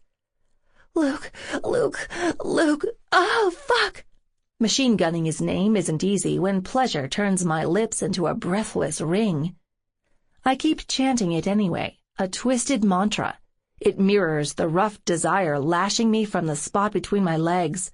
No, more than desire, and not just there. It's the tingle he's left on my ass, the hot, wanton power in his impact when he tenderized my flesh with the fury in his palm. He fucking owned me today. I'm afraid he might own me still tomorrow, especially if I can't stop coming like a rocket every time I let his stupid, smug face feed the fire between my legs. I'm later than I should be getting out of the shower. I dry my hair and change clothes, eager to stop by the production place for makeup so they can redo my face. I need to look normal for the scenes where I'm spying on the senator, not like a woman who's just let her hate fantasy fuck her brains out. When I open the door, I gasp. There's Luke, standing against the wall, looking like he's just left the world's best rock concert.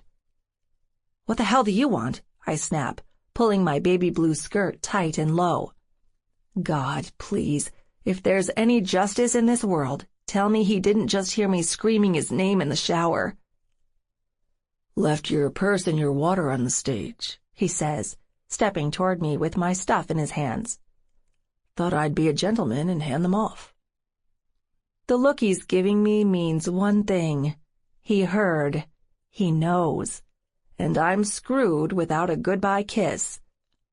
"Thanks," I mutter, snatching them out of his hands and hurrying away. "Sorry, I'm going to be late." I don't bother looking back. If I do, I know I'll see him lined up against the wall again, watching my hips bobbing until I'm out of sight. "You know the drill around here, doll. This ain't Chicago. Everything comes to light in D.C. sooner or later. Let's save ourselves some time. Tell me the damned truth. Who sent you?" Aaron Harkness is old enough to be my father, a silver fox, if there ever was one, and an incredible actor. He's an amazing Senator Blood, distinguished and unsettling. My heart swells with pride working with him. "The agency, Senator," I say, backing up against the wall as he corners me. "I'm just an intern. They told me I'd get a better shot at an interview if I came to you directly. Made the extra effort to get my resume in your face. With all due respect, your record isn't any secret around here. Everyone knows how much you love action." "Action? Is that what you call a break-in?" He does a good job flashing me a scary look, and I do my best damsel in distress. "Try harder next time. Nobody who's anyone in politics keeps the important stuff in their filing cabinet since Watergate. You'd better dig if you want to nail me to the wall, or I guarantee I'll do it to whoever you're working for first." He does a smart turn and walks away, back into the hallway flanked with green screens, where they're going to fill in the cavernous government decor later. Cut! We'll do a few more takes tomorrow, but I think we've got ourselves a start," Pierce announces, using his director's megaphone. It's been a long day. I'm ready to head over to my rental and see about meeting Mom for dinner when I hear a familiar voice behind me.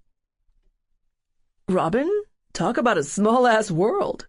It's a familiar Shaw voice, but not the one who's made my life a muddled hell. "Hayden, I'm surprised you remember me." I smile, extending my hand, noticing the curvy redhead at his side. "How could I forget your hospitality? You made the summer visits home bearable. I'm sure Grant agrees." He looks at the woman, his arm around her waist. Penny, I'd like you to meet one of the servants my father employed, Robin Plum. And Robin, this is my lovely wife, soon to be the mother of our little girl in the next 6 months. I nod politely, shaking the woman's hand. She's wearing the biggest diamond ring I think I've ever seen. Pleasure. All mine, she says. I'm hooked on this series.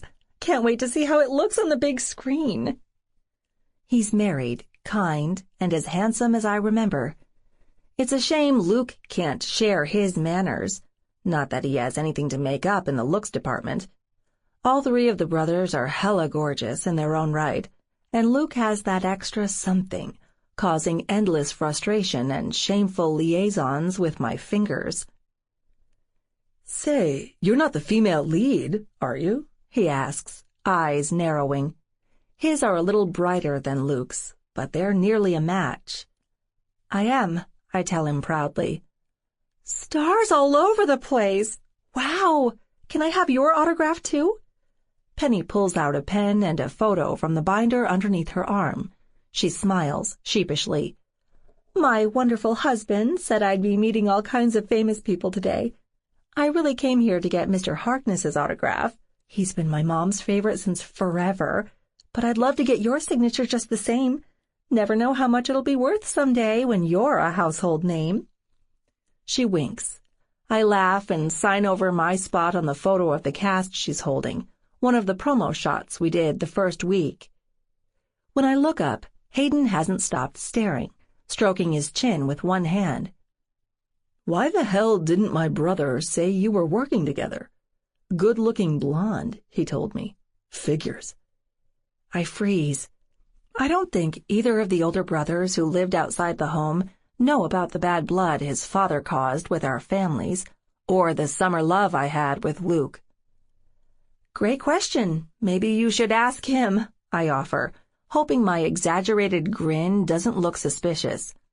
Need me to point you to his dressing room? He's probably back there, if he isn't in the lounge backstage. No big deal. We'll find our way around, he says. I hold my breath, hoping the billionaire developer will just let it go. Shame you and your folks disappeared before my dad remarried that year. I never got a chance to thank you for helping out. Oh, that's sweet, Hayden. Don't worry about it. It's been a while. I've come a long way from being a part-time maid on your family's property. I flick my hair over my shoulder, doing my best pompous starlet impression.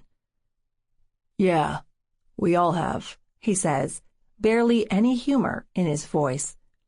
Penny laughs. Good luck with the movie. Come on, let's find Mr. Harkness before we see Luke. Whatever you want, love. He oozes all over her. Deep down, I'm jealous. These 2 have the fairy tale ending I wanted in my younger days.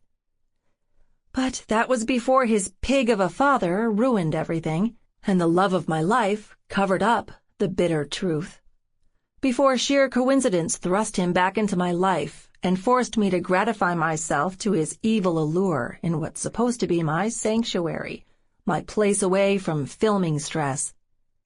This can't go on, Lucas Shaw, I tell myself, heading for the lounge, praying I won't see him there. With my luck, he'll be flirting with one of the servers. If I have to scream your name in the shower one more time with my hand between my legs, you'll ruin me a second time. 8. Drawing lines. Luke. I heard everything. When I say everything, I mean it. The panting, the screaming, the steam roiling her skin while she let out the muffled cry through the door. Same breathless little chirp she let out when we fucked 5 years ago, rutting like animals in heat past dawn. I knew I'd gotten her hot and bothered, slamming my hand against her ass, but I didn't know it went beyond that until I knocked. Nobody answered, and I pressed my ear to the door. Fuck, she came so hard. Coming like she's wanted for God only knows how long.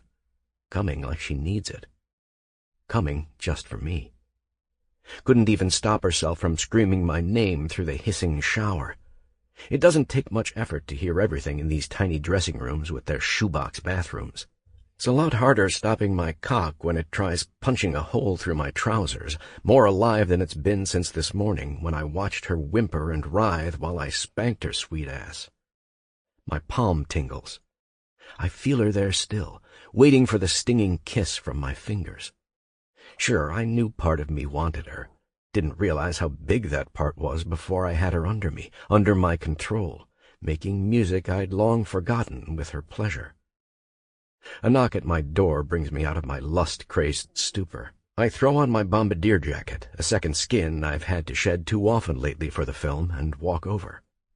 "Hades, you're right on time," I say, moving aside from my brother and his wife. I haven't seen them since the big wedding reception about a week ago.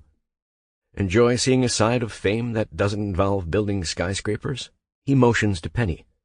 "Give the lady an autograph already without getting too full of yourself." Smiling, I take the large rectangular photo of the crew she shoves toward me, complete with one of his $500 gold-trimmed pens. "Please, Luke, for my collection today," she says. "Anything for my niece's mama." I hold the pen's cap between my teeth while I sign. "Oh, why didn't you tell me how huge this is for you?" Her bright green eyes are awestruck, beaming. "Can't believe we ran into the Pierce Rogan. He's a genius. Everything he does blows up big. Hayden said you were working on a movie, but he never said blockbuster." "Don't jinx it now," I say, recapping the pen and pushing it back into her hands with my autograph. "You kidding, love? If Luke's head gets any bigger, he won't be able to fly all over hell anymore. There's only so much room in the cockpit, and his ego already takes up a lot of space." She laughs, tugging on his fingers. They share a glance that makes me just a little bit envious, I'm not going to lie, and then she whispers in his ear before turning back to me. "Mind if we catch up later? I'm trying to chase down Mr. Harkness to get a signature from me and Mom." "Any time, Penny. Try the little balcony out back behind storage. The man loves his cigars. I've seen him there plenty, catching a smoke before his scenes." I smile. He gets in a few good brotherly jabs now and then, but the middle child has nothing on Grant. "At least I can take to the skies whenever I want, Hades. How's it going with the sale on Dad's old place?" He frowns. "I like real estate a whole lot more when I'm signing off on something commercial. It's a lot of work dealing with the crews cleaning up the place, especially when they're sprucing up a $50 million estate. We've got ourselves a buyer, though.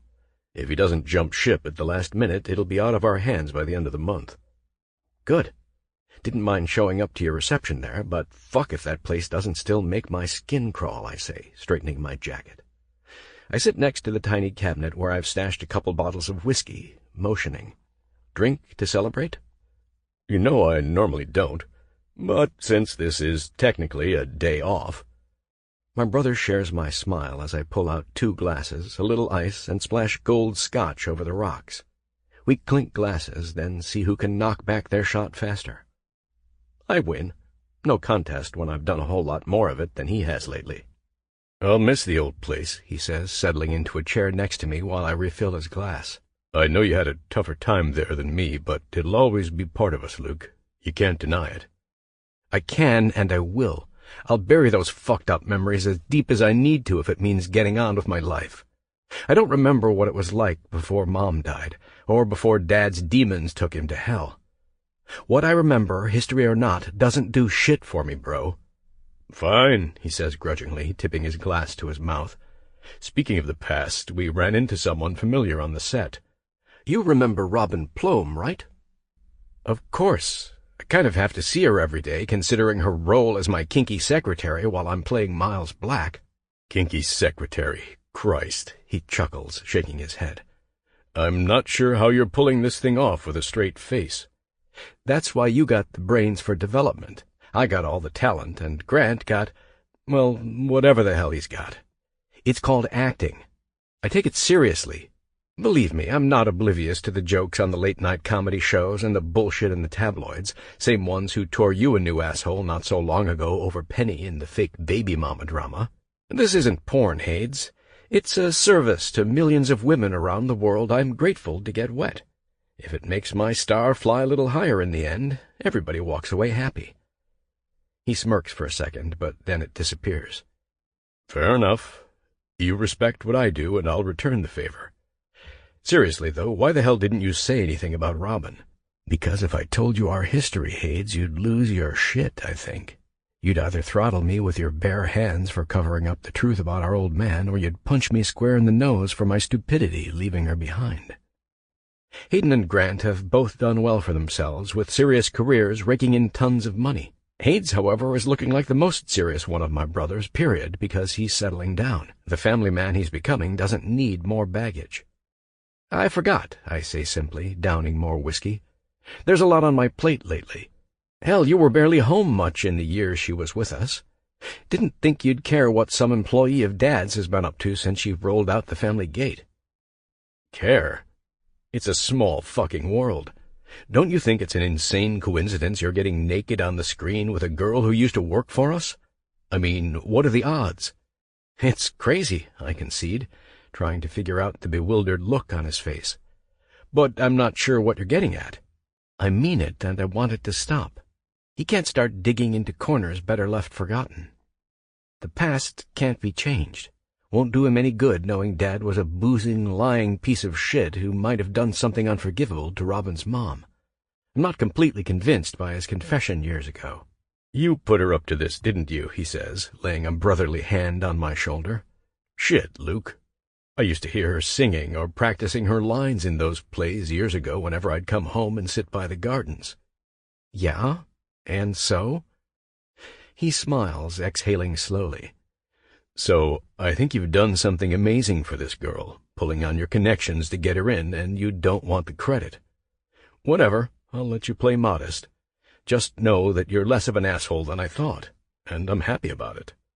There were times when I thought you'd never figure yourself out. Thought you'd either take off with a biker gang or wind up in the same place as Mom, flying where you shouldn't on the wrong night because you've got nowhere to call home. I stare him dead in the eyes.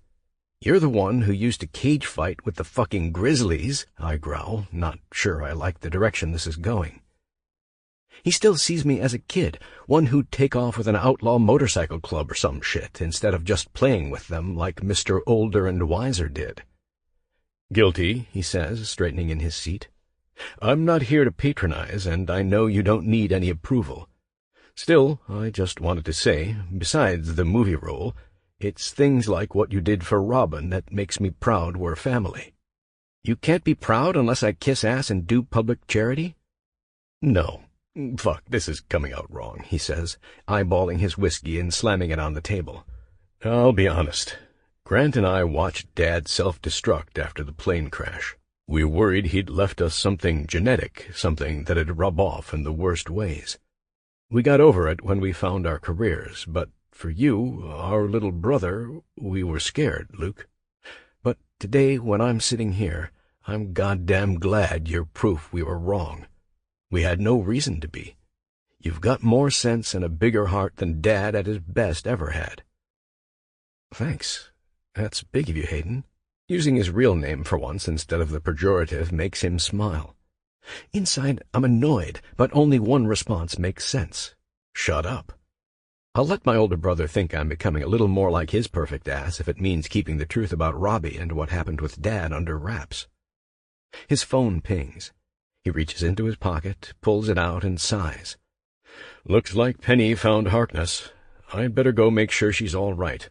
Just between you and me, I hate letting her out of my sight while she's living for two. Congrats again. Can't wait to meet my niece in the next few months. He thanks me one more time and heads for the door. I open it for him, but he stops, reaches into his jacket pocket, and pulls out something else. Almost forgot. While we were cleaning out the house, we found a bunch of old security tapes. Tapes? I thought the systems were wired to show the feed to security without recording. Nah, Dad was a lot more paranoid than anybody thought. There's footage, Luke, boxes upon boxes, going back about 10 years. Christ, no wonder he knew to chew me out every time I snuck out of my room in high school. There's at least a couple boxes from your wing of the house. Don't know what to do with the damn things. The cleaning crew found this gem sitting on top of the crates. I thought you'd want to destroy it yourself. Dread fills my gut. His eyes say it all.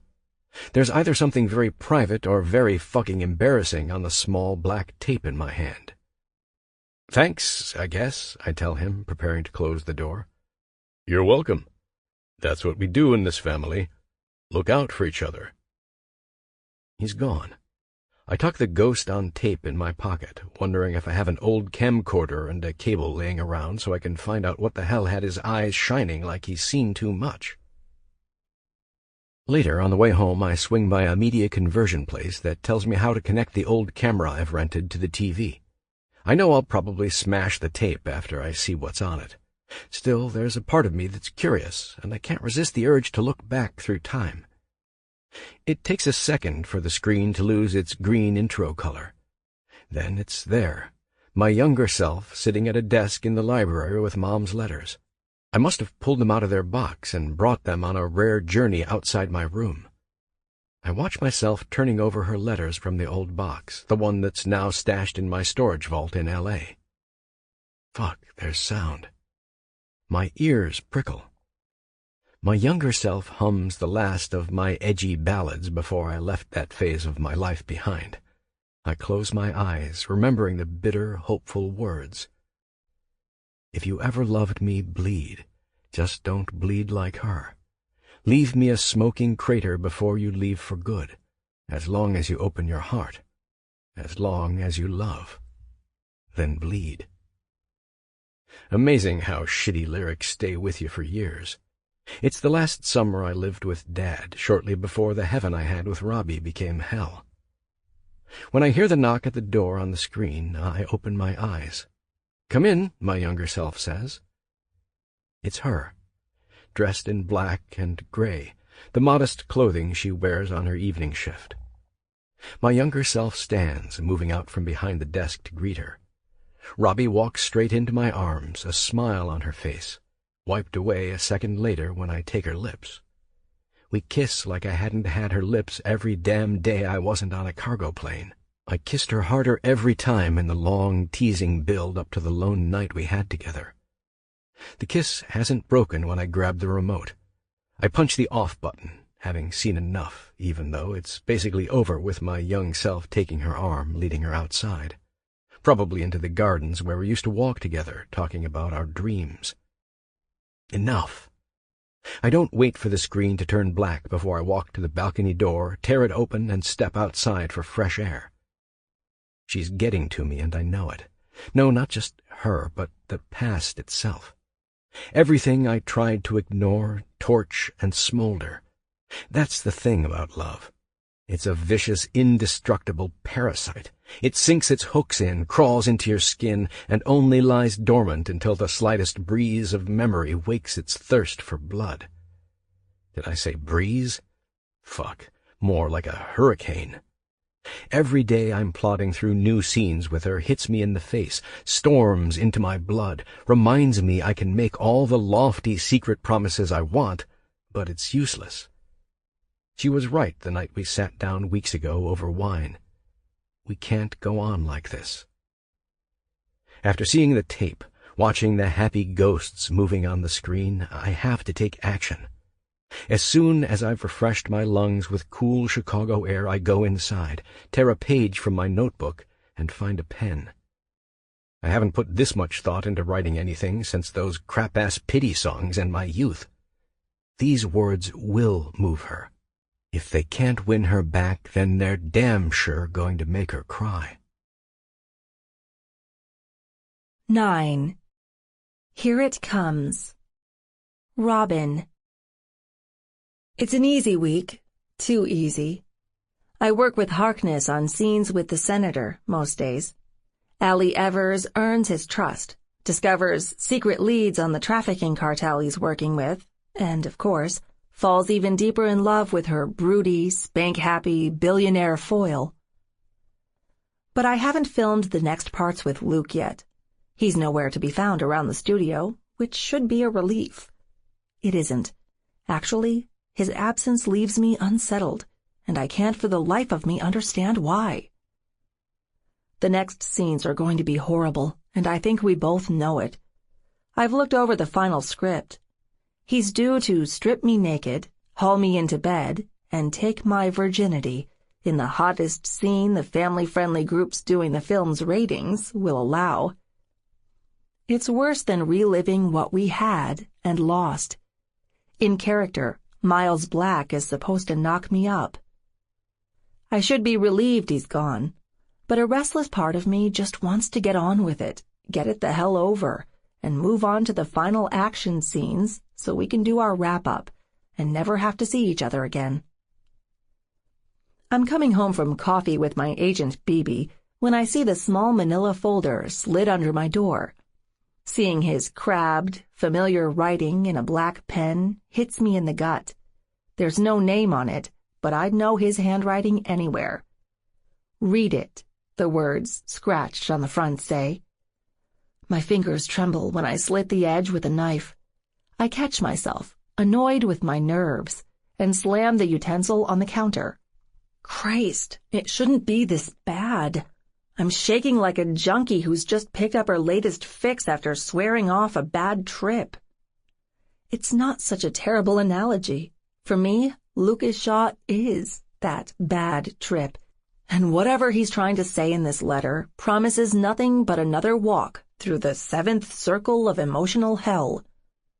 I could ignore it, rip the thing up, throw it in the trash, and forget about it until we see each other again for our baby-making torture on camera.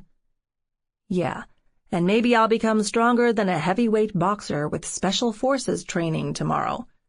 Sighing, I pull out the contents. It's a single sheet, surprisingly. Robbie, you're killing me, and we have to talk. I know I walked out on you at the wine bar. I know I did wrong. I know you think I'm enjoying it every time we get naked, kiss, or pretend we're in love for the screen. Guess what? Everything you know is fucking wrong. We have to come to terms about the past. If we don't, somebody's going to walk from this film before it's done, and it'll probably be me. I told you the first time we saw each other after our break, you were strong. You've only proven it the last few weeks we've worked together. I'm man enough to say it.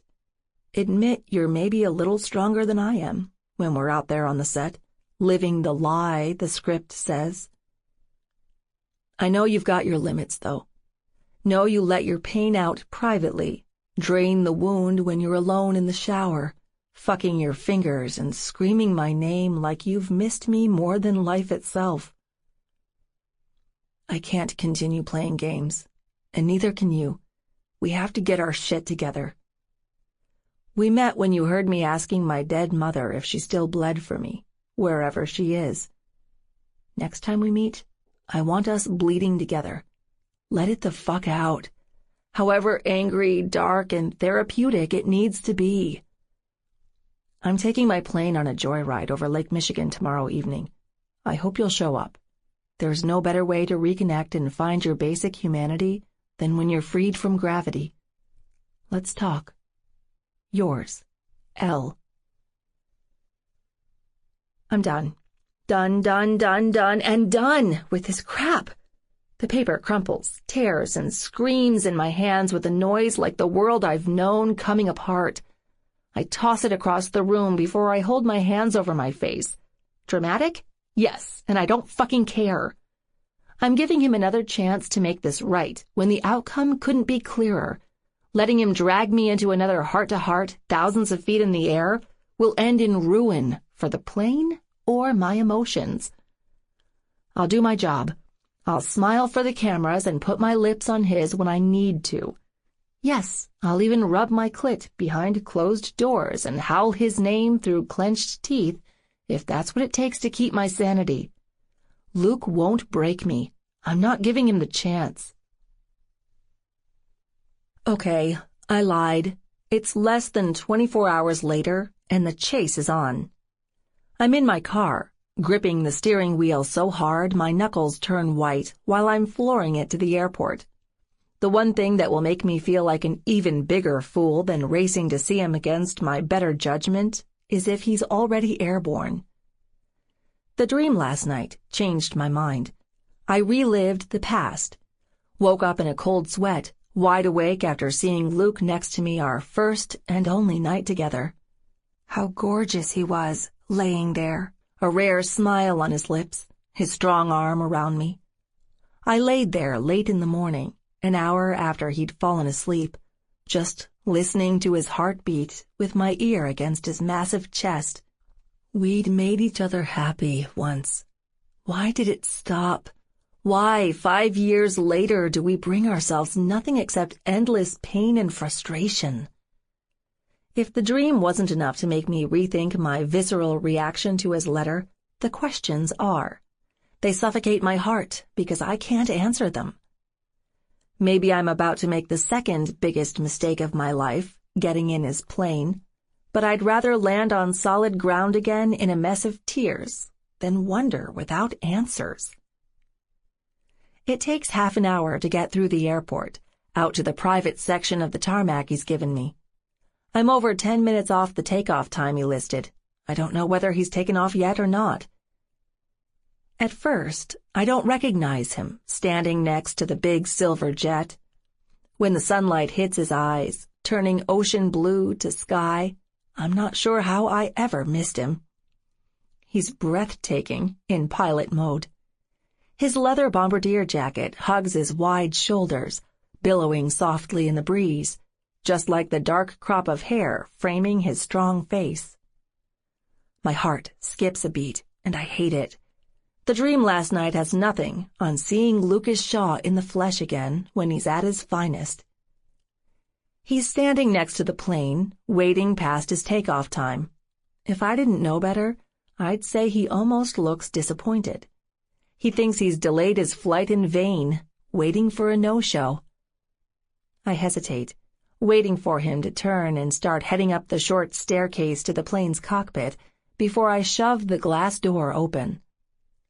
Last chance to back out with your ego intact. No, it's not even an option. "Wait," I call, running several yards, waving. He turns around just in time. "Robbie?" My smile vanishes about as quickly as the surprise on his face. The fact that I'm climbing up the stairs means it's really happening, and I'm not sure either of us expected it. "Glad you could make it," he says, stopping when we're both on the top step. "Even if you're so late I was 2 minutes from leaving without you." "I'm here to talk, Luke. Talk, just like you said in the letter. Don't pull anything that makes me regret it. It's only talk, a negotiation seeking an understanding. It doesn't mean we're hunting second chances." "Come on, I'll help you get strapped in," he says, taking my hand and leading me inside. When he pushes the metal door shut and turns the heavy lock, it's just him and I, free from the rest of the world. I've never been in a cockpit before. It's bigger than I expected. A small passenger plane with a cabin behind us, leather seats, a bar, and a very noticeable bed. Passion makes him fly the damned thing himself when he's rich enough to afford a pilot. The decor is about as tacky as his personal style. Black, designed to look textured like marble, gold flourishes cutting through the darkness, adding its color.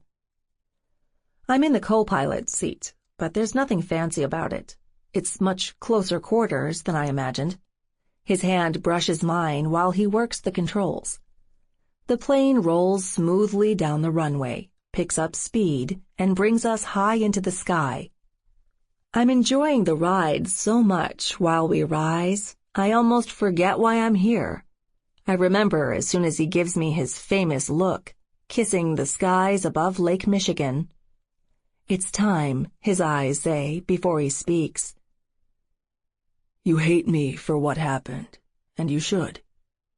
Ouch. So much for easing into it. I clear my throat, taking an extra second to think before I ruin the wild blue yonder up here with a shitstorm. "Luke, it's not like that. I don't know if I hate you. There were times when I was sure I did. But if I really hated you, deep down, we wouldn't be taking this flight. I wouldn't be doing this movie." 5 years to sort it out and you still don't know? He sounds incredulous. "It's not like we had sex scenes the whole time to figure it out. We kept our distance. We forgot. Before this movie, forgetting was just fine.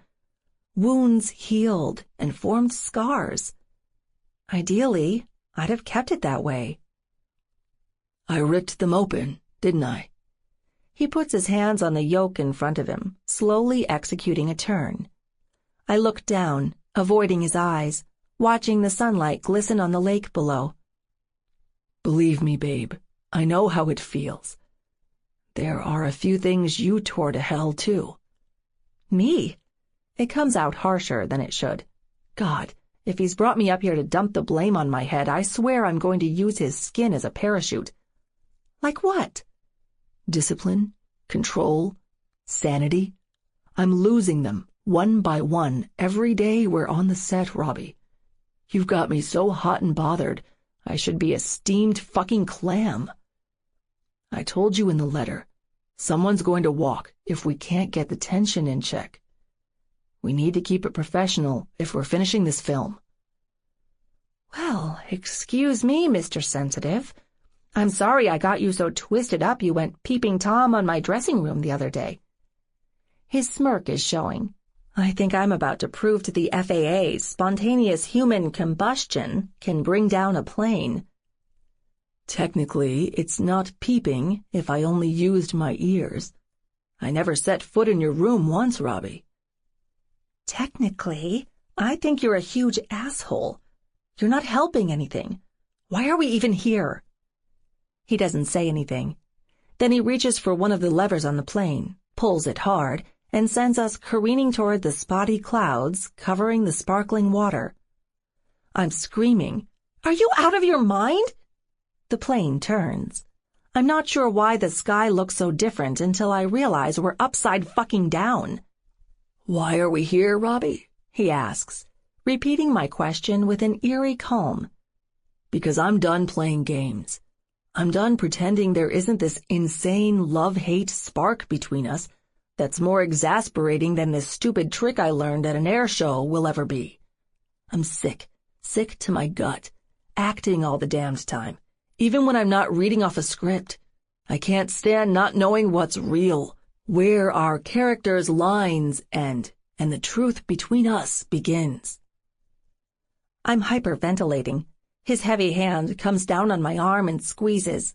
Then he moves it down along my forearm, pushing his fingers through mine. Open your eyes, he says. I do, and everything is right with the world. The sky is where it should be, and so is the water. Now that my life isn't flashing before my eyes anymore, I'm pissed. Asshole, why? I say, tightening the grip I have on his hand, digging my fingernails into his palm so hard I hope they cut. Because I want you mad. Anger means honesty. Every time we sit down and try to sort this out, we end up papering over it until it all boils over next time. We both walk away in a rage, and that can't continue. It's not doing us any favors. Up here, there's no walking away. That's it. I'm trapped in the sky with a manipulative lunatic. I hate how he's right, even when his sanity is questionable. I shove his hand away, balling my hands together on my lap. Fine, I'll play along, because there's nothing else that'll make him land this stupid plane. Okay. You want mad? My fists clench, digging into my thighs. I'm tired of being jerked around after what you and your fucked-up family did to mine, Lucas. What your father did to my mom, it wasn't your fault, but you let it ruin us. You walked away. You decided I wasn't good enough, or I was too much trouble after you'd had your fun. You tossed me away. How the fuck am I supposed to ever get over it? I mean, really, especially when I have to relive the best of us acting in this stupid movie. When my voice dies and the echo stops, I realize I'm shouting. Good God. It's outrageous what he does to me. No man should call to my baser senses, slip beneath my skin, and stir rage and want in equal measure. No man should throw them together, amuse himself with the chemical reactions I can't hide storming in my blood. I tell myself I'm not his toy. I'm not here for his amusement. I wish I knew why I decided to take him up on this stupid offer. I tried to protect you, Robbie. Pushed you away because you deserved better than being tied down to the fucked up drama. He speaks slowly, his eerie calm holding. Hurt like hell, if you want to know the truth.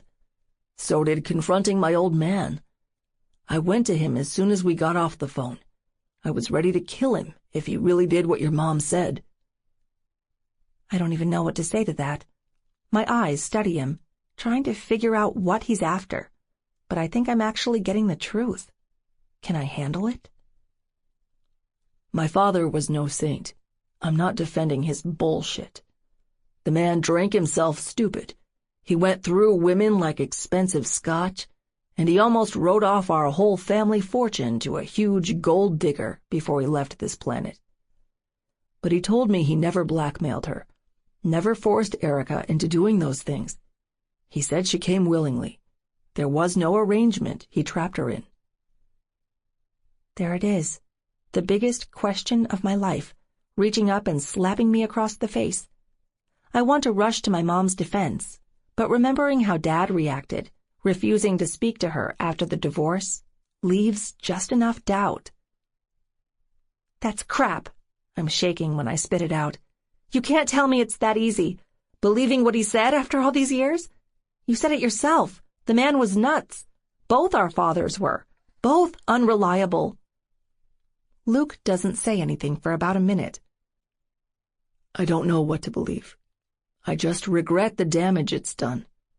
Whatever happened between our folks, we're the ones who suffered. I'm about to sink my teeth into him again, but the bastard has a point. So? It's not like it could have gone down any other way. There's no coming back from everything that happened.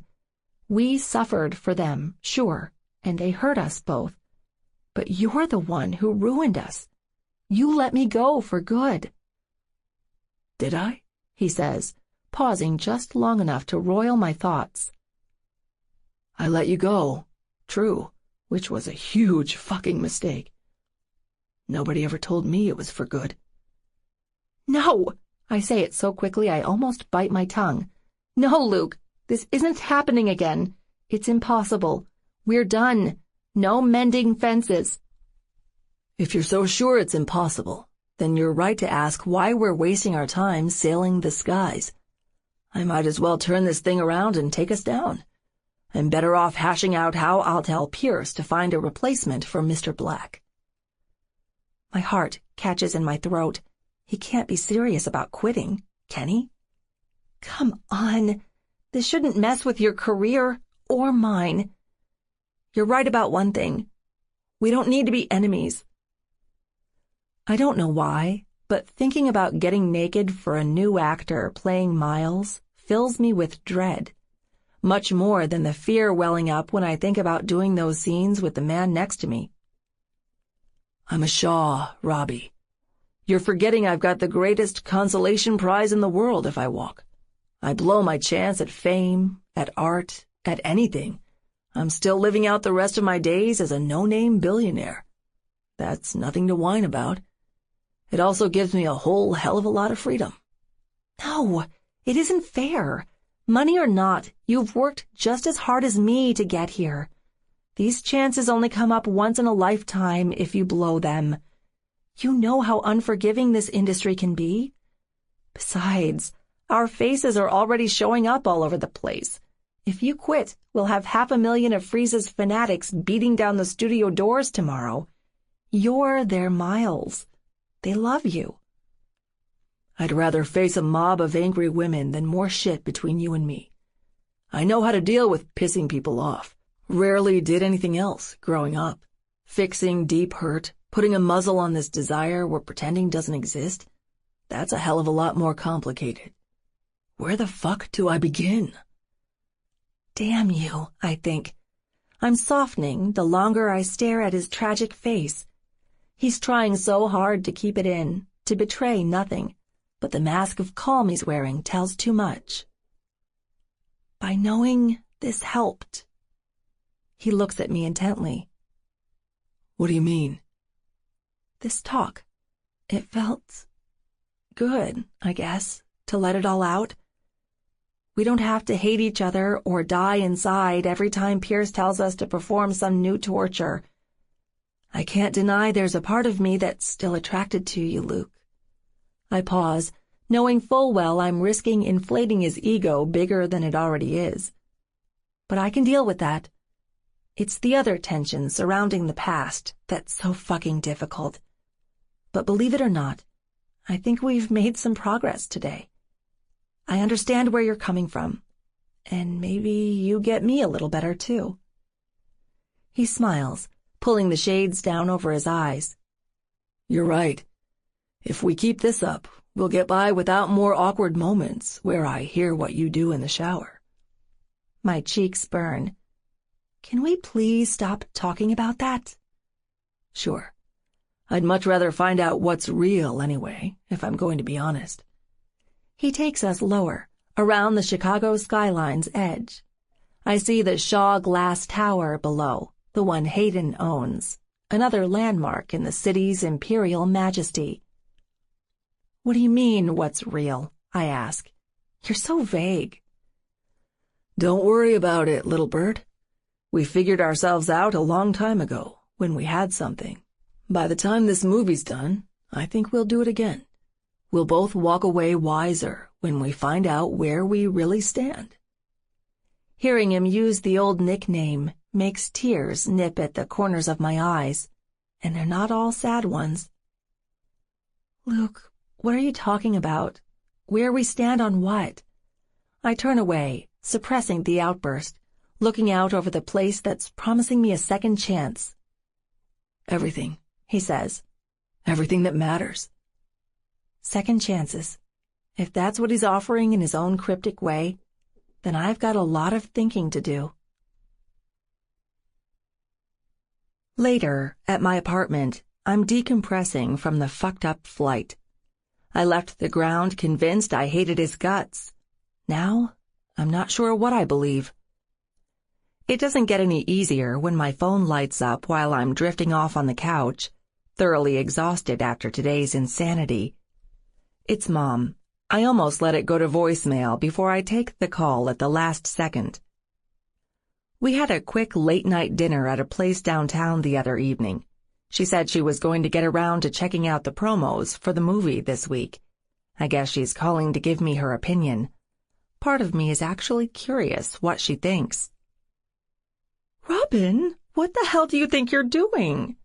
Her voice is hurt, angry, and trying not to show it. So much for sleep. What's wrong? I say, a weight in my stomach telling me I already know. I saw the posters, the trailer today. God, Lucas Shaw, baby? Have you lost your mind? Shit. Panic takes the floor out under me. I scoot to the edge of the couch and double over slightly, trying to clear my head, come up with answers I don't have myself. It's purely professional, I say weakly. Look, when I took the part, I didn't know he'd been cast to play Miles Black. He's been okay to me, so far. At least if I can call okay being lifted above Lake Michigan for a brutal self-reflection. It's too late to turn back anyway, Mom. We're almost halfway through. I sniff, trying not to let my nerves weaken me. She's staying eerily silent on the other end. I can't back out without ruining my career. I want to talk to your agent, she says, shifting into the no-nonsense tone I heard as a little girl. Excuse me? BB, isn't it? Put her on the phone. I'm getting you out of this. I don't care how much time or money it takes. No, you're not, I say, standing as anger heats my blood. I'm not a kid anymore, Mom. You don't have to tell me for the millionth time about all the evil things that went down between you and Frank Shaw. You think this is about that evil bastard and me? Like I don't remember how I pulled you away from him the day we left that horrible house? I know you two had sex. Even after all these years, lying about the obvious, the shameful truth hits my face, burns it hotter than ever because sex with him has been on my mind more than it should be. That's all in the past, Mom. You don't have to come running to protect me. I'm a grown woman. I know what I'm doing in my industry. There's no way I'm ever letting Luke do anything you'd have to worry. The past is the present. If you're telling me you're not stepping down, every day you're with him, you're in danger, honey. Has he touched you? How many head games has he already played? She's frantic. A sickening knot pulls tight in my stomach. I regret what happened in the plane today, when I almost decided to shake the past. Whenever I hear Mom's voice, I'm reminded what kind of evil stamp the Shaws left on our lives, a monstrous shadow she'll never get to leave. It's kind of a romance film, I say, downplaying the erotic part. Obviously, there's physical contact. We work off the script. We're professionals. I never let him do anything that isn't written down. Our director, Pierce, has the highest standards. He'd never allow any funny business either, Mom. The last part is a lie, probably, but I don't know what else to say to win her trust. I don't care about his damned standards, Robbie. What about mine? I want you out of this before it's too late. There just has to be another way you can make your mark in Hollywood. I pause, trying and failing to find words to make her understand that won't piss her off. There are none. Well, there isn't, Mom. I'm finishing what I've started. I'm not backing down because we're supposed to consider every minute with a Shaw a dance with the devil. I'll wrap up my scenes with Luke, see him at the awards ceremonies if we're that lucky, and never deal with him again. Easy. Easy? She pauses, sniffing back what have to be angry tears. Way to make me feel guiltier. Easy was how your father and I had it before we ever took jobs with the Shaws. I'm telling you, that place was cursed. Not with black magic, but with human evil I've tried my entire life to keep away from you. She pauses. I should take advantage of the gap in the conversation to reassure her, tell her the past isn't repeating itself. But I have no proof. I have no fucking proof, do I? For all I know, Luke could be setting me up for my next great fall, especially if he's even half as bad as his father. Keep working with him, then. Don't listen to me. I'll let you get burned, Robin Marie, and if you continue on with a man like him, you absolutely will. The phone clicks dead. I throw it on the couch, crashing down on the opposite side with my face in my hands. There's no winning this, no understanding it, no truce, and no peace. Every time I've found my escape from being hopelessly fucked, I'm hurled back into the same battlefield, caught between the love, the hate, and the man who leaves me a broken mess over 90% of the times we interact. I don't know when the stalemate will ever end, but it has to be soon. I never should have sent you alone, Allie. I'm going to kill him. Miles Black scoops me up in his strong, heavily inked arms. His fingers gingerly touch the fake bruises and scratches on my skin, injuries my character sustained running from Senator Blood's guards with the files from his office. I never should have sent you alone, he says again. I had to, I say tearfully. Please, sir, don't blame yourself. He stops just before we're in the bathroom with the massive windows overlooking the summer beauty outside. His eyes bore into mine, but it's not a fictional billionaire looking at me. It's the real one, the man I loved. Miles, no more of that sir and Sado crap tonight. I'm cleaning you up, baby, and then we're making love.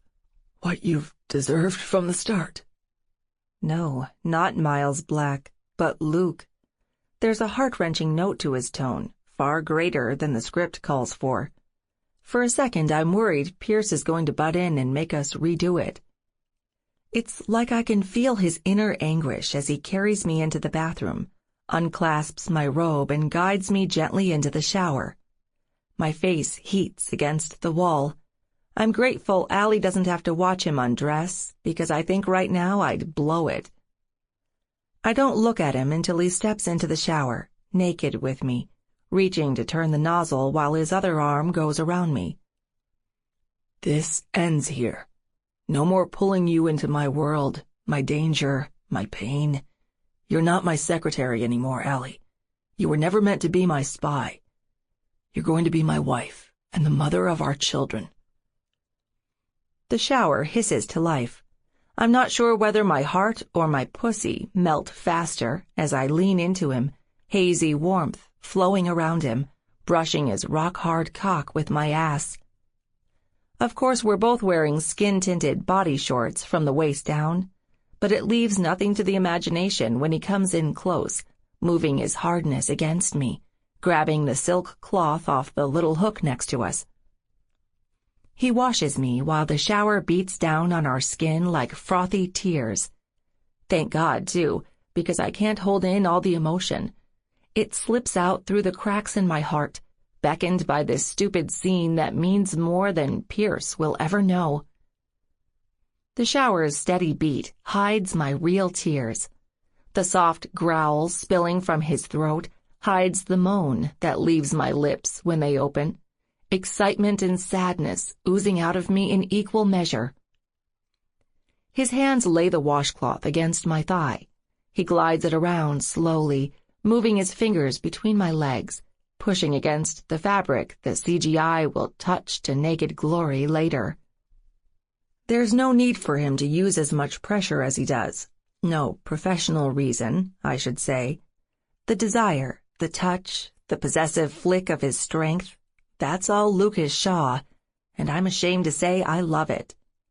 I want to turn around and kiss him right now, but the script says Allie is too tired for that, too broken after escaping her near beating from the guards. I'm also scared for what's coming next, when he's done cleaning me. Luke's hand keeps moving. His touch is electric, fierce, so damned real I don't have to fake anything when the shower's beat grows to a shrill crescendo in my ears. I'm coming on his hands, through my panties. He's loving it, devouring me a little more at a time as my breath comes out in desperate huffs, jaw clenched tight, trying not to cry out his name and ruin the entire scene. When the hot, swift fire sweeping through me recedes, I flatten myself against the wall, trembling a little more than I should for the scene. Luke turns off the water. Grabbing me by the shoulders, he leads me gently through the opening in the thick glass door, wrapping me in a towel as he wipes the last water droplets from my face. God, you're beautiful. He says his line, but it's so much more than words, crafted by a dialogue editor. It's honest, heartfelt, and no, his eyes don't lie. Neither do his fingers when they sweep over me again, more softly than before, tucking my wet hair back against my head. Then his face moves in. My eyes go wide because he's not supposed to do this. There's no kiss written into this scene, and I don't know why the hell he's risking going off script. Oh crap, he wants us to do it again, doesn't he? I'm frozen. There's no room to do anything except play along. If the improv with his needy lips doesn't completely offend Pierce's perfectionism, then throwing a fit over it certainly will. I kiss him as Robbie, not Allie, slinging my arm around his neck, pulling him in closer, sharing a beautiful moment that's either going to get us praised or yelled at. When he breaks away, his eyes glow the same way they do when he smirks. Amazingly, Pierce hasn't screamed at us yet. The cameras keep rolling. I'm smiling, and not because I have to, when he lifts me into his arms, carrying my naked body to the huge bed just outside his master bathroom. He never breaks eye contact as he lays me down. I don't realize how hard I'm breathing until my breasts go plush against his chest. Both my aching nipples sizzle when they touch his skin, willing slaves to the screaming falcon inked on his breast. Is this what you want, baby girl? Allie, I try to tell him subliminally, knowing he's going off script again. You were supposed to say Allie. I don't know what's real anymore. 100 death-defying drops in his plane won't tell either of us, more than his kiss. Yes, I whisper, my voice shaking as I mouth Allie's lines. I want it all, Miles. Give me a baby. Give me the children you promised years ago, Luke. I'm begging, shamefully, relentlessly, openly begging him in my touch, my kiss, my every caress. I keep waiting for Pierce to scream cut through his megaphone any second now, especially when Luke's hand drifts between my legs while he's taking my bottom lip with his teeth, pulling my mouth open for his tongue. None of this is in the script. We're playing with the most exquisite fire possible. His fingers go down, dipping into my panties, and pull. He shifts his legs, making sure his body blocks what's really happening. My bare, wet pussy rubs his cock through a single thin layer of fabric when his hips roll forward. He makes me feel his ridge, his hardness, his furious desire racing through every insatiable inch of him. Fuck me, I moan, a silent whisper I'm praying the cameras can't see. My hips betray me for the final time, lifting up, grinding into him. My eyes shut before the hot red flush taking over my body swarms through my blood. I fake another orgasm on his thrusting hips, just like the script calls for, but barely. If it wasn't for the last razor-thin layer of his underwear between us, he'd be inside me, and then I'd be coming on him for real. The cameras wouldn't stop us. Neither would the pain, or the past, or my mother's horror, not even my own fucking shame. He watches me intently as I fake my O. His forehead presses mine, and he's growling, probably because he knows I haven't given it up for real. His cock rubs violently against my pussy, dry humping me into submission. Sex is taking over. I can't remember what's supposed to be in the script anymore as he takes my hands, throws them above my head, and pins them down. Come for me, babe, he whispers, lowering his voice just enough for the part that comes next. I said, come, little bird. Do it. Right. Fucking now. My heart might be drowning in a moral dilemma I'll never resolve, but my body hears his command perfectly, and it obeys without question.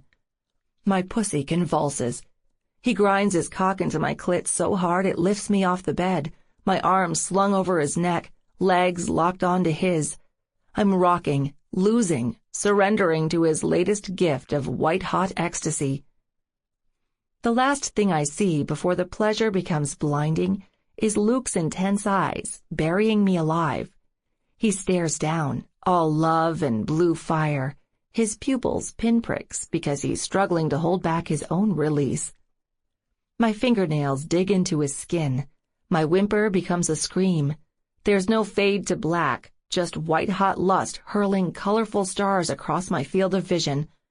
I'm swallowed up in the thunder booming in his throat, the soft, crisp creak of the bed beneath us, my own sweat becoming lava as it runs down my skin.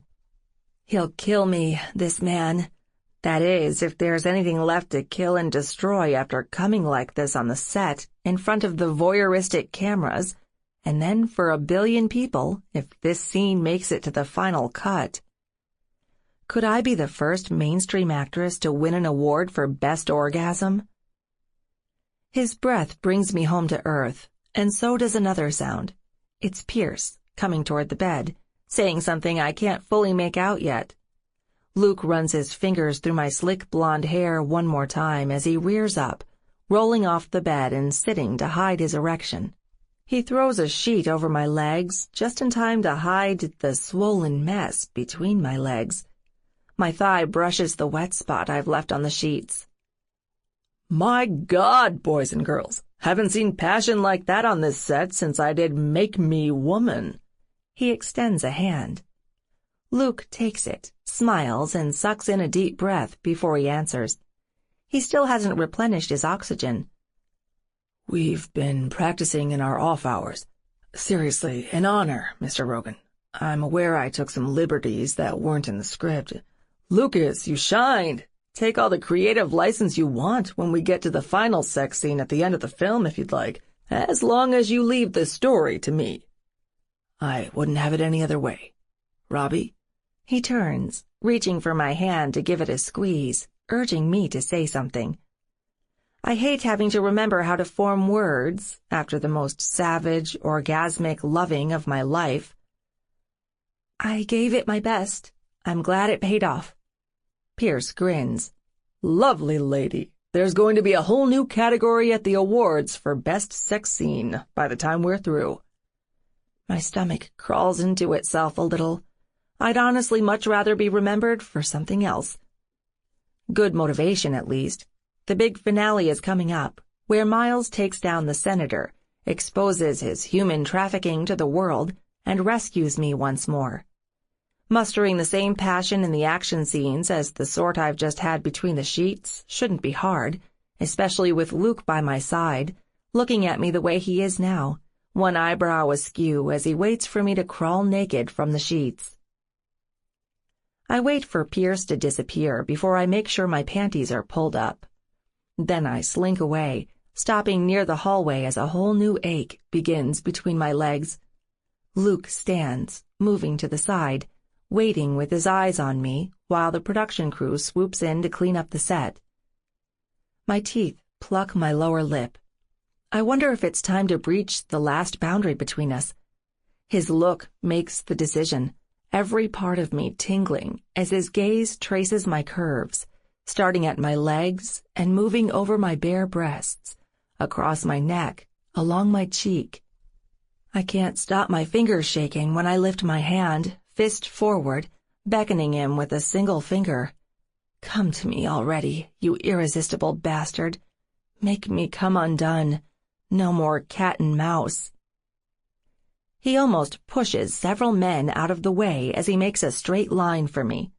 There's no cat in his stern footsteps, but a falcon swooping in on its prey, hungry and determined. When he reaches me, he grabs my hand with a jerk so tense it drops my jaw.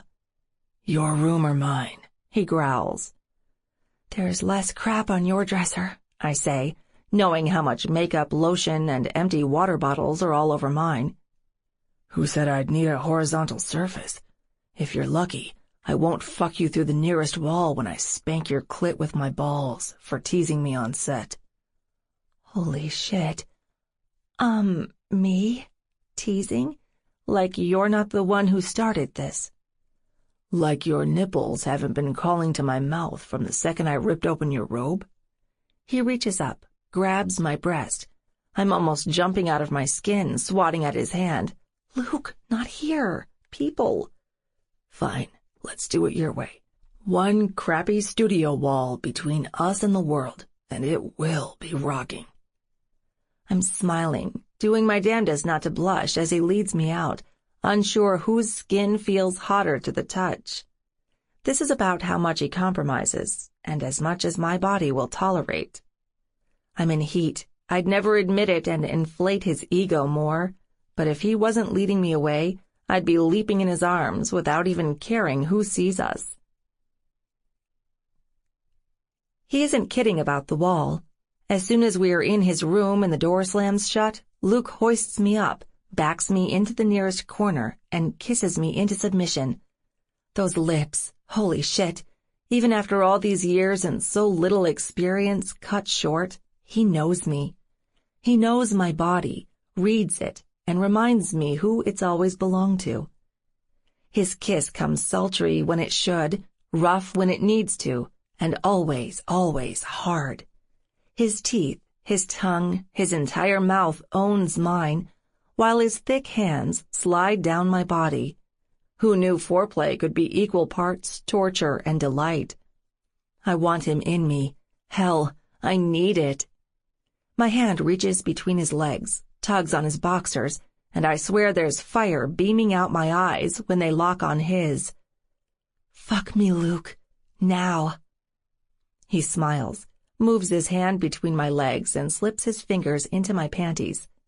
Lightning zips through me when he brushes my clit, cups my sopping wet pussy, bringing the touch I've craved for years. You think I've waited all this time to hear those words and let you give the orders? He kisses my neck, teasing and furious, working his way down. I'm about to tell him he can walk the hell out if he isn't going to get inside me in the next 60 seconds. But then his mouth pulls my nipple into it, clenches down with his teeth, and I can't think about my pride at all. If these are second chances, count me in. If it means more steaming kisses, more of his body pressed against mine, more of those aggressive hands owning every inch of me, then I'm done fighting. I arch my back, pushing my hips into him as he sinks down. When he spreads my legs, he looks up with a "you are in fucking trouble" intensity, causing muscles I didn't know I had to tense in anticipation. Ride my tongue, babe. Show me how bad you missed it the last 5 years if you want me inside you tonight. He's as crazy as this ultimatum, but there's nothing insane about how I melt into him when he flicks his tongue through my folds, pushing my legs apart with his huge arms. He buries his face, tasting me like a starving man, smothering my clit in desperate licks, calling to my thighs. They quiver, they clench, they take the rest of me down with them when release comes embarrassingly fast. I'm coming on this gorgeous asshole's face for the first time in half a decade. Did I say asshole? No, angel. I'm not sure how they're different anymore. I tip my face to the ceiling, push my desperate hands into the walls for support, and scream. It's all coming out, the hate, the pain, the loss, and the sorrow, the urge to get it right this time, to love him the way we should have loved before. Mostly, the animal need to have him rise up, slam his hips into mine, and hate fuck me into next year. Going off script lit a fire that isn't dying anytime soon, not before I take every seething inch of him, skin to skin, and bring him off deep inside me. Allie's the one with baby fever, according to the movie's plot. He doesn't know I've got it for real, 100 times worse, and the pulse between my legs throbs with wicked intent every time I think about leaking his cum. "Fuck me, Luke," I whimper. "Please." He comes up wearing a full smile. I taste my cream on his next kiss, and he delights in it.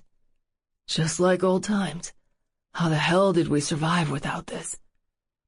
His full naked hardness rubs against my slit. He pivots, pushing it between my swollen lips, rubbing his tips so close to my entrance, I'll cry if he's not in me in the next 20 seconds. His hand comes up, cups my cheek, and his eyes drink in my torture. There are 2 nights I'll always remember, Robbie. One was when I took your cherry all those years ago. The other's tonight, when we start fucking like we're meant to. "Please," I whisper again, the only word I'm able to form in my fuck me or fuck you state. "You're on the pill or something?" he asks, a question he really should have brought up earlier. I nod. "Good girl," he says. It's a phrase Miles says a lot throughout the film during the bondage scenes, but it's all too fitting here. His hips fall back, and then they come forward, colliding with mine. It's not a moan coming out of me when he's finally in. More like a whimper, running on pure adrenaline, years of deprivation obliterated in one thrust. Luke fucks into me with a manic energy. It's a friction I've missed, nasty and real, his hips pummeling mine so hard every time my butt slams into the wall.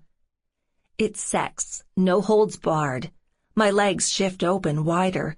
His hands wander, lower down my sides, until his fingers dig into my ass so hard it's bound to leave bruises. I do my fair share of damage, too. My fingernails scratch, raking his arms, needling the wild ink stamped on him like a warning. Considering every last warning ignored, now that we're skin on skin.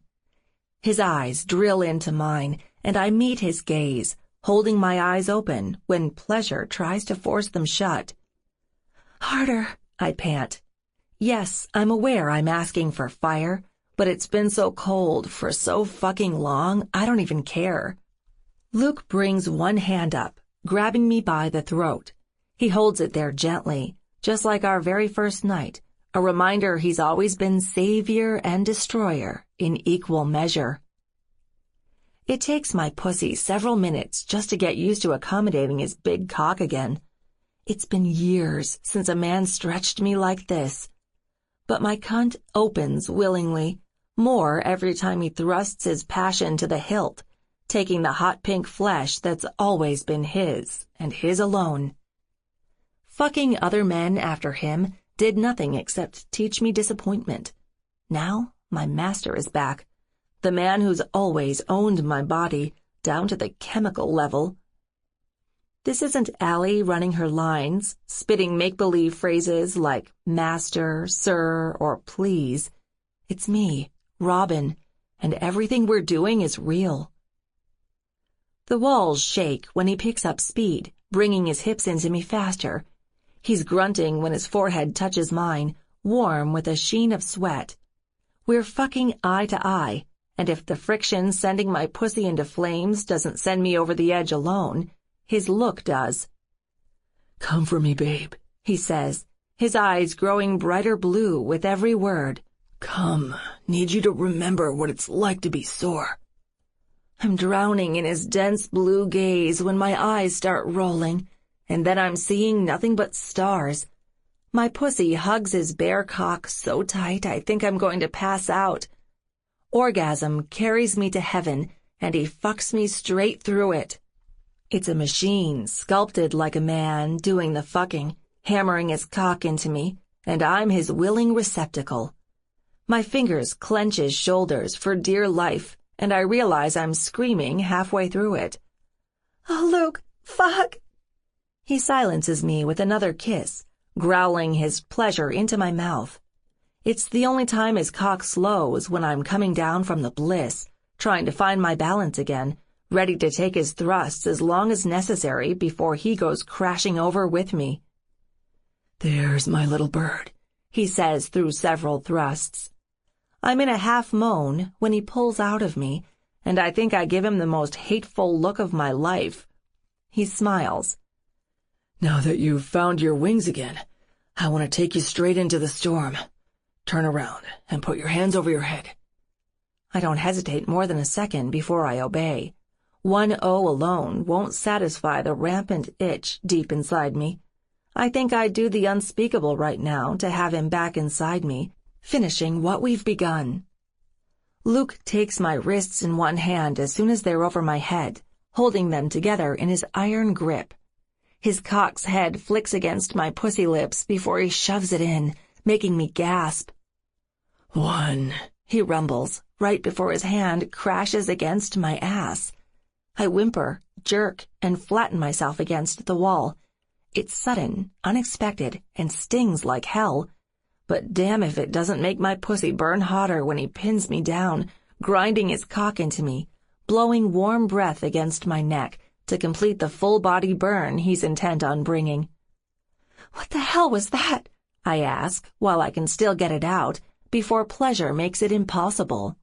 "I had your sweet little ass owned on the set. Now I want it off the clock, Robbie. I want it for real. Want to fuck and spank you so hard the last 5 years without me are nothing but a bad memory." He's a bastard, using a bastard's logic. An irrational spark runs through my blood when I wonder how many times I'll come while his palm cracks across my ass. Yes, I'm a slut for his crude, threatening style. I was his virgin once, wasn't I? Hard to believe I'm becoming his willing whore, one violent O at a time. I'm ready now, I tell myself. Do your worst, Lucas Shaw. Sex can't fix everything that went haywire. I'm not even sure it's fixing it now, even though I'm enjoying the hell out of having him inside me, his abs crashing into my ass, every merciless thrust carrying me a little closer to completion, closer to him giving it up. 2. It comes out between his teeth in an angry rush. His palm crashes down across my right cheek, and he wastes no time moving to the left, tanning both with the same sharp force. 3. How you holding up, baby girl? You high on it yet? High? I don't know where the fuck I am. I'm leaving my body and then some, drifting into a new kind of ecstasy at a frightening pace. My hips just know they need more, so they tilt back into him while I push my hands against the wall. God, don't stop. I whisper the 3 words I manage to get out, wondering if he can hear them. The wall shakes more with our thrusts, harder because I'm leaning into it. These cheap dividers thrown up by the studio really are crap. I have a flash of the embarrassment we'll never live down if the entire thing caves in while we're naked like this. But when he brings the 4th strike down on my ass, I don't care if our sex gets broadcast to the entire world. Shit, yes! I'm screaming. I'm on the verge. Blood roars so thick and hot through my ears I don't even hear it when he yells out, 4. With me this time, I whimper, closing my eyes as his cock slows its thrusts to a delicious grind. Please, Luke, with me. I've never seen a woman jonesing so hard for my cum. You'd better not be fucking around, he says, fisting my hair into a ponytail, pulling it tight so my ear comes to his lips. I'm coming soon, Robbie, whenever you give me another O. If you think I was playing back there on the set, pretending I wanted to give Allie a baby, think again. One of these days, I will knock you up, and you'll beg for it. My ovaries blaze, so numb with heat, I can't feel them anymore. Please, I'm begging, and it's far more crazed than anything Pierce or Isabella Freeze ever wrote for Bear. I'm not going to get more specific. I'll let him read the notes in my plea when I start to chant it, until he fucks me so hard I can't. Please, please, please, Luke, please. My ass shifts into him, my pussy more desperate by the second, eager to wring every drop of magma-hot seed from his balls. The asshole never gives up control. He slows his strokes, just enough to bring me to the edge, leaving my legs a shaking mess. I'm too deep in the zone to even squeak another plea. Robbie? He pulls my face to his by the hair, breathing heavy. Before we come together, there's something you forgot. I remember, just as his palm sweeps over my ass, shattering the calm on both cheeks. 5. 5 strokes of lightning for 5 years apart. And then a dozen thrusts, his cock digging into me so hard it lifts me up, slams me into the wall, and carries me to paradise. Coming, sweet surrender down to my soul. Every part of me comes swiftly, comes hard, comes apart on his take-no-prisoners thrusts. My pussy takes every stroke he gives, coiling tighter around his length, harder every time, leaving me breathless. Muscles turn to stone, spasm, and find their delicious release. The fierce blows he delivered hurt at the time, but now they've brought me something else. A warmth surrounds me. It's like my whole body glows as I sink in scalding ecstasy, lost in him, this time never coming back. I'm not alone in my rapture. A second later, Luke tenses, throws himself into me one more time, and holds his cock deep in my twitching walls as he swells. Fucking hell. Yeah, baby, yeah. Yeah. Every syllable comes with a sharper intensity. He's been holding it as long as me, for 5 hellish years, and now it's coming out.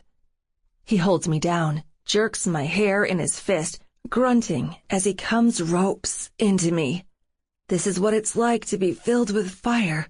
Another first for a girl who's never had a man without a condom before. Call me addicted. My mouth hangs open in a lonely, shaking O, while the same rough pleasure courses through us. We're joined, fused, slaves to the flesh, the seed, the lightning rending our muscles to steel. I don't know when the fever breaks. Probably after him, because his grip eventually loosens. I have just enough energy to turn around, falling forward into his arms. His lips brush mine with a sweeter, softer power like a fire down to its embers, always threatening to start again. His hands kiss my skin while his lips are busy, reaching to my backside. He rubs my ass, gentle as Miles Black in the aftercare scenes from the script. But there's nothing movie-like about it. This is real life. This is real love. This is the man I've missed, coming home, telling me with more than just words he isn't ever leaving again. Love you, Robbie. Never stopped once in all these years. I press my face to his chest, looking up, loving the soft mischief in his eyes when they're calmer, but no less intense. I love you too. Were you serious about what you said in the moment? About knocking me up? He smiles. Someday, little bird. We've got our whole lives ahead, now that everything's right with the world. Is it? Mom's furious expression runs through my mind. I'll catch hell if and when she finds out there's more between Luke and me than work, especially when I swore up and down it was just professional. What's wrong? Talk to me. He runs his thumb gently along my cheek, reading me with a keen insight nobody else will ever have. There are still some things I have to take care of before it's smooth sailing. Nothing that can't be fixed with time. I stop to lean on my toes, planting another kiss on his lips. We're on the right path, Luke, thanks to you. Good. Glad you're following my lead again, because I think it's past time we got the hell out of here. He's right. I don't have to listen hard to hear the production crew walking past, laughing and chattering among themselves as another day on the set wraps up. One more reminder how thin these walls can be. Your place or mine, I say, gathering my clothes. Mine. Got it a little while longer before we're done with Chicago and they want us back in L.A. for wrap-up. I'd like us to give the bed in the place I'm staying a workout it'll remember. Yes, sir. I'm humming to myself as I wash up, fix my regular makeup, and walk out with him. It isn't a perfect look by any means, but it's enough to hide the sex-crazed mess we'd become just minutes ago. We're in the parking lot, heading to our cars, when I decide to take his arm. He walks me to my vehicle and makes sure I'm inside it with a smile on my face before he heads for his. It's been an eternity since I felt right. Now I finally do. If the rest of the world will just stay out of our way, we'll find our shortcut through the ugliness, the hurt, the turmoil that's drowned out our happiness for far too long. No, it won't be easy, but as long as I'm sharing Luke's bed, his arm, and his patented smirk, we'll make it across the finish line to the future we deserve, baby fever and all. 10. Spent. Luke. My eyes are so bloodshot from the sleepless nights, I need the makeup people to work their finest magic the rest of the week. Every last bit of extra effort is worth it. My baby's back, and we haven't lost a spare hour making up for all the sex we've missed. I fuck her late into the morning, catching a few hours of sleep in between the next round. In my bed, in the shower, in front of the glass overlooking the balcony that's got a direct view of my brother's tower. Hell, even on the kitchen counter. I'd take her outside, too, if I didn't have to risk Hades or his girl seeing us with the telescope I know he keeps at his penthouse for the skyline view. He'd give me shit forever. At work, I'm shooting the scenes where the senator's goons catch me off guard, throw a hood over my head, and push me into his private plane. Harkness leans over me, giving his best evil villain sneer as he says Blood's catchphrase. You really should have taken the fucking bribe, Mr. Black. You could have walked away with a lot of loot without risking anything. Now you've lost it all. Your fortune, your girl, and yes, your own life. Congratulations. This time tomorrow you'll be the world's biggest missing persons case, and Allison will be a mere footnote next to your name. Enjoy your flight. His boot lands in my ribs. If it wasn't for the stunt safety built in, it would hurt. I let out my best agonized scream, faking the pain. Harkness laughs, slamming the heavy metal door in my face. All is silent until I hear Pierce bellow through his megaphone, calling us to wrap up. "Marvelous, gentlemen. That's our third take today, and I think we've got our suspense. Let's call it a day before we shoot Luke's Houdini escape scene back in L.A. I want to allow plenty of time to pack our crap up and start saying our goodbyes to Chicago. We won't be back here unless there's a damn good reason to be." Everybody bursts into applause. I'd join them if my hands weren't cuffed behind my back. There's laughter next to me, a low, distinguished chuckle from a man old enough to be my father. Harkness opens the door, reaching in to help me out of my hood. He extends a hand before the production crew descends on us for cleanup. "You're a godsend, Aaron," I tell him as soon as I'm free. "Just don't tell my agent, or she'll want an extra piece of my hide next time I'm up for negotiations." He smiles. I walk with him off the set while the crew swarms in like bees on a flower. "Don't know how you do it. If I last half as long as you in this biz, still doing films into my 60s, I'll sacrifice a chicken to the Hollywood gods." "My good man, you've got a longer career than me ahead. You have one distinct advantage. You're bringing passion. I'm sorry to say I lost my creative spark years ago. Now it's all about the money. If I were half as rich as what I've heard about your family, I'd have retired years ago. I'm sad to say 10 acres in Beverly Hills and a summer home outside London don't pay for themselves." I laugh, surprised the veteran actor is letting me into so much of his world. "You're a hell of a talent regardless. If you're just here for the money, you could have fooled me. There are things far more important in this world than chasing the next dollars. Fame isn't worth much either." He looks up, slowing with me when we're approaching our dressing rooms. "I've seen how you look at Miss Plome off set, if I may be frank." Frank? Is this guy for real? I'm not used to his old-world manners. Smiling, I nod. "You may." "Coming from a man who made his mistakes when he was your age, please consider giving the girl a ring if it's as serious as it seems. These romances on the set have a terrible way of ending with a whimper over the slightest misunderstanding if there's nothing in place to bind them. If you want her for keeps, I suggest making a move." Thanks for the advice. Whatever else I signed up for with this erotic thriller crap, I never thought I'd be getting input about my love life from a multiple Oscar winner. If you ever need a lead on a new agent or any other help, I'm open. Just say the word. Agents are a lot like regrets, I'm afraid. Once you're wed to a halfway competent one, they're usually there forever. He smiles knowingly. I smile back, pretending I know what he's talking about. My phone goes off in my pocket just then, and I grab it, wondering if it's Robbie calling about our plans tonight. She teased me yesterday evening about her trip to the lingerie store downtown. Two can play at surprises, though. My woman has no clue what I've got in store for her as soon as Pierce turns the lights out here tonight. When I see Jim's name on my screen, I frown. Speaking of agents, here's mine. It's been good talking, Aaron. Thanks for your wisdom. Likewise. Harkness retreats to his room with a parting smile and a wink. Stepping into my own room, I kick the door shut and hold the phone up to my ear. What's going on, Jim? 5-alarm fire. There's some lady who needs to talk to you, and she's more pissed than a bull in Red Square. I almost called security. Shit, slow down. What lady? Says her name's Erica. At first I thought she was an overzealous Freeze fan trying to chase down the man who's playing her dreamboat, but she's after you, Luke Shaw. Told me she's hanging onto a mountain of dirt that's going on social media if you don't get in touch with her.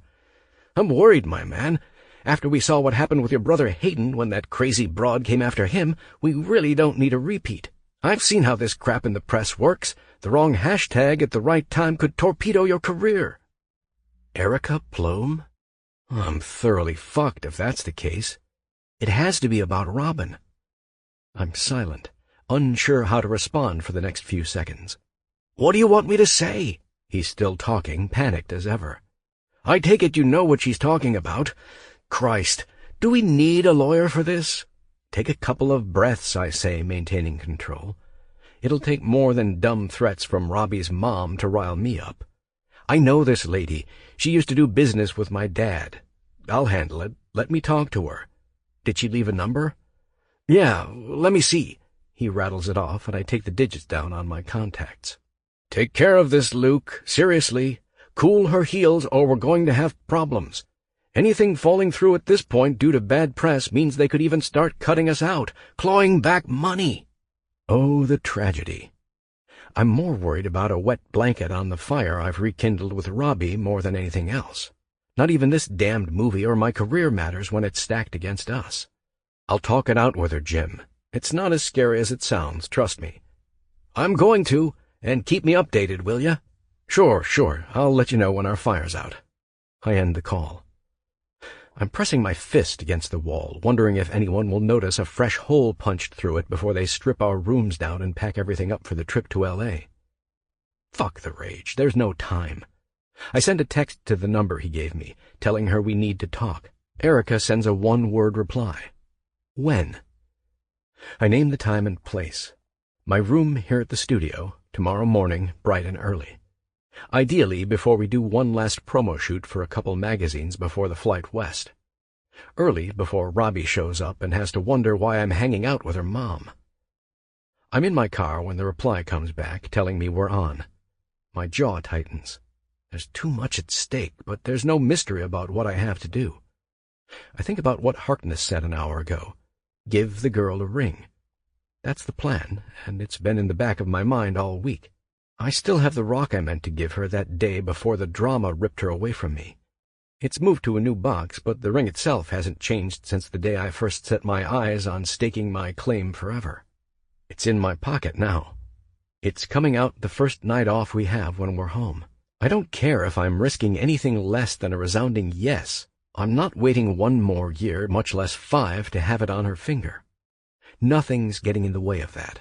Not the past, not the present, and most definitely not her mom bringing daggers meant for my side. I played it coy with Robbie the first night we fucked in this room before I brought her to my sheets. Someday, I said when she asked me if I was serious about the baby thing. If only she knew someday means soon in my world. I can't stop hallucinating whenever we fuck, every time I stare into her eyes, pumping my fire into her. Can't. It's my ring I see on her naked finger when she brushes the stubble on my cheek, her pale gray eyes melting into mine. It's my kid stretching her belly when she rides me, those sweet, suckable tits I intend to see bobbing every time she throws her head back, coming on my cock with a breathless moan. It's our whole future I see rolled out like a red carpet, infinitely more meaningful and important than anything Hollywood can ever give us. I'll find out what Erica wants and settle. Whatever happened before, she's not taking her away from me again. Later, we're on the rooftop at the condo I'm renting, the essentials packed up for our return trip tomorrow. The Chicago darkness hangs around us like dense silk, the city's lights peeking through in pinhole clarity. A few rare stars hang above, so bright they shine through the light pollution. One more thing, she says from the nook of my arm, turning her face to mine. No more secrets, Luke. Never. Shit. Does the meeting tomorrow with her mother count? Deep in my lying gut, I know it does. But there's no salvaging us if I let Erica turn it all to shit. If the outcome is what I expect, the icy understanding I'll give my everything to get, then Robbie doesn't need to know. There's no point in worrying her over what isn't coming down because I won't let it. I answer her with my silent lips. I kiss her harder than I intend. Her lips come into it, tasting me and the wine that's still on my lips, the bottle we've shared half depleted. Must be the nerves I didn't know were there a minute ago, or the gravity tugging at my gut, hiding an elephant I have to face alone. Now let's see your surprise. Her face lights up. Only if yours comes first. Fine, I say, rolling my eyes as I help her up. Promise me you'll give it a chance without freaking out. My serious glare shines straight through her. After several seconds, she cracks a smile, laughing. Wow, it's going to be good, isn't it? You have no idea. Grabbing her hand, we walk to the elevator. Soon we're back inside and I'm leading her to the bedroom. I wait for her gasp when I turn on the light. Predictable, but damn if it doesn't bring a smile to my face and instant heat to my dick. Oh my God, we're dead if the studio finds out." She turns to me, flattening her hands against my chest, wide-eyed and searching. "They're on loan, don't worry. I slipped the guy managing the props $200 this afternoon. Told him I'd have them back tomorrow, safe and sound." Tugging on her hand, I lead her toward the sweet display waiting on the bed. "You know this stuff's imported from France? Some freak who makes it custom and earns plenty doing it, casting sex supplies in gold and platinum." I pick up the handcuffs. They're heavy, solid gold, and I've only seen them once in her little hands. Ever been fucked like $1 million? That's about how much you'll be worth once it's on you. Robbie resists when I grab her, but it isn't serious. She's all smiles as I pinch the zipper on her back, slide it down, and push her dress to the floor. My cock jerks when I see what she's been hiding underneath it. "Didn't know they made lingerie with targets." Fuck, it's cheesy, but the red and orange color scheme focused around her nipples, her pussy, her ass, turns me on like a candle. It's a World War II-era aviator's icons, bright circular rings focused around her best parts on a black canvas. "You were the one with the flyboy fantasies, always prowling around in this thing." She tugs on my jacket. A growl slips out of my mouth as I let it roll off my shoulders, smothering her lips with a kiss. "Whatever, you know you like it." "I do. Just not enough to keep it on for long." I reach for the leather flogger, thumbing the diamonds set in the platinum handle. "On your knees, beautiful." Her ass gets a quick pat as she turns, stares up at me, and obeys. I don't have to ask her to get to work. Her hands go for my zipper, tug out my cock, and engulf me in her tongue. Heaven, who knew I'd find it in such lush, eager lips? "Slow down," I warn when she moves her little tongue underneath my swollen head, moaning when my pre-cum pulses into her mouth. "The night's young, and we're going to savor it, little bird. Can't leave Chicago without making everything right." I'm serious. This was where it all began, years ago, the love and the tragedy between us. There's even a chance we'll settle here again if California becomes too tedious one day. I'm not letting bad memories obstruct a fresh start. Making new ones, good ones, ensures they won't. I control the flogger like a sorcerer testing his spell, dragging it along her throat, her soft shoulders, down the snowy space between her tits. Christ, those tits. They wobble, calling to me, irresistible as the very first day I had them. She moans, pushing her sweet vibration across my cock, feeding the fire in my balls. My free hand goes to her gold locks, twines them around my fingers, and pulls. She loves it. Her eyes show me how much when they roll back in her head, losing themselves in the same pleasure crawling up my cock. She sucks harder, faster. My girl's grown up, learned a couple things about how to suck cock since I left her behind years ago. It makes me jealous I wasn't the one to teach her. But that ends now. Moving the flogger up her neck, stopping it under her chin, I fold it into her skin until she looks up from the pressure, her little hand fisting the base of my dick. "Warm-up's over. Get on the bed and spread your legs. Don't move unless I say." I watch her crawl away, breath rising. She's trying so hard not to show how turned on she is and failing miserably. The sleek blue blindfold is the first thing I grab so I can smile without breaking the mood. It's Egyptian cotton with enough stitches to make a sultan jealous. She purses her lips as I tighten it around her head before moving to her legs. Thank God the studio ordered extras. I use one pair of gold handcuffs to hook each foot to the posts after I take down her target practice panties with my teeth, stopping to relish the slick spots she's left all over them. "That fucking wet for me and you didn't think I'd notice?" I tease her, bringing the flogger up her bare leg, loving how her thighs ripple. "Why didn't you tell me how much I turned you on?" "I like surprises, sir, especially when they're for you." "Sir." It should make me laugh because I've heard her say it often as Allie. Instead, my cock throbs like a rocket fueling up, aching to fuck her like any bastard worthy of the title should. No more tonight, babe. You tell me when you're coming, or else. I give her bare pussy a gentle whack with the leather implement in my hand. She cries out, her sweet red lips going wide, moaning her surprise and delight. I'm wishing I had one of those blindfolds myself. Too much time watching her naked body bound up and writhing might be dangerous, like looking at the sun. Staring too long threatens to make me shoot off before I'm good and ready to put my seed in her again. Talk about a tragedy. The fuck if we're having it. I move over the bed, reach between her legs, and tease her swollen lips with 2 stiff fingers. "Luke, yes!" She rocks her hips into me. I slow my strokes and study her. She wants it bad, but her body doesn't need it yet. Patience is a virtue I can teach her.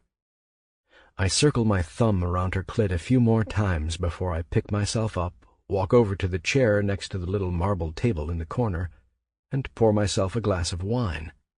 "What was that?" she asks, lifting her head, straining because I've cut her lust short. "Luke?" "We're taking a breather. Good time for another surprise while I take a load off." What?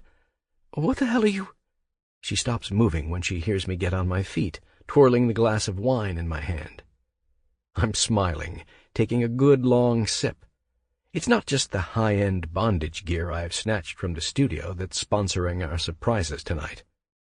I reach into the small black bag next to my gear and pull out the silver bullet I've chosen. It took a long time to find one with just the right speed. Robbie's tits bob beautifully when I'm next to her, running the cool, smooth surface around her inner thighs. "Put it in, please," she whines, sucking her lower lip with her teeth. "Be careful what you wish for, babe. You don't know what it is I'm holding." I stare into where her eyes should be through the blindfold, wishing I could see them. Too bad it's so much more fun leaving her in the dark. She gasps much louder than she would with her eyes uncloaked when I turn the little bullet on and push it deep inside her. The tiny remote fob attached to my keychain will do the rest. I walk back into the corner, taking another pull from my wine, watching her transformation. Her skin goes red with pleasure in under a minute. Sweat drips off her, adrenaline distilled into sweet droplets. Every time she breathes, she says my name, hate and desire clashing on her lips. Every time I draw another breath, I smell her sweet cunt, spilling its scent into the room while it leaks cream all over the sheet underneath her. "Okay, this isn't funny anymore. Turn it up, you bastard," she says, her voice trembling a little more with every word. "Asshole, please." Not very respectful tonight, are we? I stroke my chin, wondering if I should give her another few minutes before I drop the bomb. Nah, it'll be more fun to tell her sooner. I'm afraid the way it's vibrating inside you now is as high as it goes. They don't call it a speed tease for nothing, little bird. It's meant to give you a lift, not carry you all the way to the sun. She's squirming in her restraints. Her knees buckle, lips popping wide open, and I watch muscles ripple at random as the craving overtakes her. It's not like a one-way torture either. My cock won't stop hammering in my pants, pulsing so hard it hurts every time I remember I can end this now. Just walk over, rip that thing out of her, drop my pants, and push inside her. But it's our last night in Chicago. We're here to make memories, damn it. And the human body is wired to find its most unforgettable release when it's been denied. She's moaning, turning over as far as she can in her cuffs. The sex fever I've lit near her womb with the little bullet must be insufferable. Orgasm denial? Fuck, it's so much more. I've chiseled away a piece of her soul, holding it while I feel my own burn away every brutal second I'm not inside her. "Safe word!" she screams as soon as I'm next to her, gently running my fingertips over her brow. "We're too kinky to have one, but I'm telling you I've had it. No more, Lucas Shaw. I need you." There isn't a man on the planet who could say no. I reach between her legs, pull out the little bead, and listen to her latest gasp like wind rolling through my ears, smooth and seductive. It has the desired effect. I want a kiss. I want to touch. I want to fuck, and nothing's going to stop me. But first I lift the remnants of my wine glass to her lips, helping tip her head while she swallows. Good? Jesus, I've never tasted anything so delicious, she says. Your senses are heightened. All of them. That's what this trick does. Something I learned at an underground club in Portland a couple years back. Try my kiss next, babe. When our lips touch, there's always a delicious push and pull. Except this time, 2 seconds in, she comes back with a moan, sinking her teeth into my lip so hard it almost draws blood.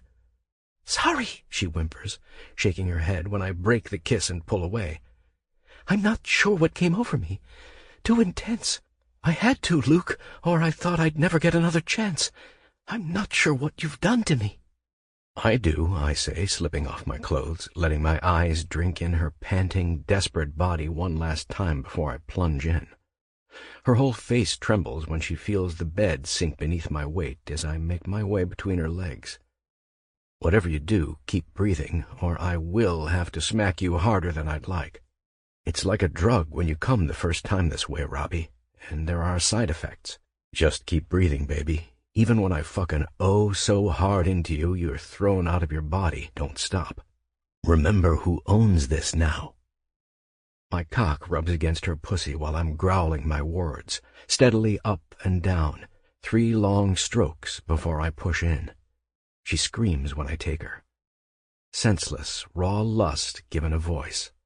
And I'm training it to sing each time my hips plow into her, stretching her tight cunt around my length, taunting something raw and primal deep within me. Luke! My name is the only thing she can say. It's never sounded as sexy as it does tonight. Fire churns in my balls. I realize this isn't the last time I'll have made her my willing slave. It's going to be like this on our honeymoon, and the night I decide to get her pregnant. I'll wind her up so fucking hard she snaps when her pussy takes my cum, squeezes it out of my dick like it's the missing key to her survival. It damn well might be. I don't know how the hell I ever lived without her mouth on mine, even when she's biting into me, matching my growls with her feminine thunder through the tango of our lips. What happens there moves through the rest of our bodies, too. It's a horizontal dance, a fuck first invented sometime in the Stone Age, raw and real and unapologetic. I don't feel sorry when her skin flushes so red it has to burn the first time I bring her over. Good thing the restraints are doing their job, or she'd pinch her legs so tight around my waist they'd probably break my hips. Robbie comes with a force indistinguishable from the current burning through me. She comes rough. She comes crazy. She comes like a woman who's finally at peace. I'm too busy slamming myself into her to smile, but damn if it isn't happening deep down inside. Discomfort and deprivation work magic. They're pleasure's warped twin cousins, waiting to have their fun when a skilled man unchains them to frolic. They heal the worst kind of pain, and free love from hate. Tonight, they're burying the bitterness of the last 5 years in the grave originally meant for our love. I know why I'm fucking, even as the same sharp animal instinct I always feel when my balls burn rises up and squeezes my throat. I fuck to excavate. I fuck to bury. I fuck to make her mine, make her swoon, make her regret every bitter minute we're apart, knowing we're never going back to that dark place again. I fuck because she'll wear my ring soon, the second best gift I'll ever give her after our firstborn. Yes, I fuck because I want her to come like I promised, so hard I have to slow down and bring her another sweltering kiss just to make sure she doesn't die deep in the ecstasy. I'll never let her go. I'll never stop. I'll never, ever quit until I've secured the forever that was always meant to be with this beautiful Spitfire. My hips pummel straight through her second O on my cock. It's even harder than the first. I fist her hair, pull her face to mine, and dig my teeth into her sweet lip until I see her chest starting to rise and fall again. She's lost in ecstasy, mumbling, moaning, and incoherent. So driven over the edge some men wouldn't find it sexy, but fuck, I do. I love this insanity because I made it.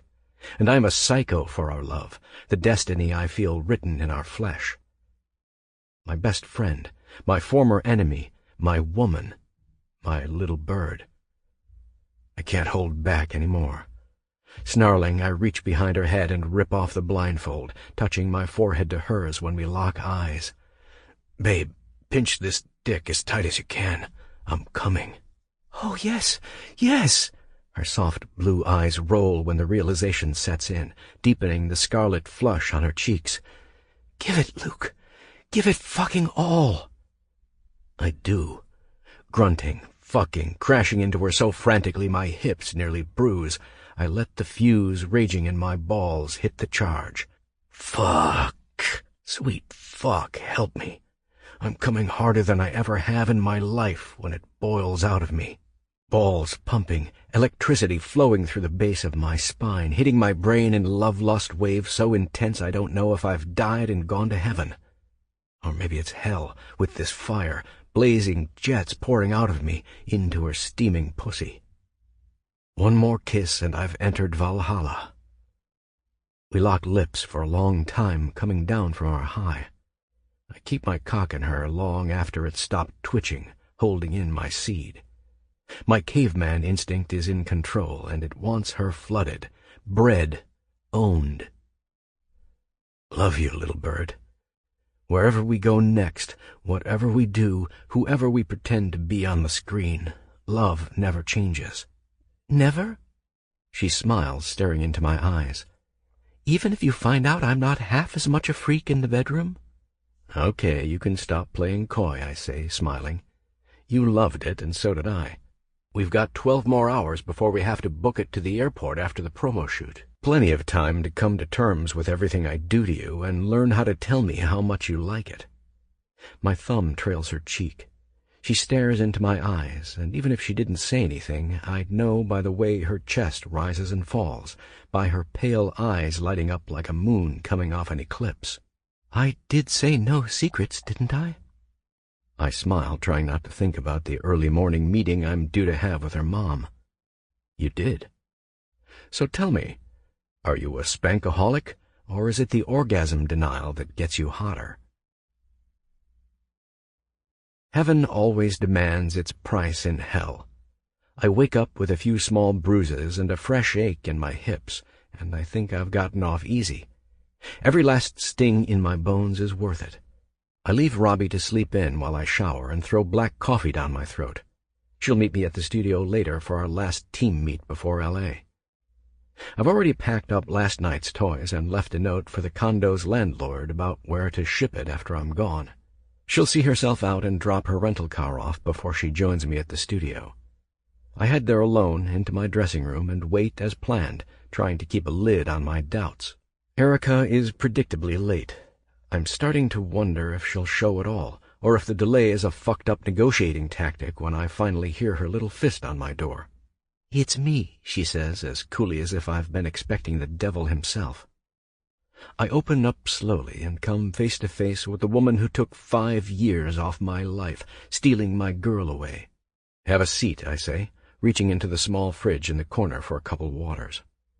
She shakes her head, refusing it, and I settle in across from her while I pop the cap. It sickens me how much she looks like Robbie, roughly how I imagined my beautiful bird would look after being pummeled by bad choices for 30 years, soaked in guilt and run over by life itself. "Look, I know why you're here," I begin, breaking the icy silence. "You're afraid I'm going to hurt Robbie, and I get why. What happened between you and my old man years ago wasn't exactly kosher. He stuck his nose where it didn't belong, got between you and your family, and did wrong. If he wasn't dead, I'd invite you to lay into him one more time." "I visited the tomb," she cuts in, a smile pulling her lips up at the corners. "Amazing what money like yours can buy, isn't it?" It came out of his estate. My brothers and his wife at the time did the arrangements. I gave the okay, wasn't as involved as they were, so I wouldn't know." "Such a shame. You always were the one who had it hardest, weren't you? The servants said he wasn't quite the monster he became when your older brothers were home. Have you even seen his grave? Not since the funeral. What the fuck is she getting at? You should. It's beautiful. The gold and stone and onyx. Especially his name, chiseled into the plaque that'll probably last forever. I love the way it caught my spit when no one else was looking. Anger cracks through my expression before I regain control a second later. She's trying to get to me. I can't let her. What do you want, Erica? Her eyes darken and she leans forward in her seat, clasping her hands. I want you to leave my daughter alone, Luke. Finish your little movie and then never talk to her again. Believe it or not, I'm doing you a favor. Don't piss on my kindness or you'll regret it. I'm not going anywhere. We're involved, Erica, and that's not going to change. I don't flinch at her vague threats. The bitch doesn't blink. We stare while I decide the only option left is nuclear. I'm sorry you don't like me. I'm sorry my dad got under your skin, did some fucked up things, and got in the middle of a family that was going to pieces, without his interference or not. Did you know I got your husband in rehab years ago? You abandoned him the day you stormed out with Robbie in tears. I called the ambulance to take him in because no one else would. I tried to fix your mistakes, just like I'm doing now. Watch your mouth, boy. Watch yours before you say something you'll regret to your future son-in-law. I let myself smile when I see the horror deepen in her eyes. That's right. Soon as we're in L.A., I'm asking Robbie to marry me, just like I planned 2 years ago, before you got in the way. It's happening, like it or not, and you won't talk me down. All that's left is my very strong suggestion we hash this out and come to an understanding. But we don't have to. It's your choice. I'm taking her to the altar either way.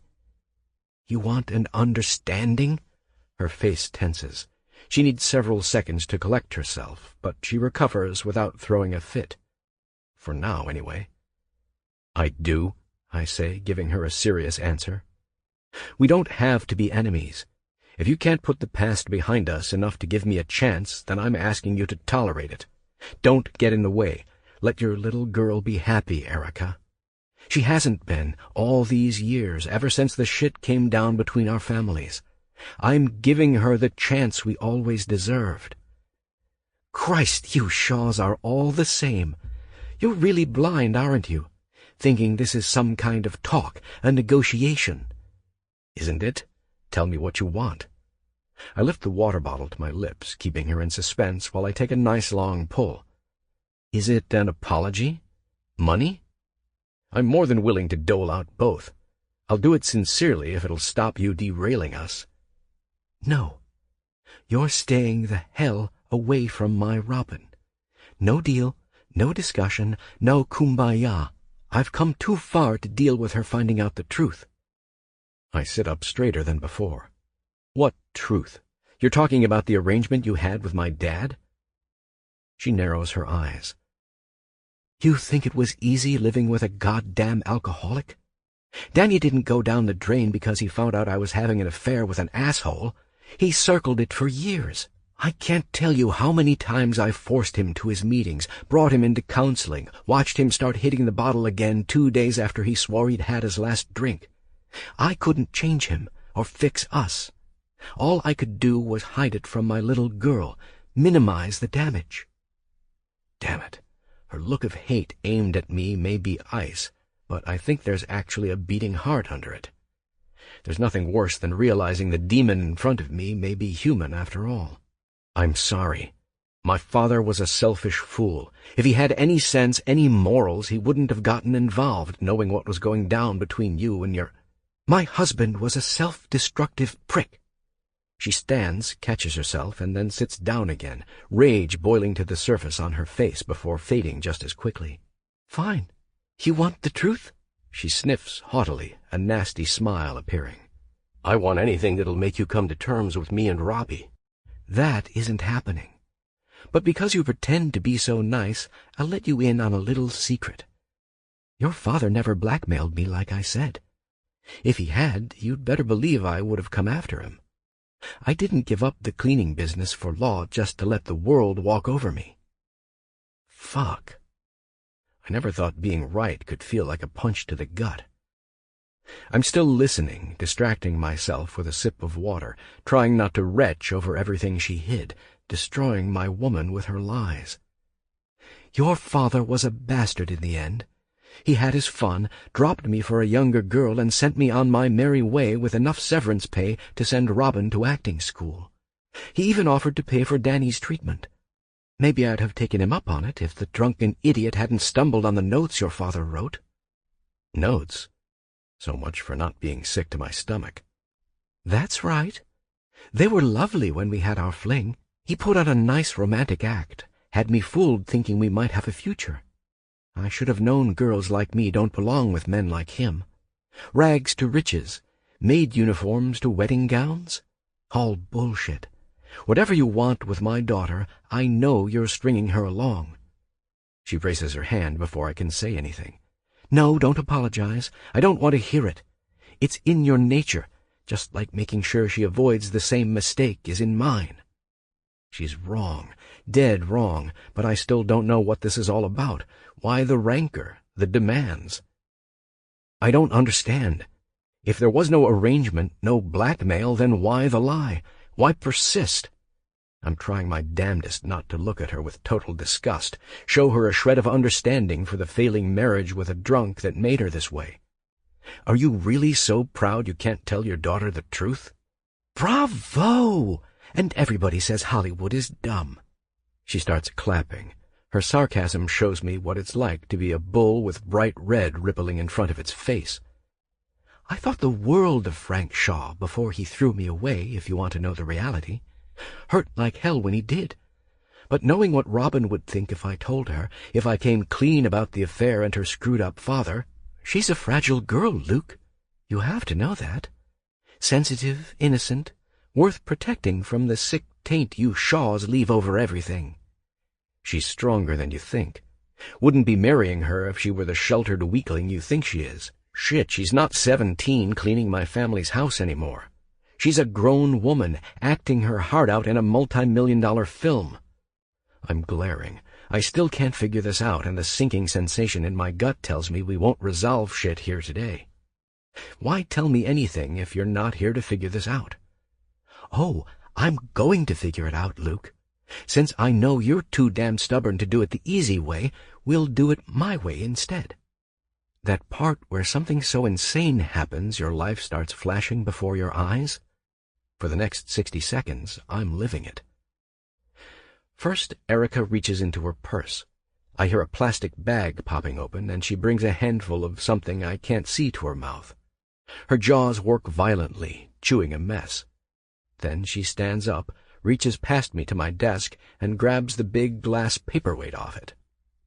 I'm sorry it has to go down this way. You look just like your father, you know. I'm sure those good looks and rich connections will help you into a comfy prison cell. She's slurring her words around the red crap drooling down her chin from the corners of her lips. I don't realize it's fake blood until she brings the paperweight up, smashing herself hard in the face. She slides out of her chair, stunned, or maybe exaggerating because she's got the strength to hurl the orb against the wall so hard it shatters. What the fuck are you doing? It's not a question. I'm reaching for her, pulling on the back of her dress more violently than I should. It rips as she struggles out of my grasp. She turns the doorknob and hobbles to her feet, walking down the hall stooped over, heading into the studio. I'm fucking frozen. I contemplate doing a dozen things. I want to chase her down, throw her to the floor, and stop her before she finishes whatever the hell she's attempting. But I'm so stunned I hang back for too long. She's halfway down the hall before I rush after her, get in front of her, and hold up my hands. It doesn't do anything to slow her down. She's smiling through the thick red mess drooling onto her blouse. Christ, the woman could give a zombie a run with the way she looks, or at least an extra from an action flick. The evil grin melts away when I hear the door opening behind me. I have just enough time to turn around and see the crowd coming in before I hear the voice that shoots a hole clean through my heart. Mom! Robbie runs forward, her eyes huge as she looks past me, reaching her mother just in time before Erica collapses. Oh, my God! What's the meaning of this? Another voice, and it couldn't be more shocked and appalled. Isabel Freeze grabs Erica's other arm when Robbie isn't strong enough to help her up alone, and the crazy bitch goes face first into the author's white sweater. He hurt me. My jaw. I think it's broken. How does a man describe a chaos so huge and unexpected it chews up his life and shits it out in front of him in all of 5 minutes? By the time I'm no longer paralyzed, roaring my denial, 2 heavy security guards are on me, slamming my face into the floor. The handcuffs they clap on my wrists aren't the kind of kinky surprises I still had in store for us. Neither is Robbie wailing, and I'm not sure who's louder, her or Ms. Freeze. The author won't stop shrieking at the top of her lungs ever since Erica peeled her face off the poor woman's shirt and she saw the blood. What she thinks is fucking blood and isn't. "My Miles," she keeps saying over and over and over again. "Why? Why?" Pierce, the press people with him, and the rest of the production crew won't even look at me. There's no time for denial, self-defense, or escape. I underestimated Erica, and I'm paying for it with everything I care about. The soulless freak lays against the wall, holding her face with her eyes closed, stifling a smile in her palm as she watches me getting ushered away. Robbie keeps whispering in her ear between sobs, probably something about the paramedics coming soon. She looks up once before I'm out the door, meeting my eyes for what I'm sure will be the last time. "I trusted you. I loved you. I lost my fucking mind." It's too much. I can only close my eyes as I'm thrown into a squad car and driven through the old Chicago streets lining the warehouse district where the studio is closing up shop. By the time everything is moved back to L.A., even if they have time to find a new Miles, I know I'll be wearing orange and a number for a name tag. I'm fucked, and for once, it isn't my own fault. 11. Over, done, forgotten. Robin. Life as I know it is over. Destroyed. Forgotten. I'm dragged down into a numb, gut-wrenching haze so thick I spend my evenings dialing crisis hotlines. I always hang up as soon as someone answers. I don't have the courage to tell anyone else I loved a violent psychopath. Not even enough courage to admit that deep down, a part of me still might. Mom's condo feels like a tomb after the place the studio gave me, not to mention the nights I spent in Luke's luxurious splendor.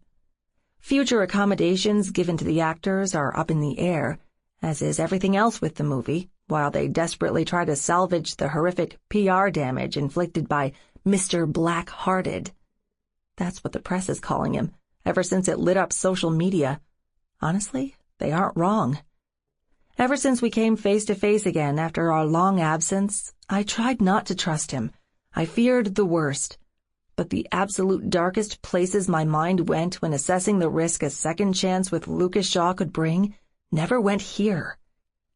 I sleep in my old guest bed, the one that used to be mine alone, colder than I've ever been. The only silver lining is, it hasn't taken Mom long to recover. Somehow the wound was worse than it looked, and the reconstructive jaw surgery they talked about hasn't been necessary. Her bruise is a little better every day, fading after a week, and it doesn't take much dental work to repair her 2 cracked teeth. "One day at a time, sweetie," she says, as if I have another choice. "You'll get through this. Learn to forget him. The more you dwell on the past, the more it'll control you." Wise words, if she lived by them herself. She hasn't shut up about how awful Frank Shaw was to her all these years.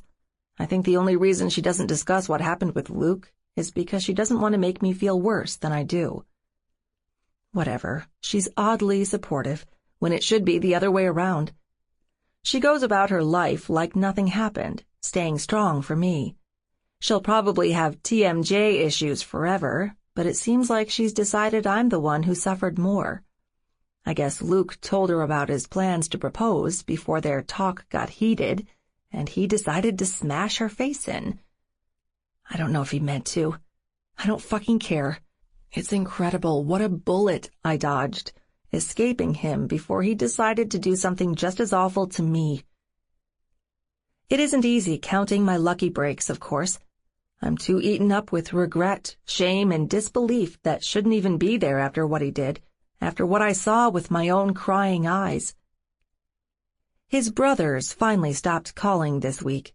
I told Hayden and Grant to fuck off, or else I'd seek a restraining order. Apparently they listened. And no, I don't care what they want. There's no fix for this except what I should have done years ago. Write Luke out of my life. Forget him. Move on. I'm not interested in excuses, or second-guessing, or therapy. I want to finish reshooting my scenes with his replacement, collect the royalties, and move far, far away. Japan sounds good, or maybe New Zealand, some distant island where bear won't be the main American export for the next year. There has to be a magical place on this planet where I won't have to relive this lie disguised as love, and where every day I survive a nervous breakdown feels like a major accomplishment. 1 month later. Time's up. There's none left to cry, or reflect, or grieve, because I don't let myself do it. I ignore the headlines and the buzz on social media about the film. The studio wants me to finish my last scenes with Harkness first, before they find a proper replacement for Luke. I'm happy to comply. I give my best tearful speech as Allie, pleading with the senator for mercy. I'm supposed to make him show his weakness, giving Miles the opportunity he needs to save us by strangling the villain with his own handcuffs. Harkness gives an incredible performance with the stunt actor they've hired to stand in for Miles. His fencing skills are truly a lost art. I thought the sword scene at the end sounded dumb the first time I saw it in the script, but that was before I saw what a living legend could do with his fancy footwork and heroic slinging. "Truly a shame about your man," he tells me one day, squeezing my shoulder, his wise old eyes crinkling at the corners. "Thanks. It's not your problem." "Hang in there, lovely lady. These things have a funny way of working themselves out." I give him a fake smile. Older and wiser doesn't mean a thing when his advice is insane. There's no happy ending here, no third chance, now that our second one is blown, not after he savaged my mother, tearing my heart out in front of me. Bibi calls me several times a week when I'm not on the set. She's in a mad rush to protect my mental state, hoping I won't break down and walk, causing her to lose an already tenuous commission. I swear up and down that work is all I care about. It's a huge lie, of course, but since when were the comforting ones the most sinful? Sweet distractions. Thank God for them. They're a small relief from the nuclear surprise I'm doing my best not to acknowledge. It doesn't hit me until I'm at Mom's place again, alone during the nights, a sheet pulled up to my neck while I fight not to let my mind wander. She's taken several days off to go to a conference upstate, leaving me alone. There's only one place my brain goes, and it isn't good. Hell, will anything ever be good again after the pregnancy test last week confirmed my worst fears? I'll never know how or why my birth control failed. It must have been our last night together, before the world came down the next day. He dialed my baby fever up to 10. Or maybe I just missed a pill or two I really shouldn't have in all the commotion that started as soon as he went to prison. No, I haven't been to a doctor yet. Hell no, I haven't told Mom. For now it's my secret, and it's the most bittersweet excuse to hide from the world when I'm not in front of a camera. It's also great motivation to get on with planning my life after the movie in earnest. I need to leave Chicago and never come back. Anywhere far from the wealthy, evil reach of the Shaws will do. This isn't about running from a big fat mistake anymore. It's about keeping my baby safe, keeping it innocent, and most of all, making sure it never learns the truth about its father, Lucas Shaw. They say a woman can't erase a man who's made his mark down to her DNA. Obviously, they're wrong. They haven't felt the hate in my heart. They haven't felt my pain. They haven't figured out that with enough anger and hurt, a woman can do anything. That includes extracting the venom, erasing the good times and the bad, learning to forget the man who came to me camouflaged in love over and over, only to jam the dagger of truth he was hiding deep in my side. No more. I'm pulling it out, however much it hurts, and then I'm walking away. One agonizing step at a time, I will leave Luke behind. 12. Rewind. Luke. Push-ups keep a man sane when he's wearing orange. I used to watch bad prison movies growing up and always laughed at the lengths guys would go to get their time lifting weights in the glorified recess pits outside. Now it's not so funny, and I'm about one more week away from siding with the creepy guys wearing motorcycle club tattoos if it means a permit to pump iron. Actually, I have these guys to thank for nobody else fucking with me yet. Hades told me they're on notice, men from an affiliate of the fearsome Grizzlies MC, who used to do deals with cage fighting downtown. If anyone gives me trouble, they're bound to get a broken nose. It's not much consolation when I'm stuck like a pig waiting to be slaughtered. Push-ups, on the other hand, they're practically a divine kiss. I work myself until I can't in my tiny cell. Grunting, sweating, muscles giving out after a couple hundred body lifts. The exertion sends the precious hellfire through my veins that lets me momentarily forget the blinding need to choke Erica Plome with my bare hands. My brothers promised I wouldn't last a week. It's been at least 5, and I'm starting to lose track of time. For all our wealth and connections, they underestimated the power of a movie star in a popular film committing a horrific crime. Hell, I'm starting to believe it myself every time one of those bikers slips me a tabloid in the cafeteria or shows me the latest Twitter printouts they've smuggled in. Bare naked shame, Lucas Shaw heading for serious time in the slammer. The headline screamed it high and low for about a week, each more insufferable than the last. Then King Silas saved his wife and royal baby from a shipwreck overseas, and my dirty deeds receded into background noise as the people moved on to happier diversions in the news. I thought long and hard about how to get her back. It's all I think about whenever exercise hasn't stunned my brain quiet. Prison makes me miss a lot of things, but nothing compares to her. I'll give up my fortune, my fame, even my pilot's license if it means having her know I didn't lay a finger on her insane mother. There's no obvious way to prove my innocence except for one. I'm collapsed on the floor when I hear a warden's boots shuffling toward me on the cement floor. The lock to my cell door buzzes, and the tall, wiry man I've seen before stands in the doorway. "You have visitors. Let's go." It's a minute's walk down the hall past the other cells toward the small room they give the prisoners as their only contact with visitors from the outside world. Most of the bastards in their cells have stopped leering, scared off by the MC protection I've got thanks to Hades. A few of them, though, know exactly who I am. They stare through the openings in their cells.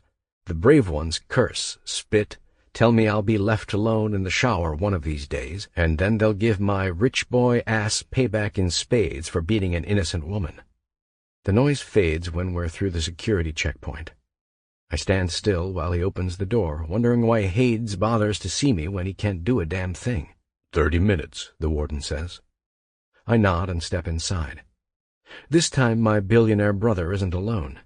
There's another silhouette towering over him, familiar scruff on his face, wearing a $1,000 Oxford shirt with the top 2 buttons undone. "Fly right, what the hell have you gotten yourself into?" Grant stands up when I lean in for a brotherly hug. "Can't believe he came. If he's here at all, it's good news." We share a quick embrace before Hayden slaps our shoulders, his stern look reminding us why we're really together. "Grant's people ran the tapes," he says. Shit. I thought I'd be ready for this, receiving my one ticket out of here and back to Robbie. But my heart tells another story, pounding like a war drum, threatening to rupture if this doesn't go how I hope. And? Grant smiles, the blue eyes we share twinkling above his beard. "And Wall Street's a place where a man can buy anything for the right price. Lucky for you, I called in a few favors with the data firm I told you about. They owed me big after the money I poured into their company last year. You wouldn't believe how fast the bastards came knocking when they thought I had another 7 figures waiting for them. Come on, Grant, let's get to the point. We've only got half an hour. Hayes reaches into his pocket, pulls out a small black box, and lays it on the table. I raise an eyebrow. Really, bro? The 90s called, and they want their voice recorder back. It's this or our word of mouth. The guards don't let us bring phones. Hell, I had to bribe them 4 figures just to keep from confiscating this thing. Here, have a listen. He pushes the big white play button in the middle. The room falls silent while I hold my breath, hands clenched underneath the table in a silent prayer. It's audio from Dad's library 5 years ago. When I hear my old man's voice, I tense, knowing what's coming next will make or break everything.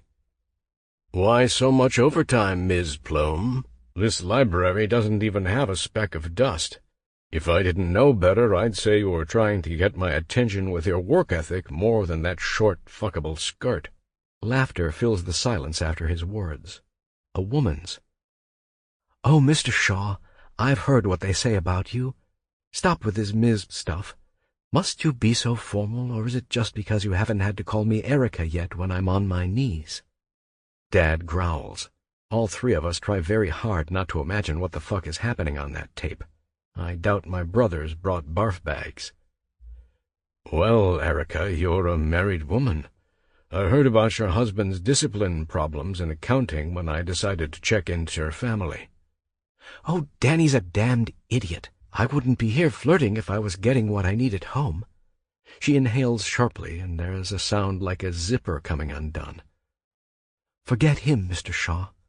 If I'm not worried about him finding out, there's no reason you need to be. Who said I was worried? Cute, really, thinking you're the first gal with a ring on her finger I've ever had. We'll do this, and we'll do it dirty, but you'll follow 3 simple rules. Inwardly, I'm groaning. He sounds like he's cutting a business deal, not seducing the woman who's brought me nothing but misery. Just 3? I can handle a lot more than that, Mr. Shaw. A whole hell of a lot more.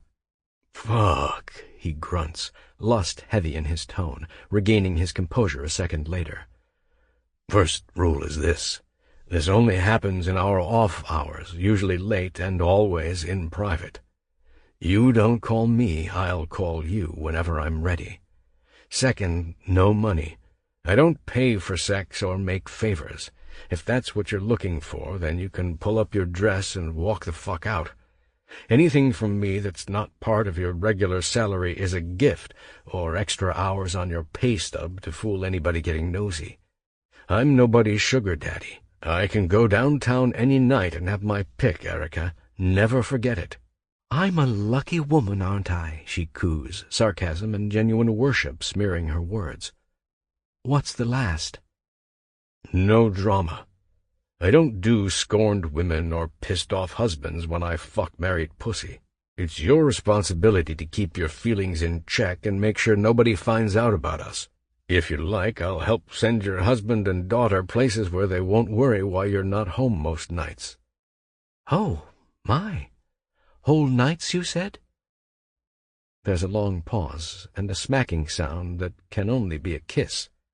My stomach turns. If you keep me interested, then yes, your body is already doing a damn fine job at it.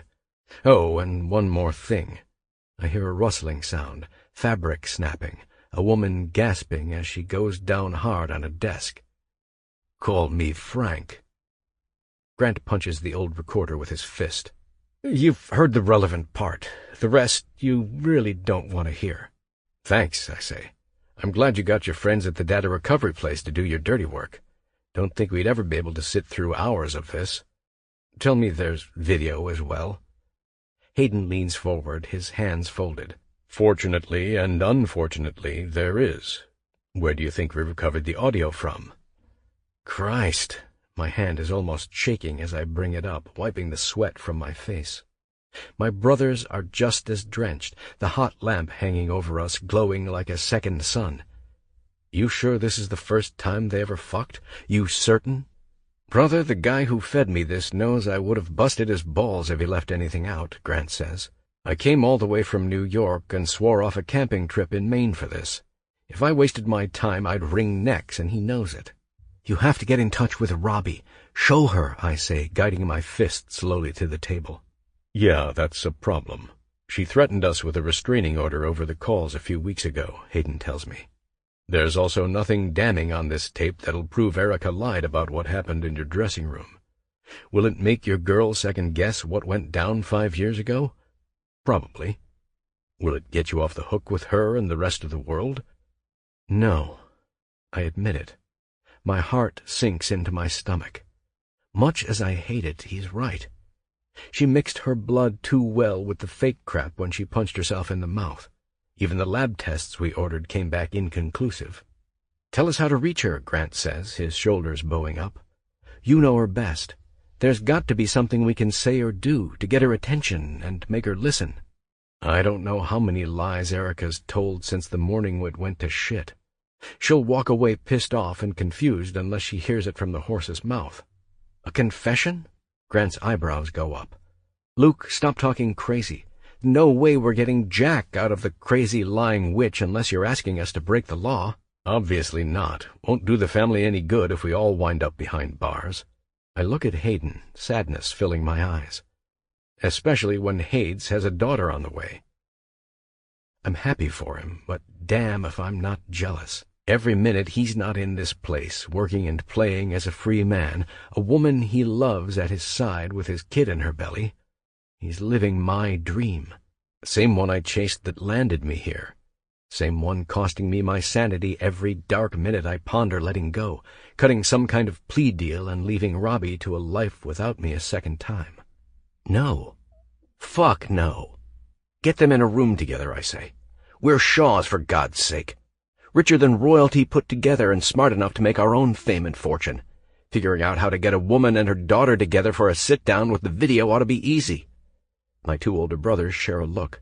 When they turn back to me, they both nod. Whatever it takes to get you out of here, Hades tells me.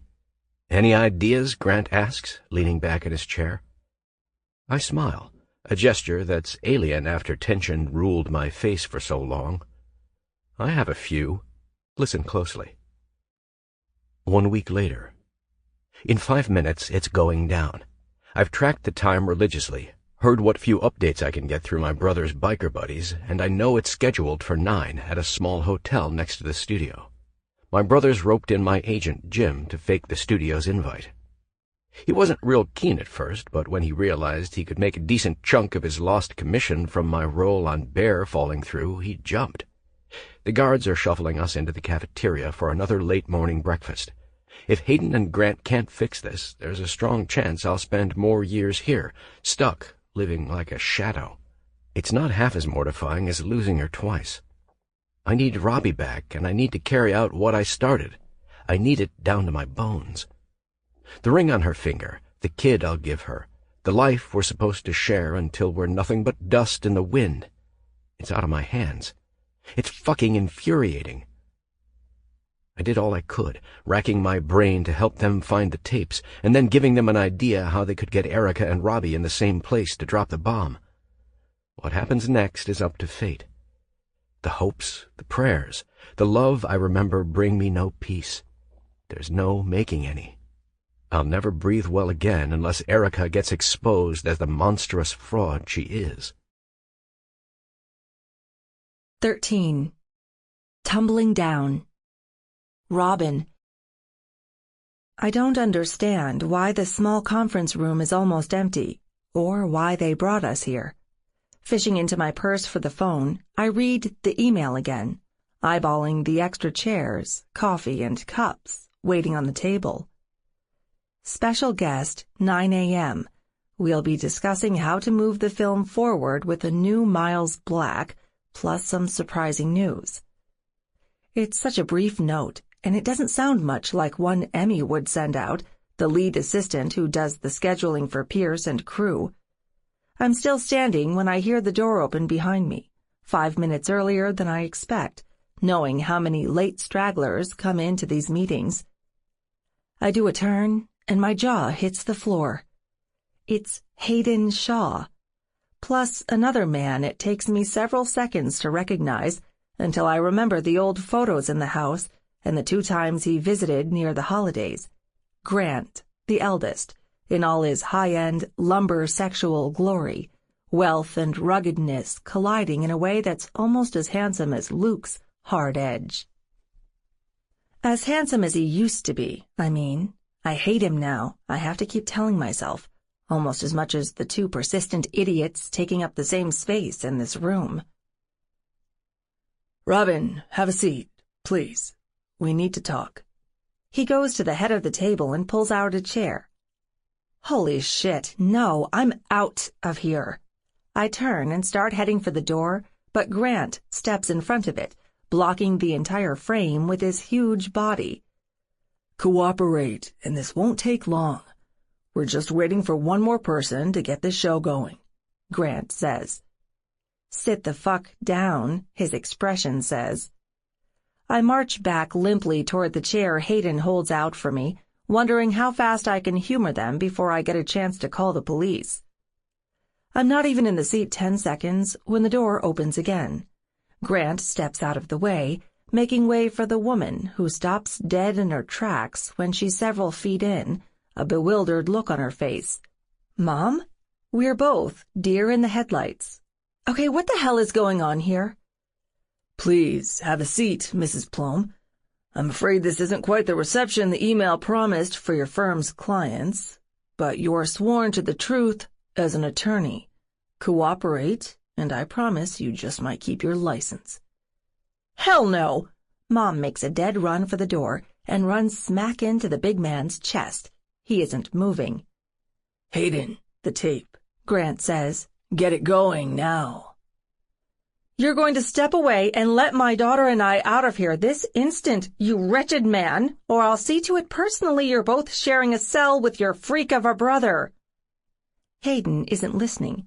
He pulls out his phone, taps a few keys, and the slim TV mounted to the ceiling corner flickers to life. The low-res, grainy footage isn't easy on my eyes at first, but I can hear the audio much better. Why so much overtime, Miss Plum? This library doesn't even have a speck of dust. The older man in the distinguished suit on screen can't be anyone except the dead Senior Shaw. And the woman next to him, sitting on his desk with her eyelashes fluttering and her legs crossed, is my mother, 5 years younger. The entire world comes to a stop. Everything except the insane, disgusting scene unfolding on the screen, ending in their wretched kiss as he hikes up her skirt, bends her over, and shoves himself inside her, very willingly, without a shred of sadness, fear, or disgust in Mom's eyes. Off! For fuck's sake! Turn it off! Her voice comes out hoarse, a whisper rubbed raw by a truth I'm afraid to call out. Robbie! She turns away from Grant, walks toward me, and reaches out. I get over my fear. I throw myself back against the wall so hard it hurts when the chair slams into it, before I'm on my feet, a pointed finger in her face. Don't. All those years, pretending you were some innocent victim, bribed and blackmailed to do things with him against your will. I can't go on. The bitter lump in my throat chokes me. It's like watching an older, corrupted version of myself in a demented mirror as the tears start rolling down her cheeks, hotter and angrier than mine. This isn't what it looks like, I swear. Erica, stop, Hayden says, icy anger creeping into his voice. Have a seat. Tell your daughter the truth. That was the first time you ever slept with my dad. First of many. We've gone through the rest of the footage during the time you worked there. Always shows you two prowling around the house like a couple horny teenagers. Not one time did you ever tell him to stop. He was drunk and crude, plenty sure, but did he force anything? Video says no. You never talked money either, except when he gave you an extra bonus. Lies, Mom says, hiding her face in her palms, shaking her head violently. Awful, awful lies. Why the hell are you doing this? We want Luke set free and the record cleared. You can do that with a statement to the judge. Grant says, growling his words. We don't give a shit about shaming you over the stupid affair you had with our old man and then lying about it. We want the truth. This was the only way you'd even think about telling Robbie what happened that day.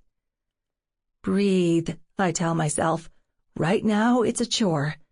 If you can't do it for you, do it for the baby. You're holding me here, then, as your prisoner? My mother snaps. God, you Shaws are stupider than I even thought. Robin, come on, help me get out of here. We're leaving this place and marching straight to the nearest police station. We're going to tell them exactly what kind of sick games you're— No, shut up! I'm in her face, my finger stabbing at her chest, blood running so hot it's hard to form words. Mom, just shut up! Robin, She's silent, lost for words, no longer wounded, but deflated. As for you two, I look past her to Grant and then Hayden. Please, step outside. Let me talk to her alone. I'll deal with this. The two strong brothers share a look. After a second, Hayden walks toward his bearded sibling, and they head for the door. We'll be right outside, he says. I wait to hear the door click shut. Then I let my anger loose on the psycho standing in front of me, pouring betrayal out my eyes and into hers. You lied to me. You sent him to jail over nothing. Honey, no. You saw what he did to me with your own eyes. They've got you confused. You're doubting it because of this stupid 5-year-old footage they probably had pieced together by a video editor? She can't stop. I don't know if it's a sickness or just pure evil. You're still doing it, I say, my own disbelief straining my throat. I can't comprehend why she's like this. What kind of person are you? What the hell is wrong with you? The light in her dark eyes becomes a pinprick. I'm the victim, and nobody cares. Do you really think I had it easy, living with your father while he pickled his brain drinking? It didn't magically start as soon as we got jobs with Mr. Shaw. It was going on a long time, and I hid it. I became a human shield to protect you. My stomach gurgles. I can't even look at her, so I turn away, pacing the room, trying to find the right combination of words to touch her basic humanity, if she has any. I never asked you for anything, I say, meeting her angry eyes. After everything that happened, after everything you told me about the Shaws, I had to claw back every piece of my life. I thought I finally had weeks ago, when we were happy. He clicked back into my life like the missing piece. Now I see what I've really been missing. The truth. Everything that never made sense about what happened to us. Robin. The way she says my name tells me another lie is coming, and it's probably a doozy. No, you're not leaving this room until I find out what really happened with Luke. I knew he wasn't a violent man. I'm in her face again, whispering demands. Please, just tell me the truth. I want to hear it from you. I couldn't let him take you. Couldn't let him use you, throw you away, turn you against me after he told you about his father and I. She breaks eye contact, looking at the floor, and I wonder if she's feeling shame for the first time in her life. Yes, I set him up. I hit myself in the face. Chewed fake blood to make it look worse than it really was. I thought I was ready. Hearing this lunacy, rips open a whole new chasm in my heart. I stagger back, catch myself against the table, and try my damnedest not to cry. It's impossible. I'm shaking my head again when I look at her, trying to process what will never make sense. Why, Mom? Why? Because I can't, and I won't, let you think I'm a monster. I made mistakes, and maybe I did some underhanded things, but I did them all for you, Robin. I wanted better for you so you'd never ever have to play with dirty, wretched men like Frank Shaw just to get ahead. I wanted you to succeed so you'd never be tempted by their power like I was, so you'd never have a miserable marriage driving you into a devil's arms. I wanted him to stay the hell away from you, and I decided to make it happen. I did wrong, but I did it for a good reason. I won't apologize for anything except hurting you." Apology? I look up, wrinkling my nose. The sour taste in my mouth won't go away. You really think that's what I'm asking for? Her eyes stare, dumb and blank. So much for the humanity, the shame, or any basic understanding of just how wicked she's been. Mom, you're going to do exactly what Hayden and Grant said. We're going to sit down at this table, and you're going to write a statement. I want a second one for the studio and the press, too. What you've done, there is no forgiveness. I won't even think about it until we've cleared his name." "Cleared him? And throw away everything I've worked for?" She turns her head up, crazier than ever. "Robin, no. I'll go to jail before I get out of the way and let that wicked man hurt you." "I'm not asking, Mom. You're going to sit down and write it out, and then we're going to find you a shrink. You put the love of my life in jail over your own fucking ego. I'm not some fragile angel, and you're no martyr." "Wow." The bitch tone is back in her voice. "So that's the thanks I get? After everything I did, you wouldn't have even gotten a second chance with that selfish, screwed-up bastard if I hadn't paid your way through acting school." "But I did, and now I know the truth. There's no going back, Mom." We share an icy look. New hurt fills my head, the realization I'm not getting anywhere, trying to reason with her. "I guess you'll have to turn on your own mother to stop me then."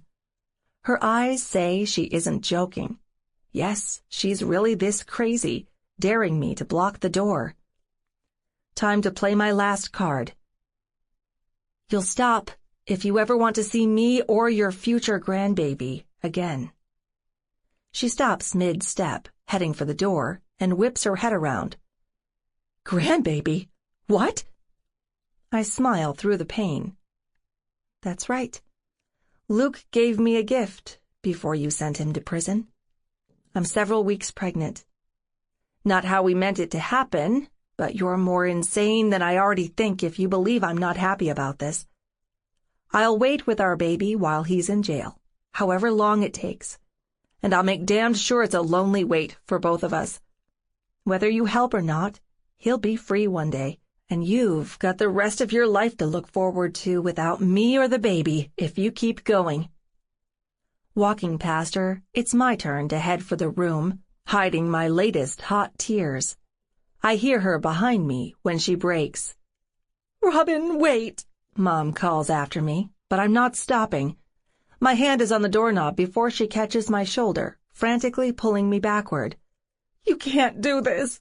You can't take away my family. It's all I ever cared about." "Then prove it by listening for once, instead of being a completely crazy, self-righteous bitch." Game on. We stare through each other. I watch my hateful gaze sink deeper in her eyes, turning them darker. There's no response. With a heavy sigh, I throw her hand off my shoulder and move back to the door. Mom whimpers, dropping to her knees, tears sliding down her cheeks. "Don't do this to me, Robbie. Don't make me choose. Please." Her hands are clasped, begging. It's a sight to behold, terrible and unexpected, and not what I want. I have to free Luke. Nothing else matters. "I can't be alone. Christ, don't you get it?" She bangs her fists on the floor. "All those years ago, the reason why I got tangled up with Frank, why I was willing to put everything on the line for you." She isn't making sense. I look at her, folding my arms, refusing to hide the scorn in my expression.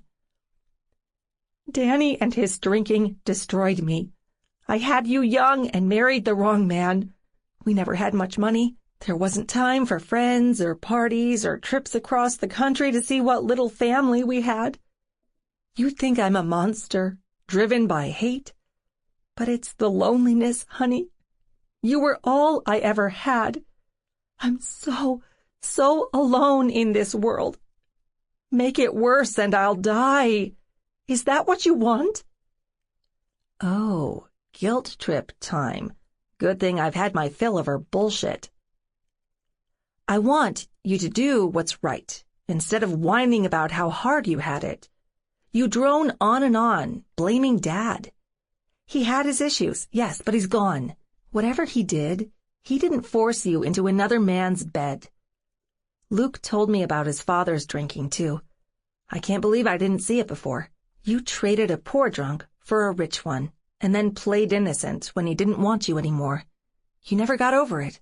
Frankly, you're horrible, and I'm seriously wondering if I should ever let you see us again, even if you do what's right. She lowers her face, shocked into silence, several more large tears dripping down her cheeks. You're right, and it kills me to say it. Maybe I need this. Maybe I need to be cut off, locked away, kept from your beautiful baby so I don't corrupt it. It isn't like that, I say, right before I realize she's playing me again, trying to make me feel like the guilty one. My teeth sink into my lower lip. I'm not sure why I'm still wasting my time. I need to go, get with the Shaws waiting outside, and figure out how we're going to free Luke without her help. I don't know what to do, baby, she whimpers. I don't know, but I can't be alone. Please, I'll see a doctor and work through this if it gives me a second chance. Second chances. She hits an ache deep in my gut, the very thing that brought me here because I found one with Luke. I still haven't lost it, if I can bring him back to me. Not good enough, I say, glaring. Work with me, Mom. Swallow your pride. Confess. Then we'll see about finding you some help. There's a lot for us to work through, but you don't have to ruin the rest of your life. The next pause is agonizing. This time I swear I'm leaving if her next words are more woe is me crap. Okay, she sputters at last, pounding her fists on the floor, the redness on her face deepening in defeat. Okay, damn you. She lets out one of the most painful moans I've ever heard when I open the door, but I'm not leaving her. I stick my head out and see the brothers stand up straight, pulling themselves off the wall they were leaning on. 10 more minutes. I'll have something that should get Luke out of there by tonight. Oh my God. No matter how many times you hear the truth is stranger than fiction, it never sinks in until you see this stuff. Bibi can't believe her eyes. Honestly, neither can I. I'm sitting in her office, the very same place I started, checking my phone every few minutes for a message from Grant or Hayden. The judge should have seen Mom's confession by now. She's standing by at the police station, ready to surrender, assuming Luke wants to press charges, as is his right.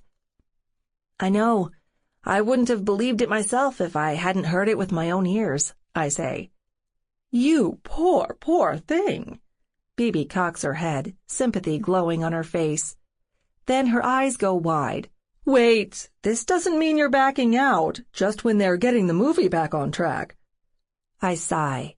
Everybody cares about their own peace, especially my agent, who does nothing except blur the line between ambition and greed. No, that's not what I'm getting at. I do want the film back on track. I want to know if there's a way to get the studio to agree to bring Luke back as Miles. Oh. Her relief that I'm staying on board melts when she realizes what I'm asking and does a double take. Oh, well, obviously I have no direct control over that, you understand. It'd be messy, assuming he's released soon. Very messy, considering the bad press. That's why Mom's other statement is going out to the public. Hayden already sent it to his friends in the media. I'll do whatever it takes to clear his name. Freedom isn't enough if he walks out of prison without his reputation. If you'd like to speak on his behalf, I can reach out to the studio's marketing team and clear it through them. Once they're updated on the new developments, of course. Bibi, they'd better. If they think I'll leave him hanging out to dry in front of the world, they don't know me. That's the one thing that'll make me walk. Now, let's not be hasty. She throws her hands up in a panic. I'll send a message to Pierce's assistant about it right now, if it's really bothering you that much. It is. I'm not leaving until I hear he's released, and I'll never sleep totally easy unless it's all fixed. Us, the film, his reputation, everything my mother's self-absorbed lies destroyed. Tell him I want to sit down and talk, if he isn't sure. PR issues aside, he knows damned well Luke is the best Miles there is. I won't have the same chemistry with the replacement. Don't care how hot he is. He isn't the man I love. All right, I'll do my best. If this goes off like you're hoping, I may want to revisit compensation in future contracts, you understand. She turns her nose up, dismayed by the risk I'm asking us to shoulder. You're lucky to have me, Robbie doll. Why, if it wasn't for my expertise, every muckraker and two-bit blogger would have chewed you up alongside him for not joining in the 10 minutes of hate aimed at Lucas Shaw over what he did. I'm lucky I didn't. If I'd gone on record, if I'd screamed and hollered about what he did to my mother without knowing what really happened, I'd be feeling about 1,000 times worse right now. My head throbs just thinking about it. Let's fix this, BB. I'm here for the long haul. As long as Luke is by my side, I'll make you millions if you help me get his job back. Deal. Her fingers tap quickly across the keyboard in front of her for a few more seconds. When she's done, she spins her screen around so I can see message sent. Pierce should be in touch soon. The studio has the upper hand, certainly, but they're not used to two badass bitches who know how to drive a hard bargain. That gets a tiny smile because it's true. They could easily give us the finger, tell us they're going with the veteran actor they have lined up to replace him, and then find someone to replace me too, if I decide to walk. Yes, I'm fully aware it's career suicide if I do. If love makes a woman do crazy things, then a second chance at putting her heart back together must make her a certified lunatic. My phone vibrates with a message from Hayden while BB and I are walking to our cars. Hayden, he's out. Going to get him cleaned up and dressed at my place. Here's the address. I copy the place listed in the text message. It's the imposing glass tower downtown where he lives with Penny, making their lives above several dozen businesses, paying prime commercial rent. I'm racing down the city streets, my eyes giving up new hot tears above my crooked smile. This love is me, indistinguishably, indisputably, irrevocably. Through all the pain, the heartache and the confusion, I've always been his. I know it's true because the past few weeks were hell, a grim throwback to our first break 5 years ago. I'm not whole without him. With God as my witness, I swear I'll find the other piece of myself, and this time superglue it in place with the world's most passionate kiss. Nothing will ever knock it loose again. Together, we've seen heaven and hell. We made a baby on nothing more than love and raw desire. We've lived the divide, friends, enemies, and lovers. The last one is what we're meant to be, where we're meant to stay. And the sooner his lips are on mine, the quicker the world rights itself again. This isn't just about the right thing or making sure we're in a place to live the best and worst of us again. Luke completes me. He's the other half of my soul, my home, and about 1,000 other sappy, indescribable things I used to laugh at. Notice I'm not snickering at love cheese anymore. I'm not even doubting it. Losing him twice taught me how real, how serious, and how special it is to find a man who gives you a reason to breathe. I need him like I need the steady hum of my own heart. And this heart is going to make some serious noise, hammering its glorious rhythm as soon as I'm home again in his arms. 14. Shut up and kiss me. Luke. I never knew how amazing a hot shower could be. Prison taught me a lot of things, but one lesson I doubt I'll ever forget is how incredible it feels to let the suds and steam roll down all 6 feet plus of me, without having to worry about what freak is sneaking up behind me to do harm.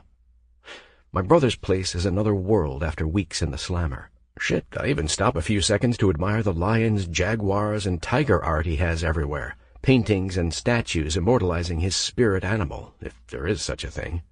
Mine is with me in ink, and it's never meant more. I take my time drawing the falcon stamped on my chest. Today it's a free bird, and every damned inch of me is grateful to be soaring with it.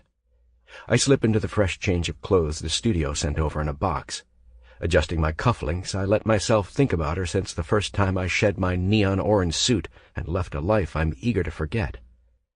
I owe her big. This was Robbie and my brothers. Sure, I came up with a plan to set me free, but if it wasn't for them following through, I wouldn't be standing here today. It's time, I whisper to myself, thumbing the little box in purple leather nestled in my pocket. Losing 5 years away from her the first time was pure hell. Losing 6 more weeks, knowing she thought I was a demon, taught me hell has dark corners I hadn't begun to imagine. The box is what's going to make sure she's never taken from me again. It was right where I left it at the studio. It's the only possession I cared about when they dragged me behind bars. Thought about it more than my plane getting impounded. Whoever packed up my dressing room and gave it to my brother for safekeeping never even saw it, thank God. The ring has been my secret, my longing, my unrealized dream for too fucking long. No more. It's the key to everything. It's the reset button, the deed to her heart.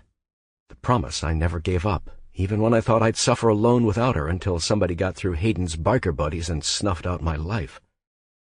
It's what I've always wanted, what I've always needed. Second only to the baby I swore I'd put inside her one fine day. It's the next 50 years, or maybe longer. Every day I've got left on this rock drawing breath, and every day I'm privileged just to taste her lips. Ms. Plome is here and waiting in the front sitting room, Master Luke.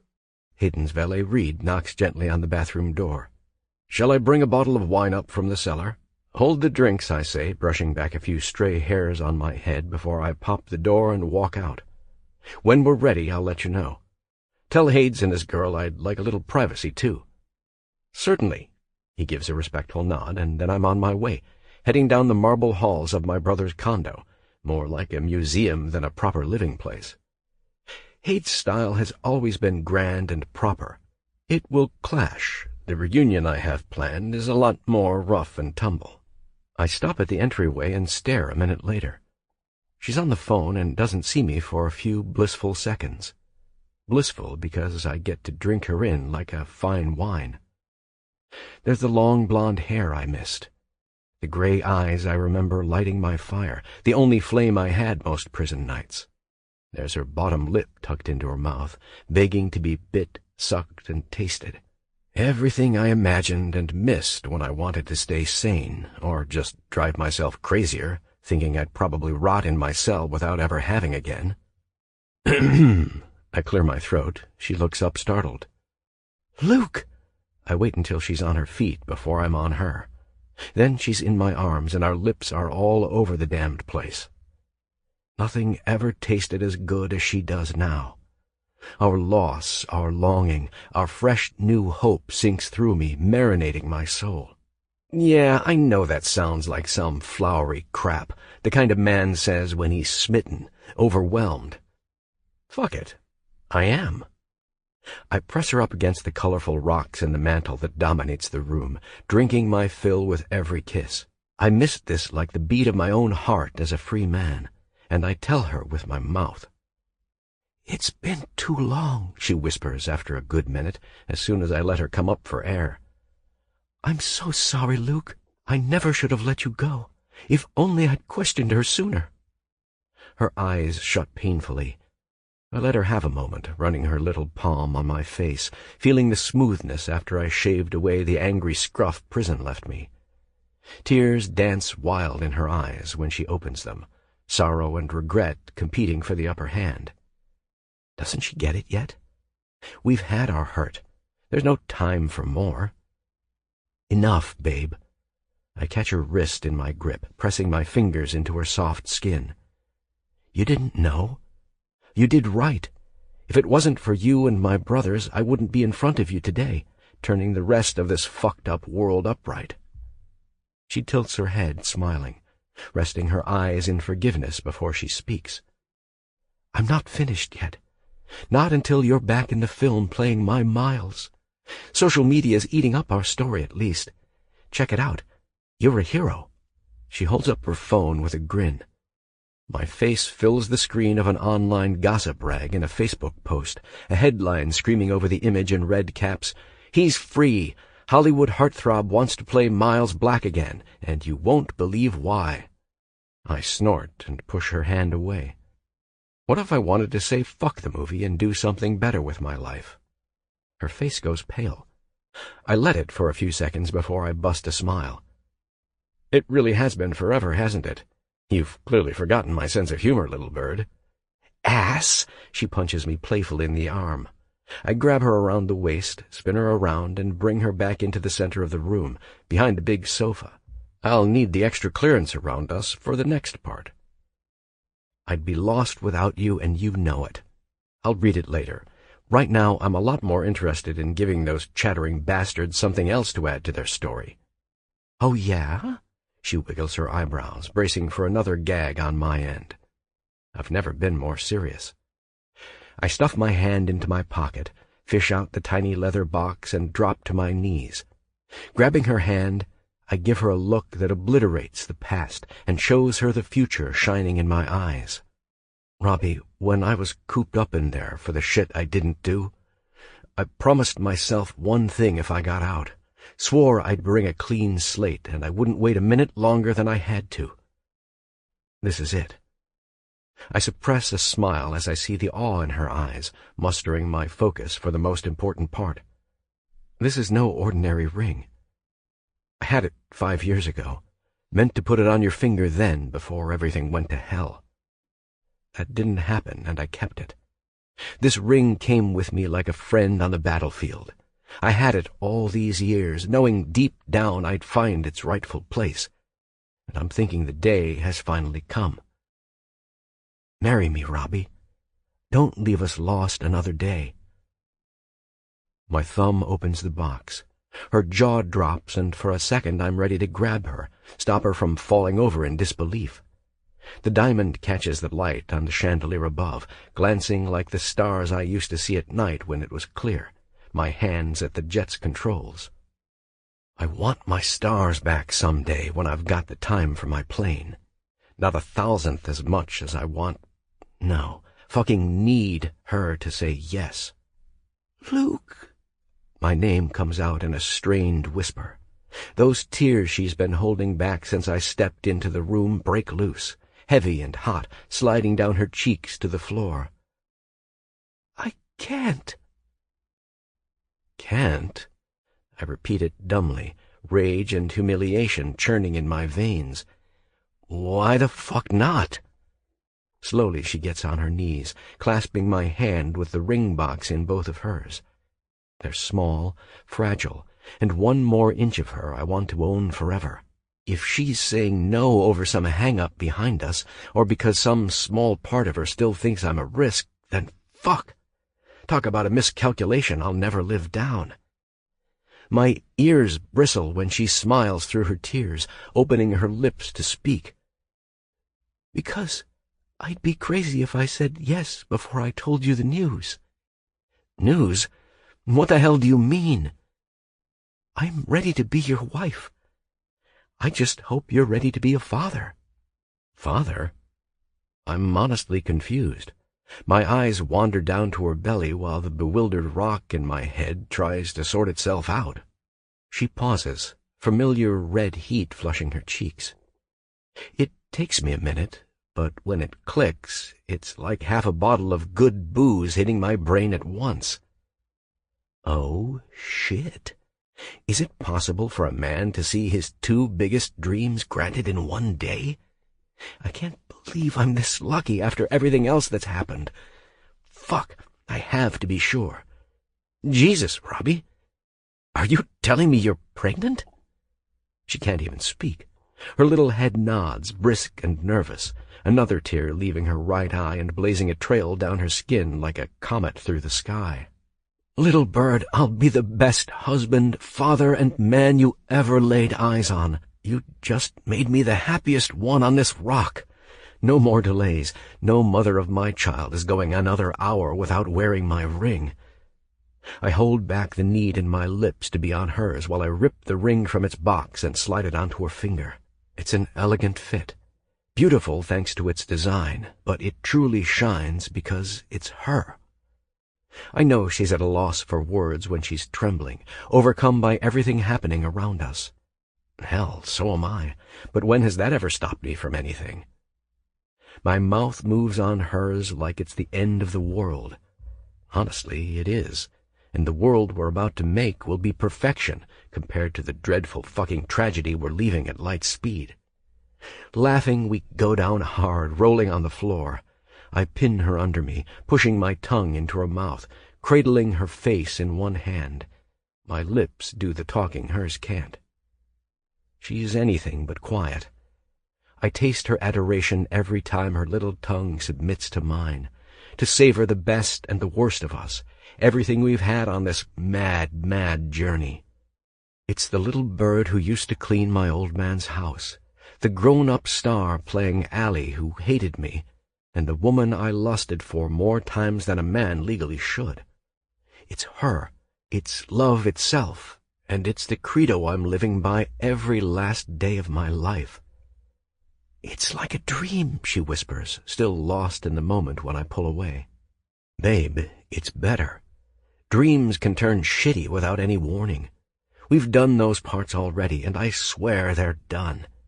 We'll have our issues, and we'll face what every parent does, bringing Junior up right.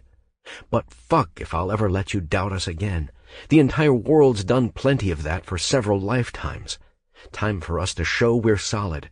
Nothing's ever coming between us again while I still have a pulse." I can't keep my lips off her. They search and destroy every last tear left on her face, drying her sweet skin with the heat of my love. My wife. My firstborn. I still can't believe it. I'll need 1,000 more kisses before it sinks in. She's going to pieces, but I ought to be the one breaking down in gratitude. If she doesn't know it, she's given me the world. I run my hand down her side, move it over her lower belly and smile, touching my forehead to hers. Never ceases to amaze me how much heat that spot returns, enough to warm the darkest winter in my heart. And with this ring on her hand and my baby growing in her, summer is here. Permanent, clear, and fucking beautiful. 2 months later. "By the power vested in me by the great state of California, you may now—" I didn't even wait for the priest to finish. Shit, I've been waiting a whole lifetime to hear the words "kiss the bride" and take the woman who's just promised me forever with the hardest kiss my lips can muster. It's a gorgeous day. Sunlight streams in through the rustic cathedral, adding warmth to the ceremony. The cheers, grins, and ball-busting shouts from my brothers do the rest. I catch a glimpse of Hayden and Penny through the crowd when I pull my lips off Robbie. He points at me and winks, one arm around his smiling wife. She's getting bigger every time I see her. Won't be long before their baby comes. That'll be my Robbie in a few months, I tell myself, a prideful smirk tugging at my lips. Who cares about the timing? I wouldn't change a thing. We've kept the pregnancy part to ourselves. Family and friends will know soon, and she'll get one hell of a baby shower in the coming months. The priest clears his throat and gives us a friendly nod. We've missed our cue to head down the aisle and out to the limo. Grabbing Robbie's hand, I lead her through the cheering throngs. Grant reaches through the pews and slaps my shoulder. "Easy with the lady, brother. You're looking so damned sharp I think you'll cut her to pieces today." He isn't kidding. I haven't willingly donned a tux like this since I finished playing Miles Black. Jet black jacket, charcoal trousers, and a black bow tie with a splash of cherry red in the middle. It's a fitting ensemble for the color she's added to the dull palette I used to call my life. There's no time to stop, so I squeeze his hand one more time, shouting over my shoulder while we're moving, She's a lucky woman and she knows it, cuts and all. Please. Robbie rolls her eyes, laughing for the 100th time today. I should have known this wedding stuff would go to your head. Damn right, I say, gently guiding her down the steps to the long black limo waiting for us below, a driver with sleek shades over his eyes holding the door open. And you didn't let me finish, babe. You have to be a lucky woman to marry the luckiest man on earth. Nice save, ass, she whispers, digging her little fist into my arm. It is. It's also nice to know I'm never going to get tired of riling this woman up, even when I'm 80 and gray. We climb into the car together, taking one last glimpse at the crowd pushing their way out the cathedral to watch us depart. We haven't had this kind of attention since we showed up at our movie's premiere. This is a lot more personal. We barely touched the champagne or the non-alcoholic cider I had stocked for Robbie on our ride to the reception hall we've rented for the evening. Our lips hunger for something else. As soon as the privacy visor between us and the driver goes up, I've got her pinned down under me, stamping my lips down her tender throat, heading for her cleavage. Her taste goes to my head. Dick raging, I want to be inside her, lashing her tit with my tongue while I drag my pubic bone across her clit. Shame the place is only 20 minutes away. Not enough time to shake these clothes and bring her off on every inch of my cock the way I'd like. Too bad. We'll have a proper honeymoon soon. A little patience goes a long way. Tonight will be magical, no doubt. I'll take my sweet time blowing her mind for the first time as my wife. Don't go, Miles, baby, don't go. A tearful Robbie gushes fear with every word as Allie on the huge screen hanging over the reception room. The scene flashes to me. I smile, watching myself say the lines through a fake pain, a hand over my gut to stop the hemorrhaging from the bullet wound. I'm not going anywhere, love. Tell the Reaper to save his debt for another day. Funny, after everything we've been through, you're still doubting us. You think I'd leave you to someone else's hand spanking you like mad? Think I'd ever let you raise our kid alone? Oh, Miles! She grins, and there it is. The kiss, while we're scratched and bruised, remnants of Senator Blood's compound going up in smoke behind us. The kids we saved from his trafficking ring clinging to her dress. I love you. Oh, Miles! Robbie nudges me in the side, whispering her line a lot more playfully here, just as the sirens sound on the screen, heralding the fade to credits. She's coming. Let me know if you aren't ready for this. I stiffen when I see Erica walking our way. I haven't seen the crazy bitch who tried to put me behind bars since the day she busted her jaw in my dressing room. Supposedly she's been under heavy treatment. They've put her on some stuff to straighten her brain out, and hours of talk therapy are chiseling her into a decent human being again. Still, my guard doesn't go down easy. Erica, I say with a nod. Beautiful wedding, Luke. I'm not just saying it either. It's probably the first one I've ever been to feeling normal, I guess. I'd forgotten how to enjoy a day like this without other feelings getting in the way. I'm happy for you two, really. Really? I have no choice but to believe her and give her a second chance. I thank her before she turns her attention to Robbie. Oh, honey, how are you holding up? It isn't too much, is it? I ignore the sour taste in my mouth. It's a twisted irony that she's the only one who knows about our baby at this stage, and the news was a threat to make her bend. Mom, it's fine. I've had more energy today than I think I've had since our last day on the set. It certainly looks like the film lived up to expectations, Erica says, her eyes drifting to the huge screen. As Miles, I'm kissing my way down my woman's shoulder, loving each other as husband and wife one more time in the shower before everything fades out one last time. Robbie's mother looks back at me, her eyes distinctly different from the crazy rage look I now know to watch for. I simply love the passion. It's the same on the screen as well as off it. We've had our differences, Luke, but whatever I thought before, I'm grateful my daughter found someone who loves her. I don't think any man could ever adore her half as much as you. I study her eyes before I speak.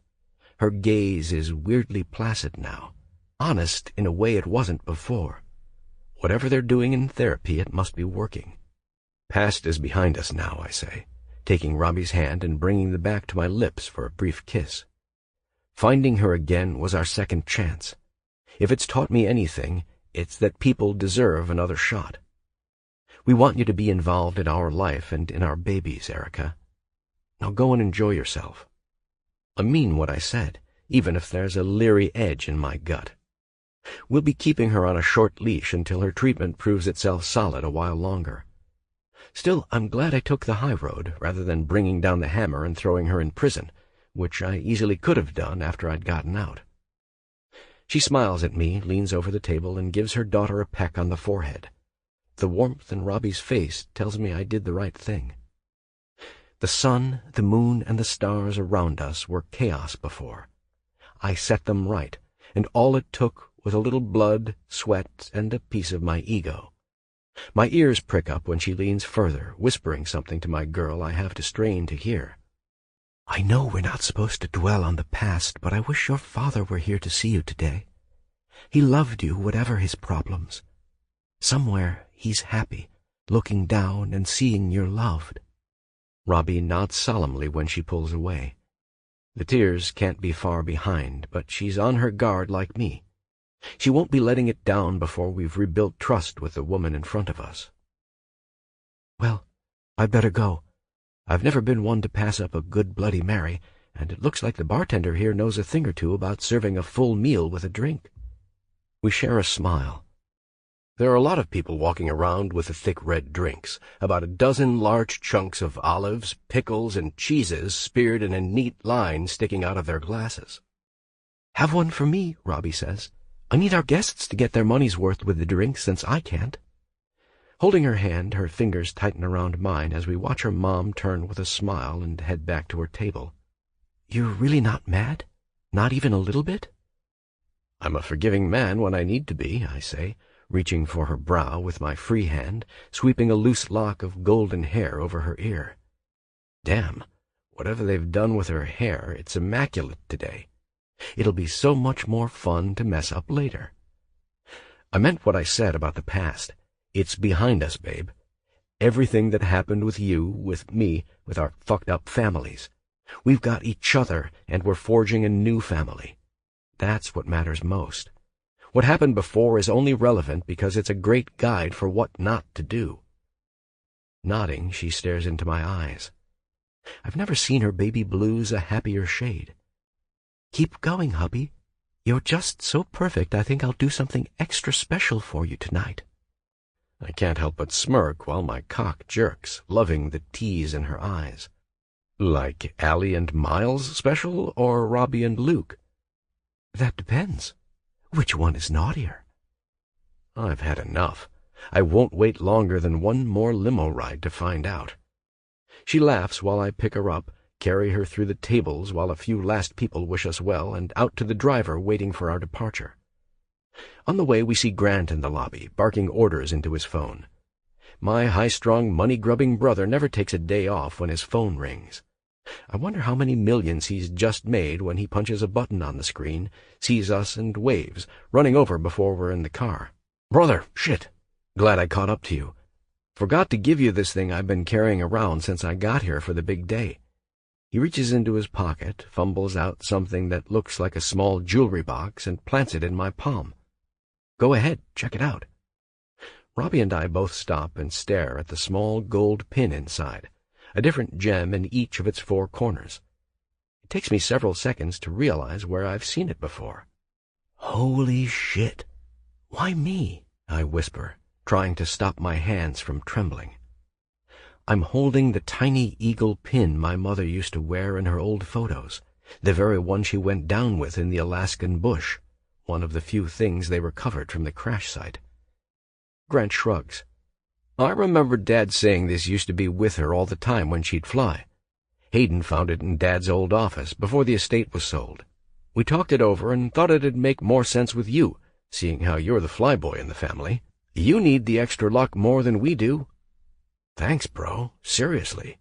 My hand clenches it and presses it against my chest. Back in the cathedral, when I watched my beautiful wife coming down the aisle, I wished like hell there was some way Mom could have seen this.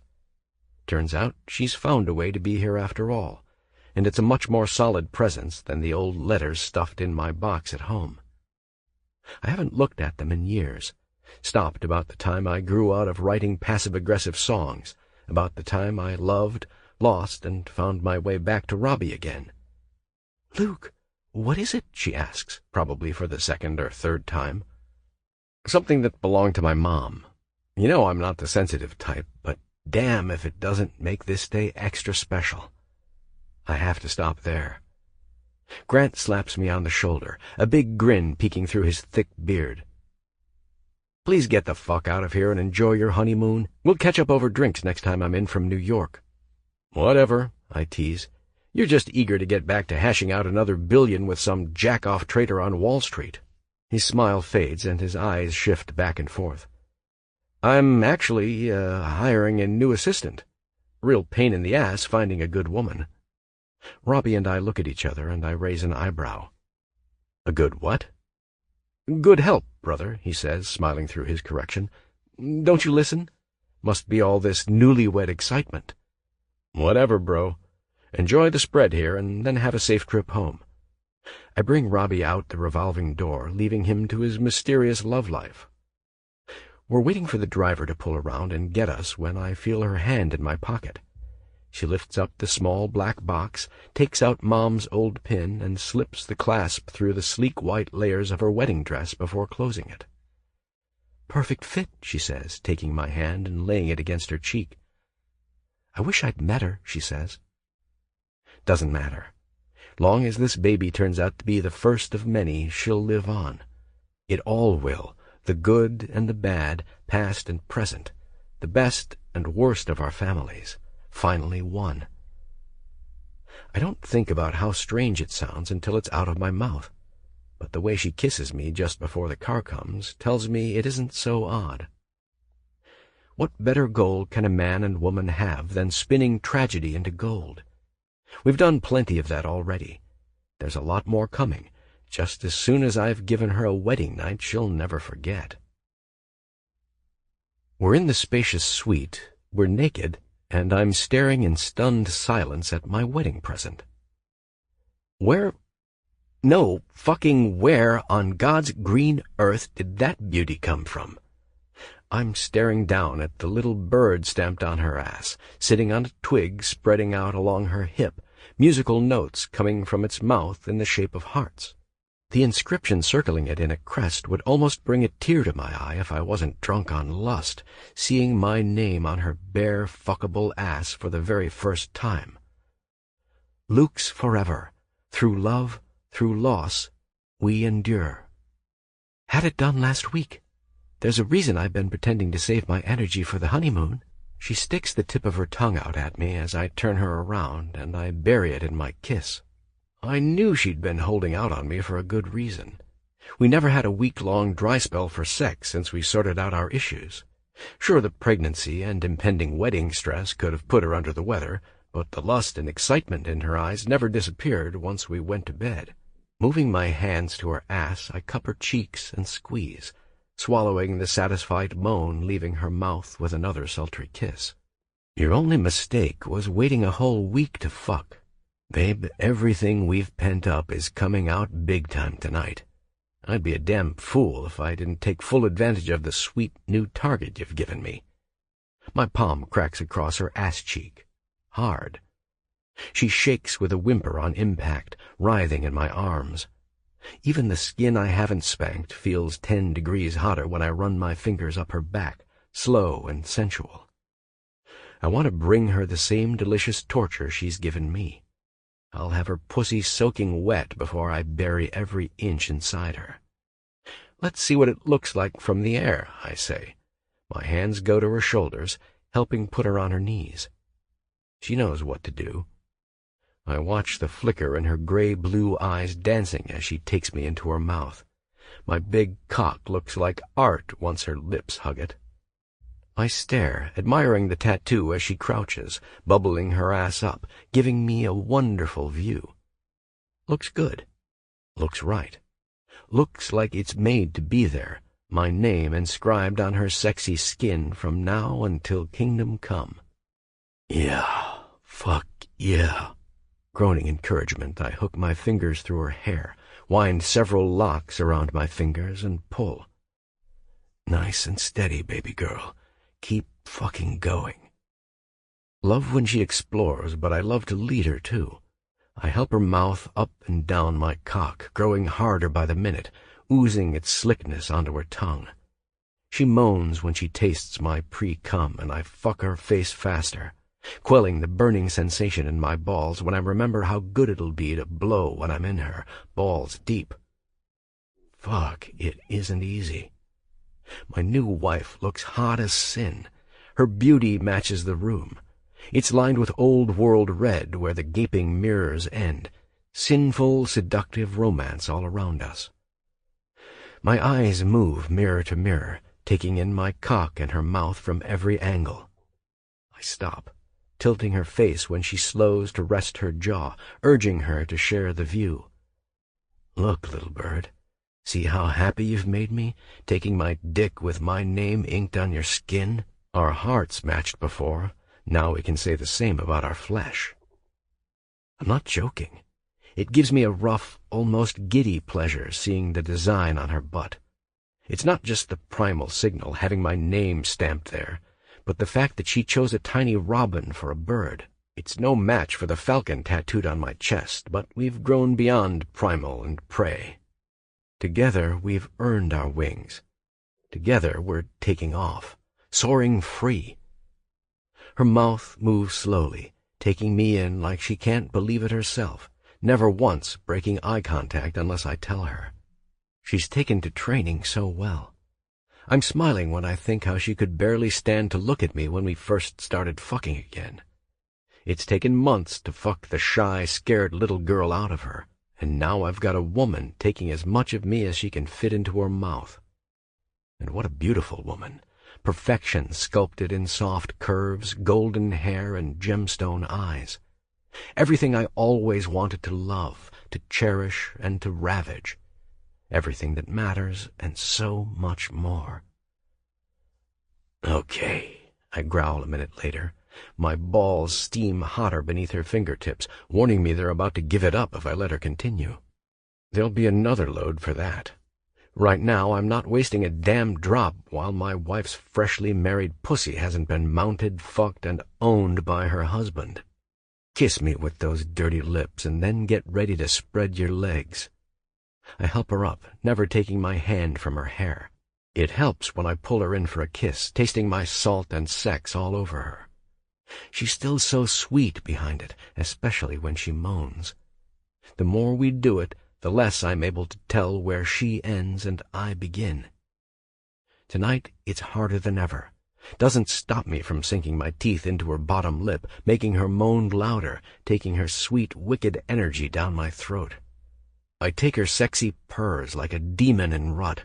My cock glides against her belly, still leaking on her skin, aching to be in her. Chair, babe, I say, walking her to the black leather seat in the corner. It's tall, sleek as a shark, and like something from a medieval documentary. Grabbing her ankles, I swing her legs open as soon as her ass hits the chair. Then my tongue is on her, winding up her calf, licking a steady, kissing trail to her thigh. That's where I stop until I feel her shake. I flick my free hand against her pussy, testing her raw little clit. It's swollen and she's sopping fucking wet. My taste buds prickle, hungry to taste her. Hungrier still to make my wife come on my mouth for the first time. It's like she's a virgin all over again, and I'm just as excited to fill her blank slate. Before I move in for the kill, I hold her thighs with my hands, waiting for her eyes to open so they see mine drilling in. Lay back, breathe, and don't you dare shut your legs. She nods frantically, her nipples pulsing red like small berries on her breasts. As I roll my tongue across her hot cunt for the first time, I'm amazed at how many firsts there will be with this woman. I thought I had it all when I took her cherry all those years ago. Thought I'd conquered the world when I took her again, against the rickety wall in my dressing room, fucking her to Jupiter and back as my cock had the only pussy that would ever tame it. Then there was the sex when I got out of jail. I came so hard my heartbeat burned in my eyes, biting into her shoulder, slamming into her from behind while I had my hand between her legs, frigging the clit I'm all over now until she screamed herself hoarse. I should stop thinking I've figured out a damn thing about us. Honestly, it's better than it's ever been because the energy isn't predictable. My mouth moves up and down her pussy, grinding into her when her hips squirm, my tongue lashing her clit. It comes down wet, focused, and raw, summoning the same energy I first used spanking her ass as Miles. He wishes he had half of this. Everybody's favorite billionaire bad boy can go fuck himself while I'm devouring her cunt, fucking my tongue in and out of her, shoving my face up so far in her every growl I make reverberates in her belly. "Oh, Luke! Oh, yes!" She pauses, just enough to draw her breath, coming to the edge. I slow down to tease her, waiting for the magic word I'll never get sick of hearing. "Please." There. In a flash of tongue and teeth, she's screaming. I tilt my head, never taking my tongue off her clit, making room to shove 2 stiff fingers inside her. I find the second best target on her body after the new tattoo. Know I've hit pay dirt when her screams go ragged, breathless, and hot cream gushes out of her. She wasn't a born squirter. I made her one. Perhaps my finest accomplishment, playing her body like a fiddle, knowing I can break her down however I want on command. The whimpers don't stop for a good 60 seconds. When they're finally over, I back off her sweet pussy, giving the soaked mess between her legs one last kiss. She's ruined when I stand up. I pick her up, haul her over to the bed in my arms, and lay her against my chest, cradling her head in my palm. I can't stop kissing through the minutes where I let her rest. Fire moves up my spine and pools in my balls, a slow-building wave screaming, "Fuck her." I will, but not yet. My forehead touches hers, steaming with excitement, urging her to open those eyes I love. You know that kiss made me fall in love, right? Seeing you come for me drags me deeper under the spell. I'm a cursed man, little bird, and I'm happy. "Love you," she whispers, breaking a smile. We kiss through the entire spectrum. Slow and sweet, soft and hard, vicious, rough, relentless. The stubble on my chin grazes her throat, and her pussy rubs my cock, already aching to be filled. "No more teasing, Luke. Please, please." Say it a few more times, and I just might come inside you. "Oh." I don't let up, burying my teeth in her neck, palming her breast with my hand. I take my time warming her up good and proper, plucking her nipples soft with my teeth, my tongue, my lips forming a perfect ring around them. I'd be content listening to her moan for me forever, but the insistent urge in my balls hounding me to fuck my wife won't be satisfied until I do. The head of my cock rubs deeper in her pussy folds every time her hips grind into me. She's trying to get me in her before I'm ready, the little minx. I hold back, giving her tit one more suck, flicking the very tip of my canines into her tender flesh, a little trick that always sends her into another world. "Roll the fuck over," I say as soon as I'm ready. "I want to see my name when I go off in your married pussy." "Sure, hubby." Hubby? Fuck. I'm starting to like that word more than sir, as sappy as it sounds. Coming from anybody else, it would be, but because it's my wife, it's lightning. Taking my cock by the base, I watch her get on all fours, offering her ass to me. There's barely enough time to give it a whack before I'm in her. We fuck like there's no tomorrow. Truth is, there hasn't been enough yesterday. We're still making up for lost time every time our bodies collide, fucking through the pain that's kept us apart for too long. There'll never be enough. Not even when we're celebrating our 10th wedding anniversary, working on our 6th kid. Yeah, okay, let's not get ahead of ourselves. For once, I listened to my better instincts. It's not a chore to shut up the chatter and enjoy the moment, thrusting into my beautiful wife good and hard, love and lust colliding at every thrust. She sweats, she moans, she begs. Somewhere between those desperate breaths, before I slam her ass against my pubic bone and come, I hear the love I see in her tattoo. There's my girl. Come, Robbie. Come like you fucking mean it. My hips go wilder than my words, hammering into hers, swinging my balls on her clit each time our bodies mesh. Hot? My testicles are screaming fucking meteors about to become magma. I rail her through one O into the next. She's so turned on it doesn't take long. Normally I'd take pride in bringing her off in something like one unbroken beautiful chain of release. But frankly, I'm too crazed with the seed burning to my core to stop for anything. Need to get it out. Need to fill her sweet cunt. Need to finish loving her in this animal language words will never be a decent substitute for. My hand cracks across her ass before I can't hold it anymore. Once, twice, 3 fucking times. Fuck! Coming!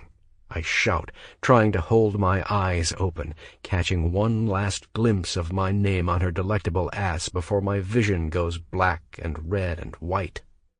My balls lurch, burn, spit hot jets into her. I don't care if she's been bred once, claimed at a biological level. Every time I give it up deep inside her cements the bond between us, turns me crazier and makes me see new stars. This time they're bright and hot and beautiful. Every single one of them says, I didn't know I could love you this fucking much. 15. This time, forever. Robin. 1 year later. I'm living the Hollywood life I always dreamed, but it's not why I'm smiling. It isn't the sweet Southern California air billowing in from the coast, wrapping around our mansion, tucked in the exclusive foothills just up the coast from L.A. It isn't watching Hayden, Penny, and their little daughter Abby rolling in the grass with our new French bulldog, Theodore. It isn't even watching the love of my life bicker with Grant at the giant grill over whose rub on the meat will do a better job at making our taste buds pop. It's him, the little man in my arms, Zane, his tiny eyelids falling shut while I cradle his head, covering his familiar blue eyes.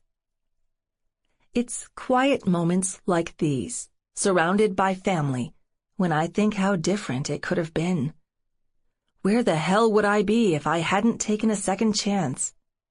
If I'd walked away when things were at their bleakest? If I hadn't gotten over him the first time my mother lied to me? If we hadn't gone through love and hate and hell itself to claim paradise? It's here. Here.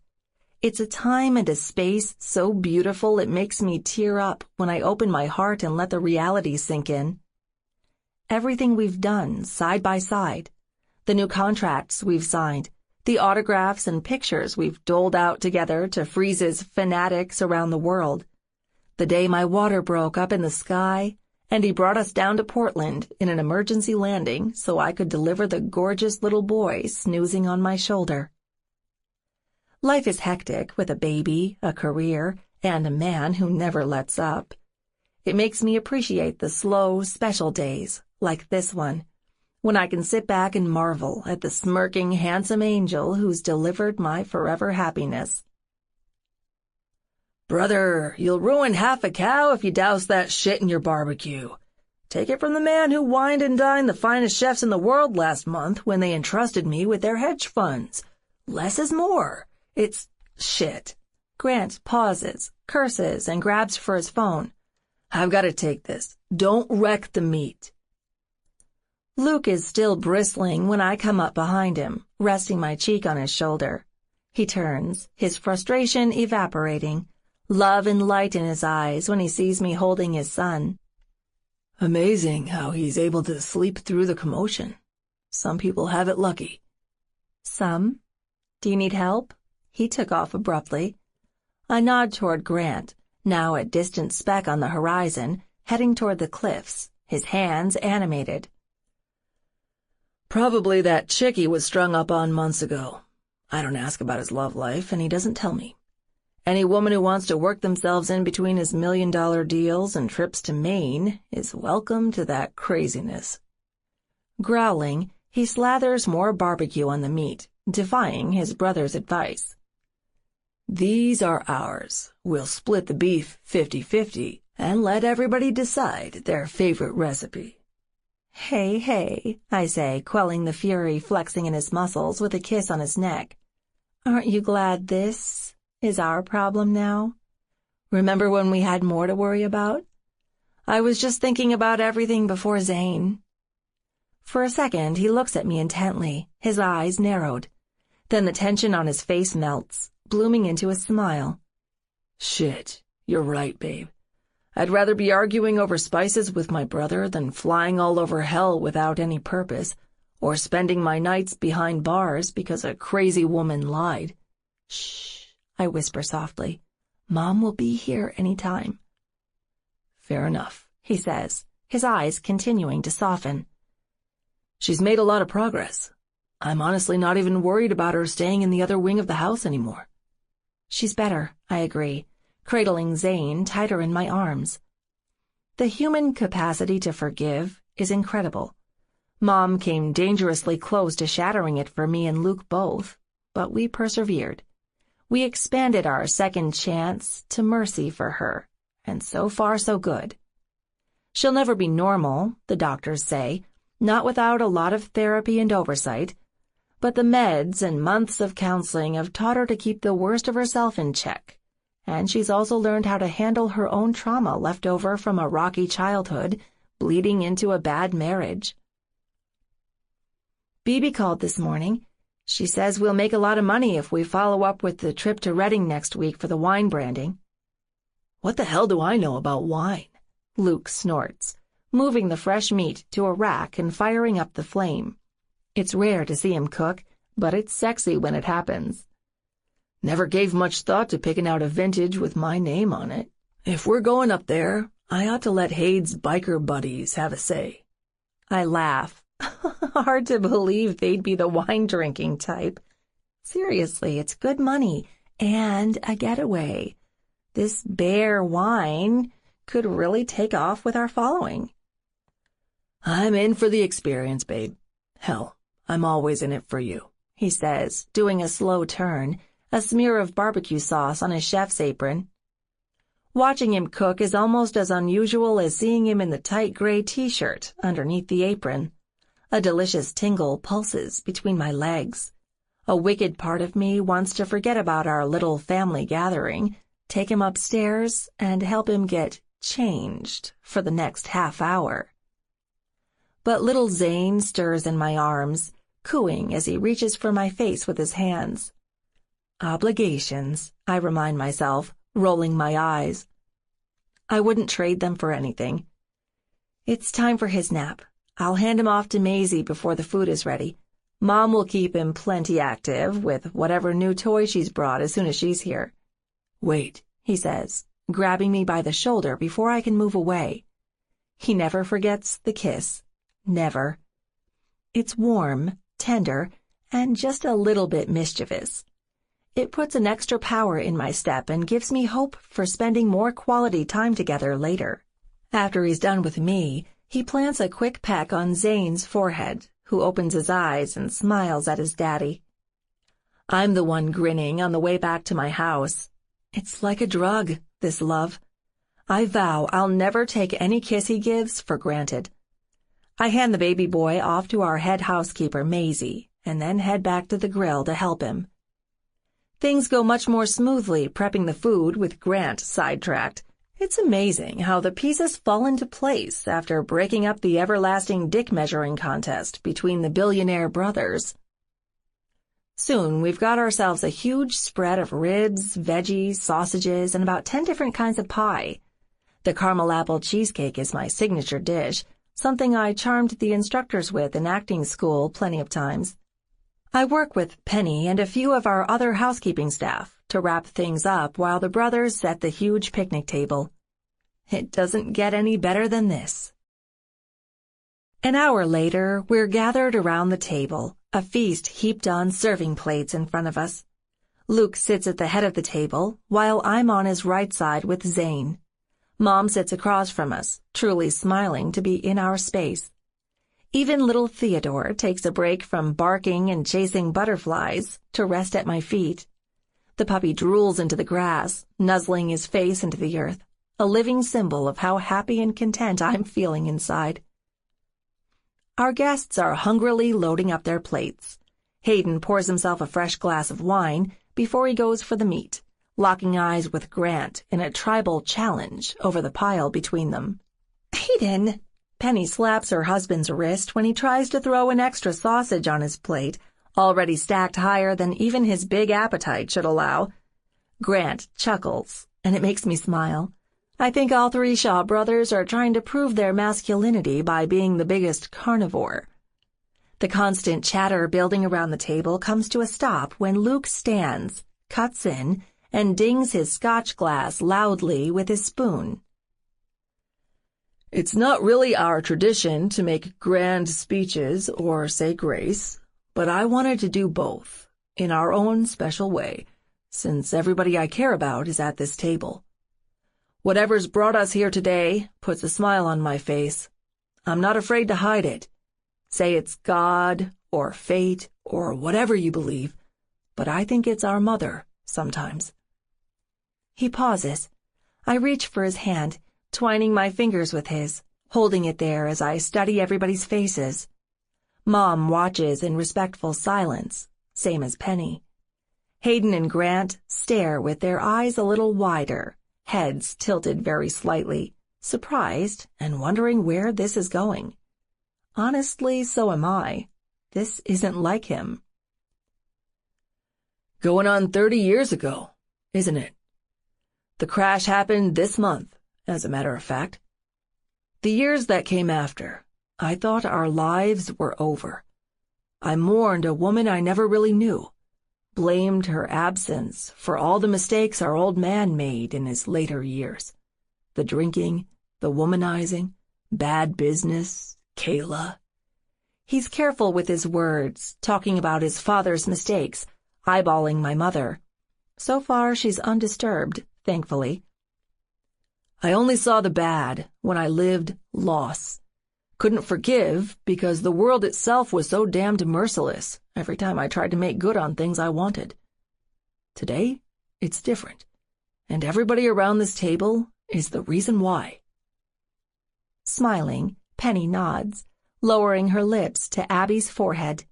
My fussy niece doesn't appreciate the eerie silence or the kiss, and shouts in the sing-song way babies do when they're bored or frustrated. "Grant, Hayden, you pulled me through some tough times. Penny, you were my brother's rock when he was mine, and I'll never forget it. Erica." He waits for her full attention, or maybe he needs a few extra seconds to get his words just right. "Your family. We'd be living our lives with a bigger, darker hole behind us if I'd turned my back on you. I'm glad every day I didn't.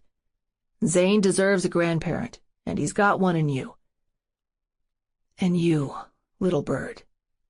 Oh, God.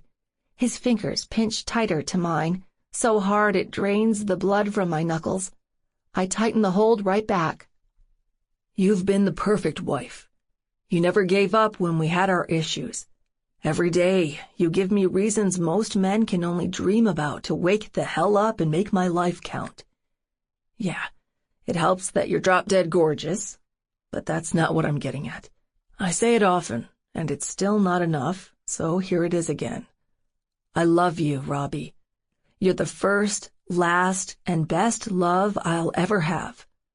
We've done right by our second chance. We'll keep on doing it, too, no matter how rich, how famous, or how tough the future will be. I don't wait for the applause or compliments from the others. With Zane in my arms, I rise to end his speech with a kiss, my hand never leaving his. Without him, I'd be nothing. I think I'm still just beginning to realize how good it feels to be complete. We take our sweet time locking lips, not caring who watches or how cold the food might be getting. It's animal attraction, loving gratitude, baby fever, marital bliss. It's feelings running through my blood I know instinctively, but can't put into words, because everything about this man speaks to me on a higher level. I don't need poetry when our eyes and skin carry our song so well.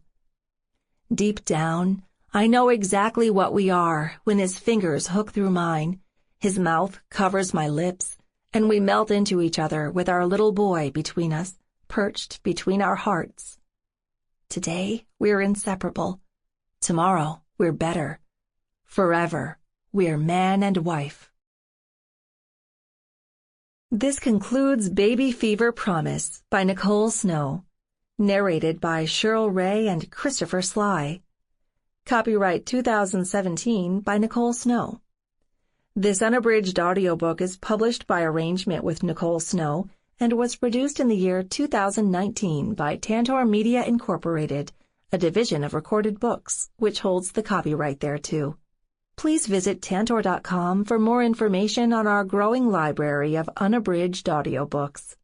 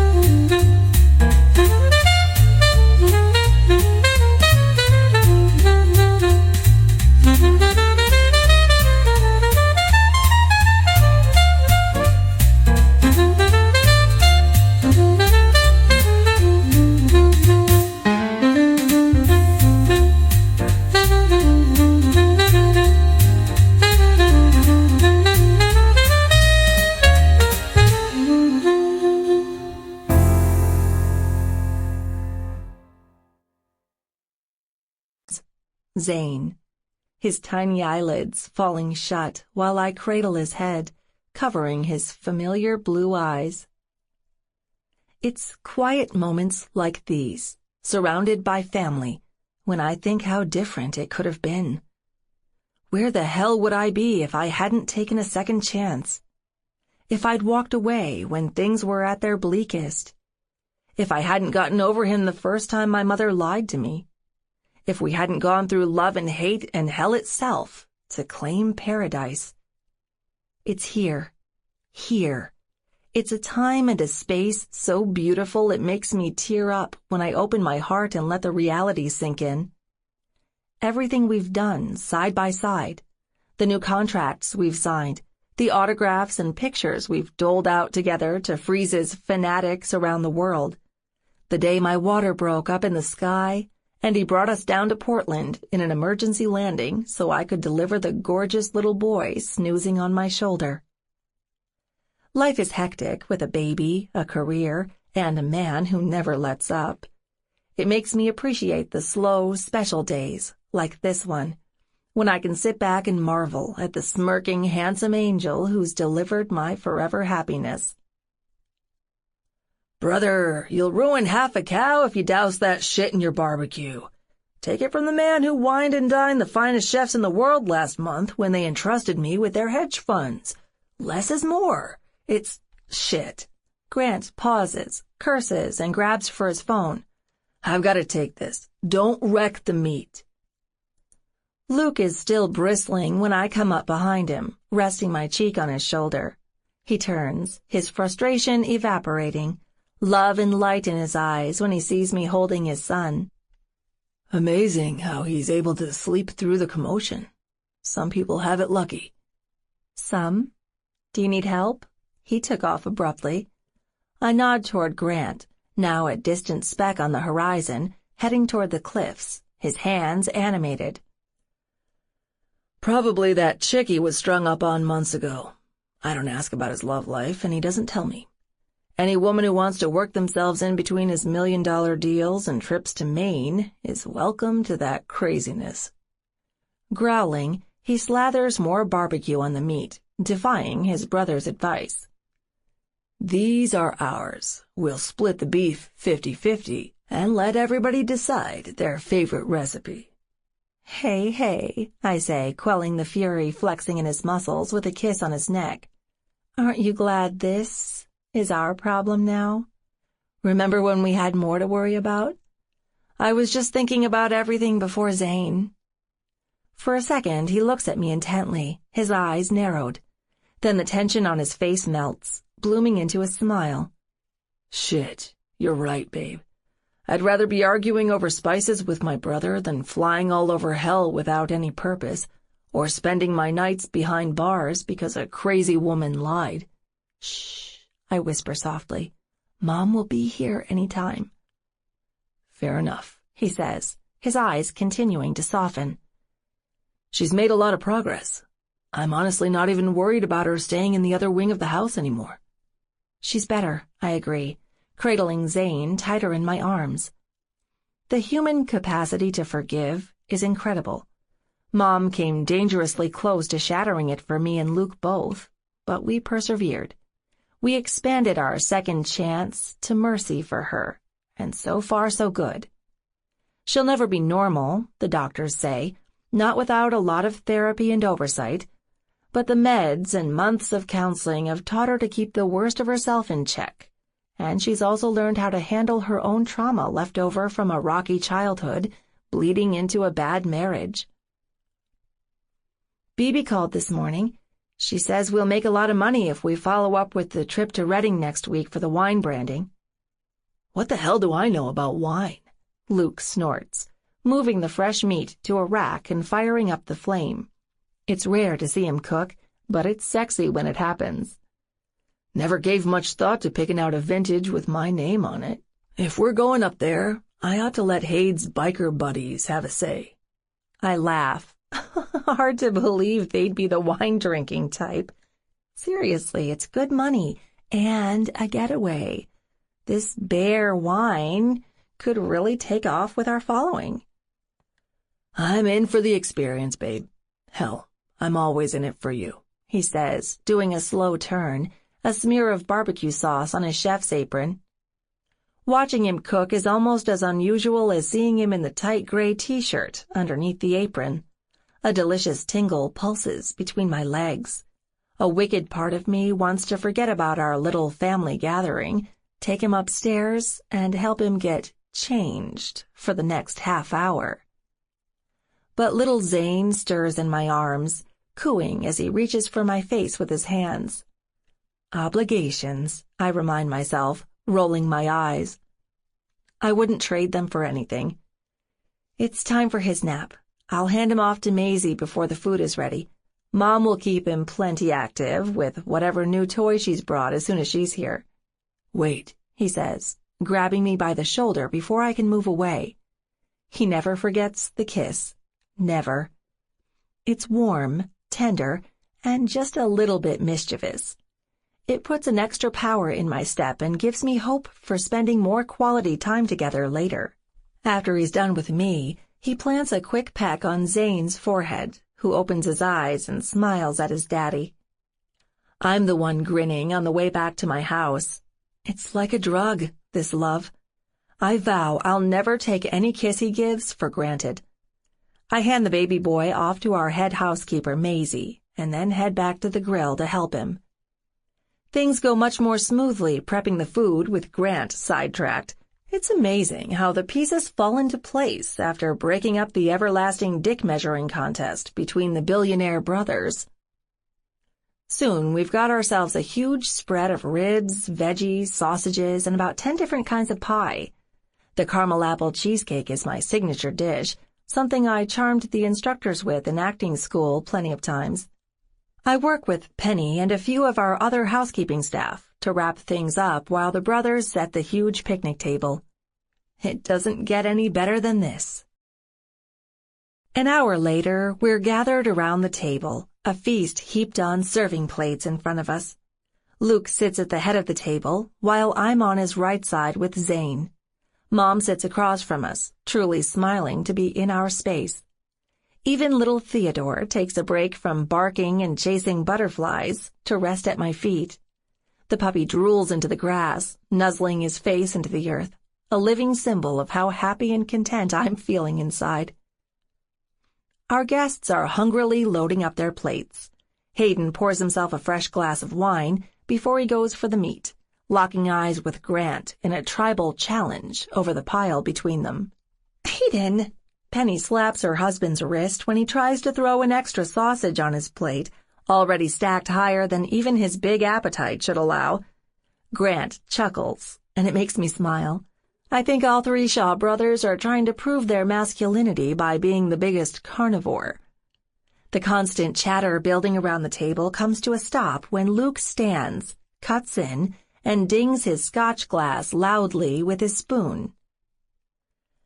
"It's not really our tradition to make grand speeches or say grace, but I wanted to do both, in our own special way, since everybody I care about is at this table. Whatever's brought us here today puts a smile on my face. I'm not afraid to hide it. Say it's God or fate or whatever you believe, but I think it's our mother sometimes." He pauses. I reach for his hand, twining my fingers with his, holding it there as I study everybody's faces. Mom watches in respectful silence, same as Penny. Hayden and Grant stare with their eyes a little wider, heads tilted very slightly, surprised and wondering where this is going. Honestly, so am I. This isn't like him. "Going on 30 years ago, isn't it? The crash happened this month, as a matter of fact. The years that came after, I thought our lives were over. I mourned a woman I never really knew, blamed her absence for all the mistakes our old man made in his later years. The drinking, the womanizing, bad business, Kayla." He's careful with his words, talking about his father's mistakes, eyeballing my mother. So far, she's undisturbed, thankfully. "I only saw the bad when I lived loss. Couldn't forgive because the world itself was so damned merciless every time I tried to make good on things I wanted. Today, it's different, and everybody around this table is the reason why. Smiling, Penny nods, lowering her lips to Abby's forehead. My fussy niece doesn't appreciate the eerie silence or the kiss, and shouts in the sing-song way babies do when they're bored or frustrated. Grant, Hayden, you pulled me through some tough times. Penny, you were my brother's rock when he was mine, and I'll never forget it. Erica. He waits for her full attention, or maybe he needs a few extra seconds to get his words just right. Your family. We'd be living our lives with a bigger, darker hole behind us if I'd turned my back on you. I'm glad every day I didn't. Zane deserves a grandparent, and he's got one in you. And you, little bird. Oh, God. His fingers pinch tighter to mine, so hard it drains the blood from my knuckles. I tighten the hold right back. You've been the perfect wife. You never gave up when we had our issues. Every day, you give me reasons most men can only dream about to wake the hell up and make my life count. Yeah, it helps that you're drop-dead gorgeous, but that's not what I'm getting at. I say it often, and it's still not enough, so here it is again. I love you, Robbie. You're the first, last, and best love I'll ever have. We've done right by our second chance. We'll keep on doing it too, no matter how rich, how famous, or how tough the future will be. I don't wait for the applause or compliments from the others. With Zane in my arms, I rise to end his speech with a kiss, my hand never leaving his. Without him, I'd be nothing. I think I'm still just beginning to realize how good it feels to be complete. We take our sweet time locking lips, not caring who watches or how cold the food might be getting. It's animal attraction, loving gratitude, baby fever, marital bliss. It's feelings running through my blood I know instinctively, but can't put into words, because everything about this man speaks to me on a higher level. I don't need poetry when our eyes and skin carry our song so well. Deep down, I know exactly what we are when his fingers hook through mine, his mouth covers my lips, and we melt into each other with our little boy between us, perched between our hearts. Today, we're inseparable. Tomorrow, we're better. Forever, we're man and wife. This concludes Baby Fever Promise by Nicole Snow, narrated by Cheryl Ray and Christopher Sly. Copyright 2017 by Nicole Snow. This unabridged audiobook is published by arrangement with Nicole Snow and was produced in the year 2019 by Tantor Media Incorporated, a division of Recorded Books, which holds the copyright thereto. Please visit Tantor.com for more information on our growing library of unabridged audiobooks.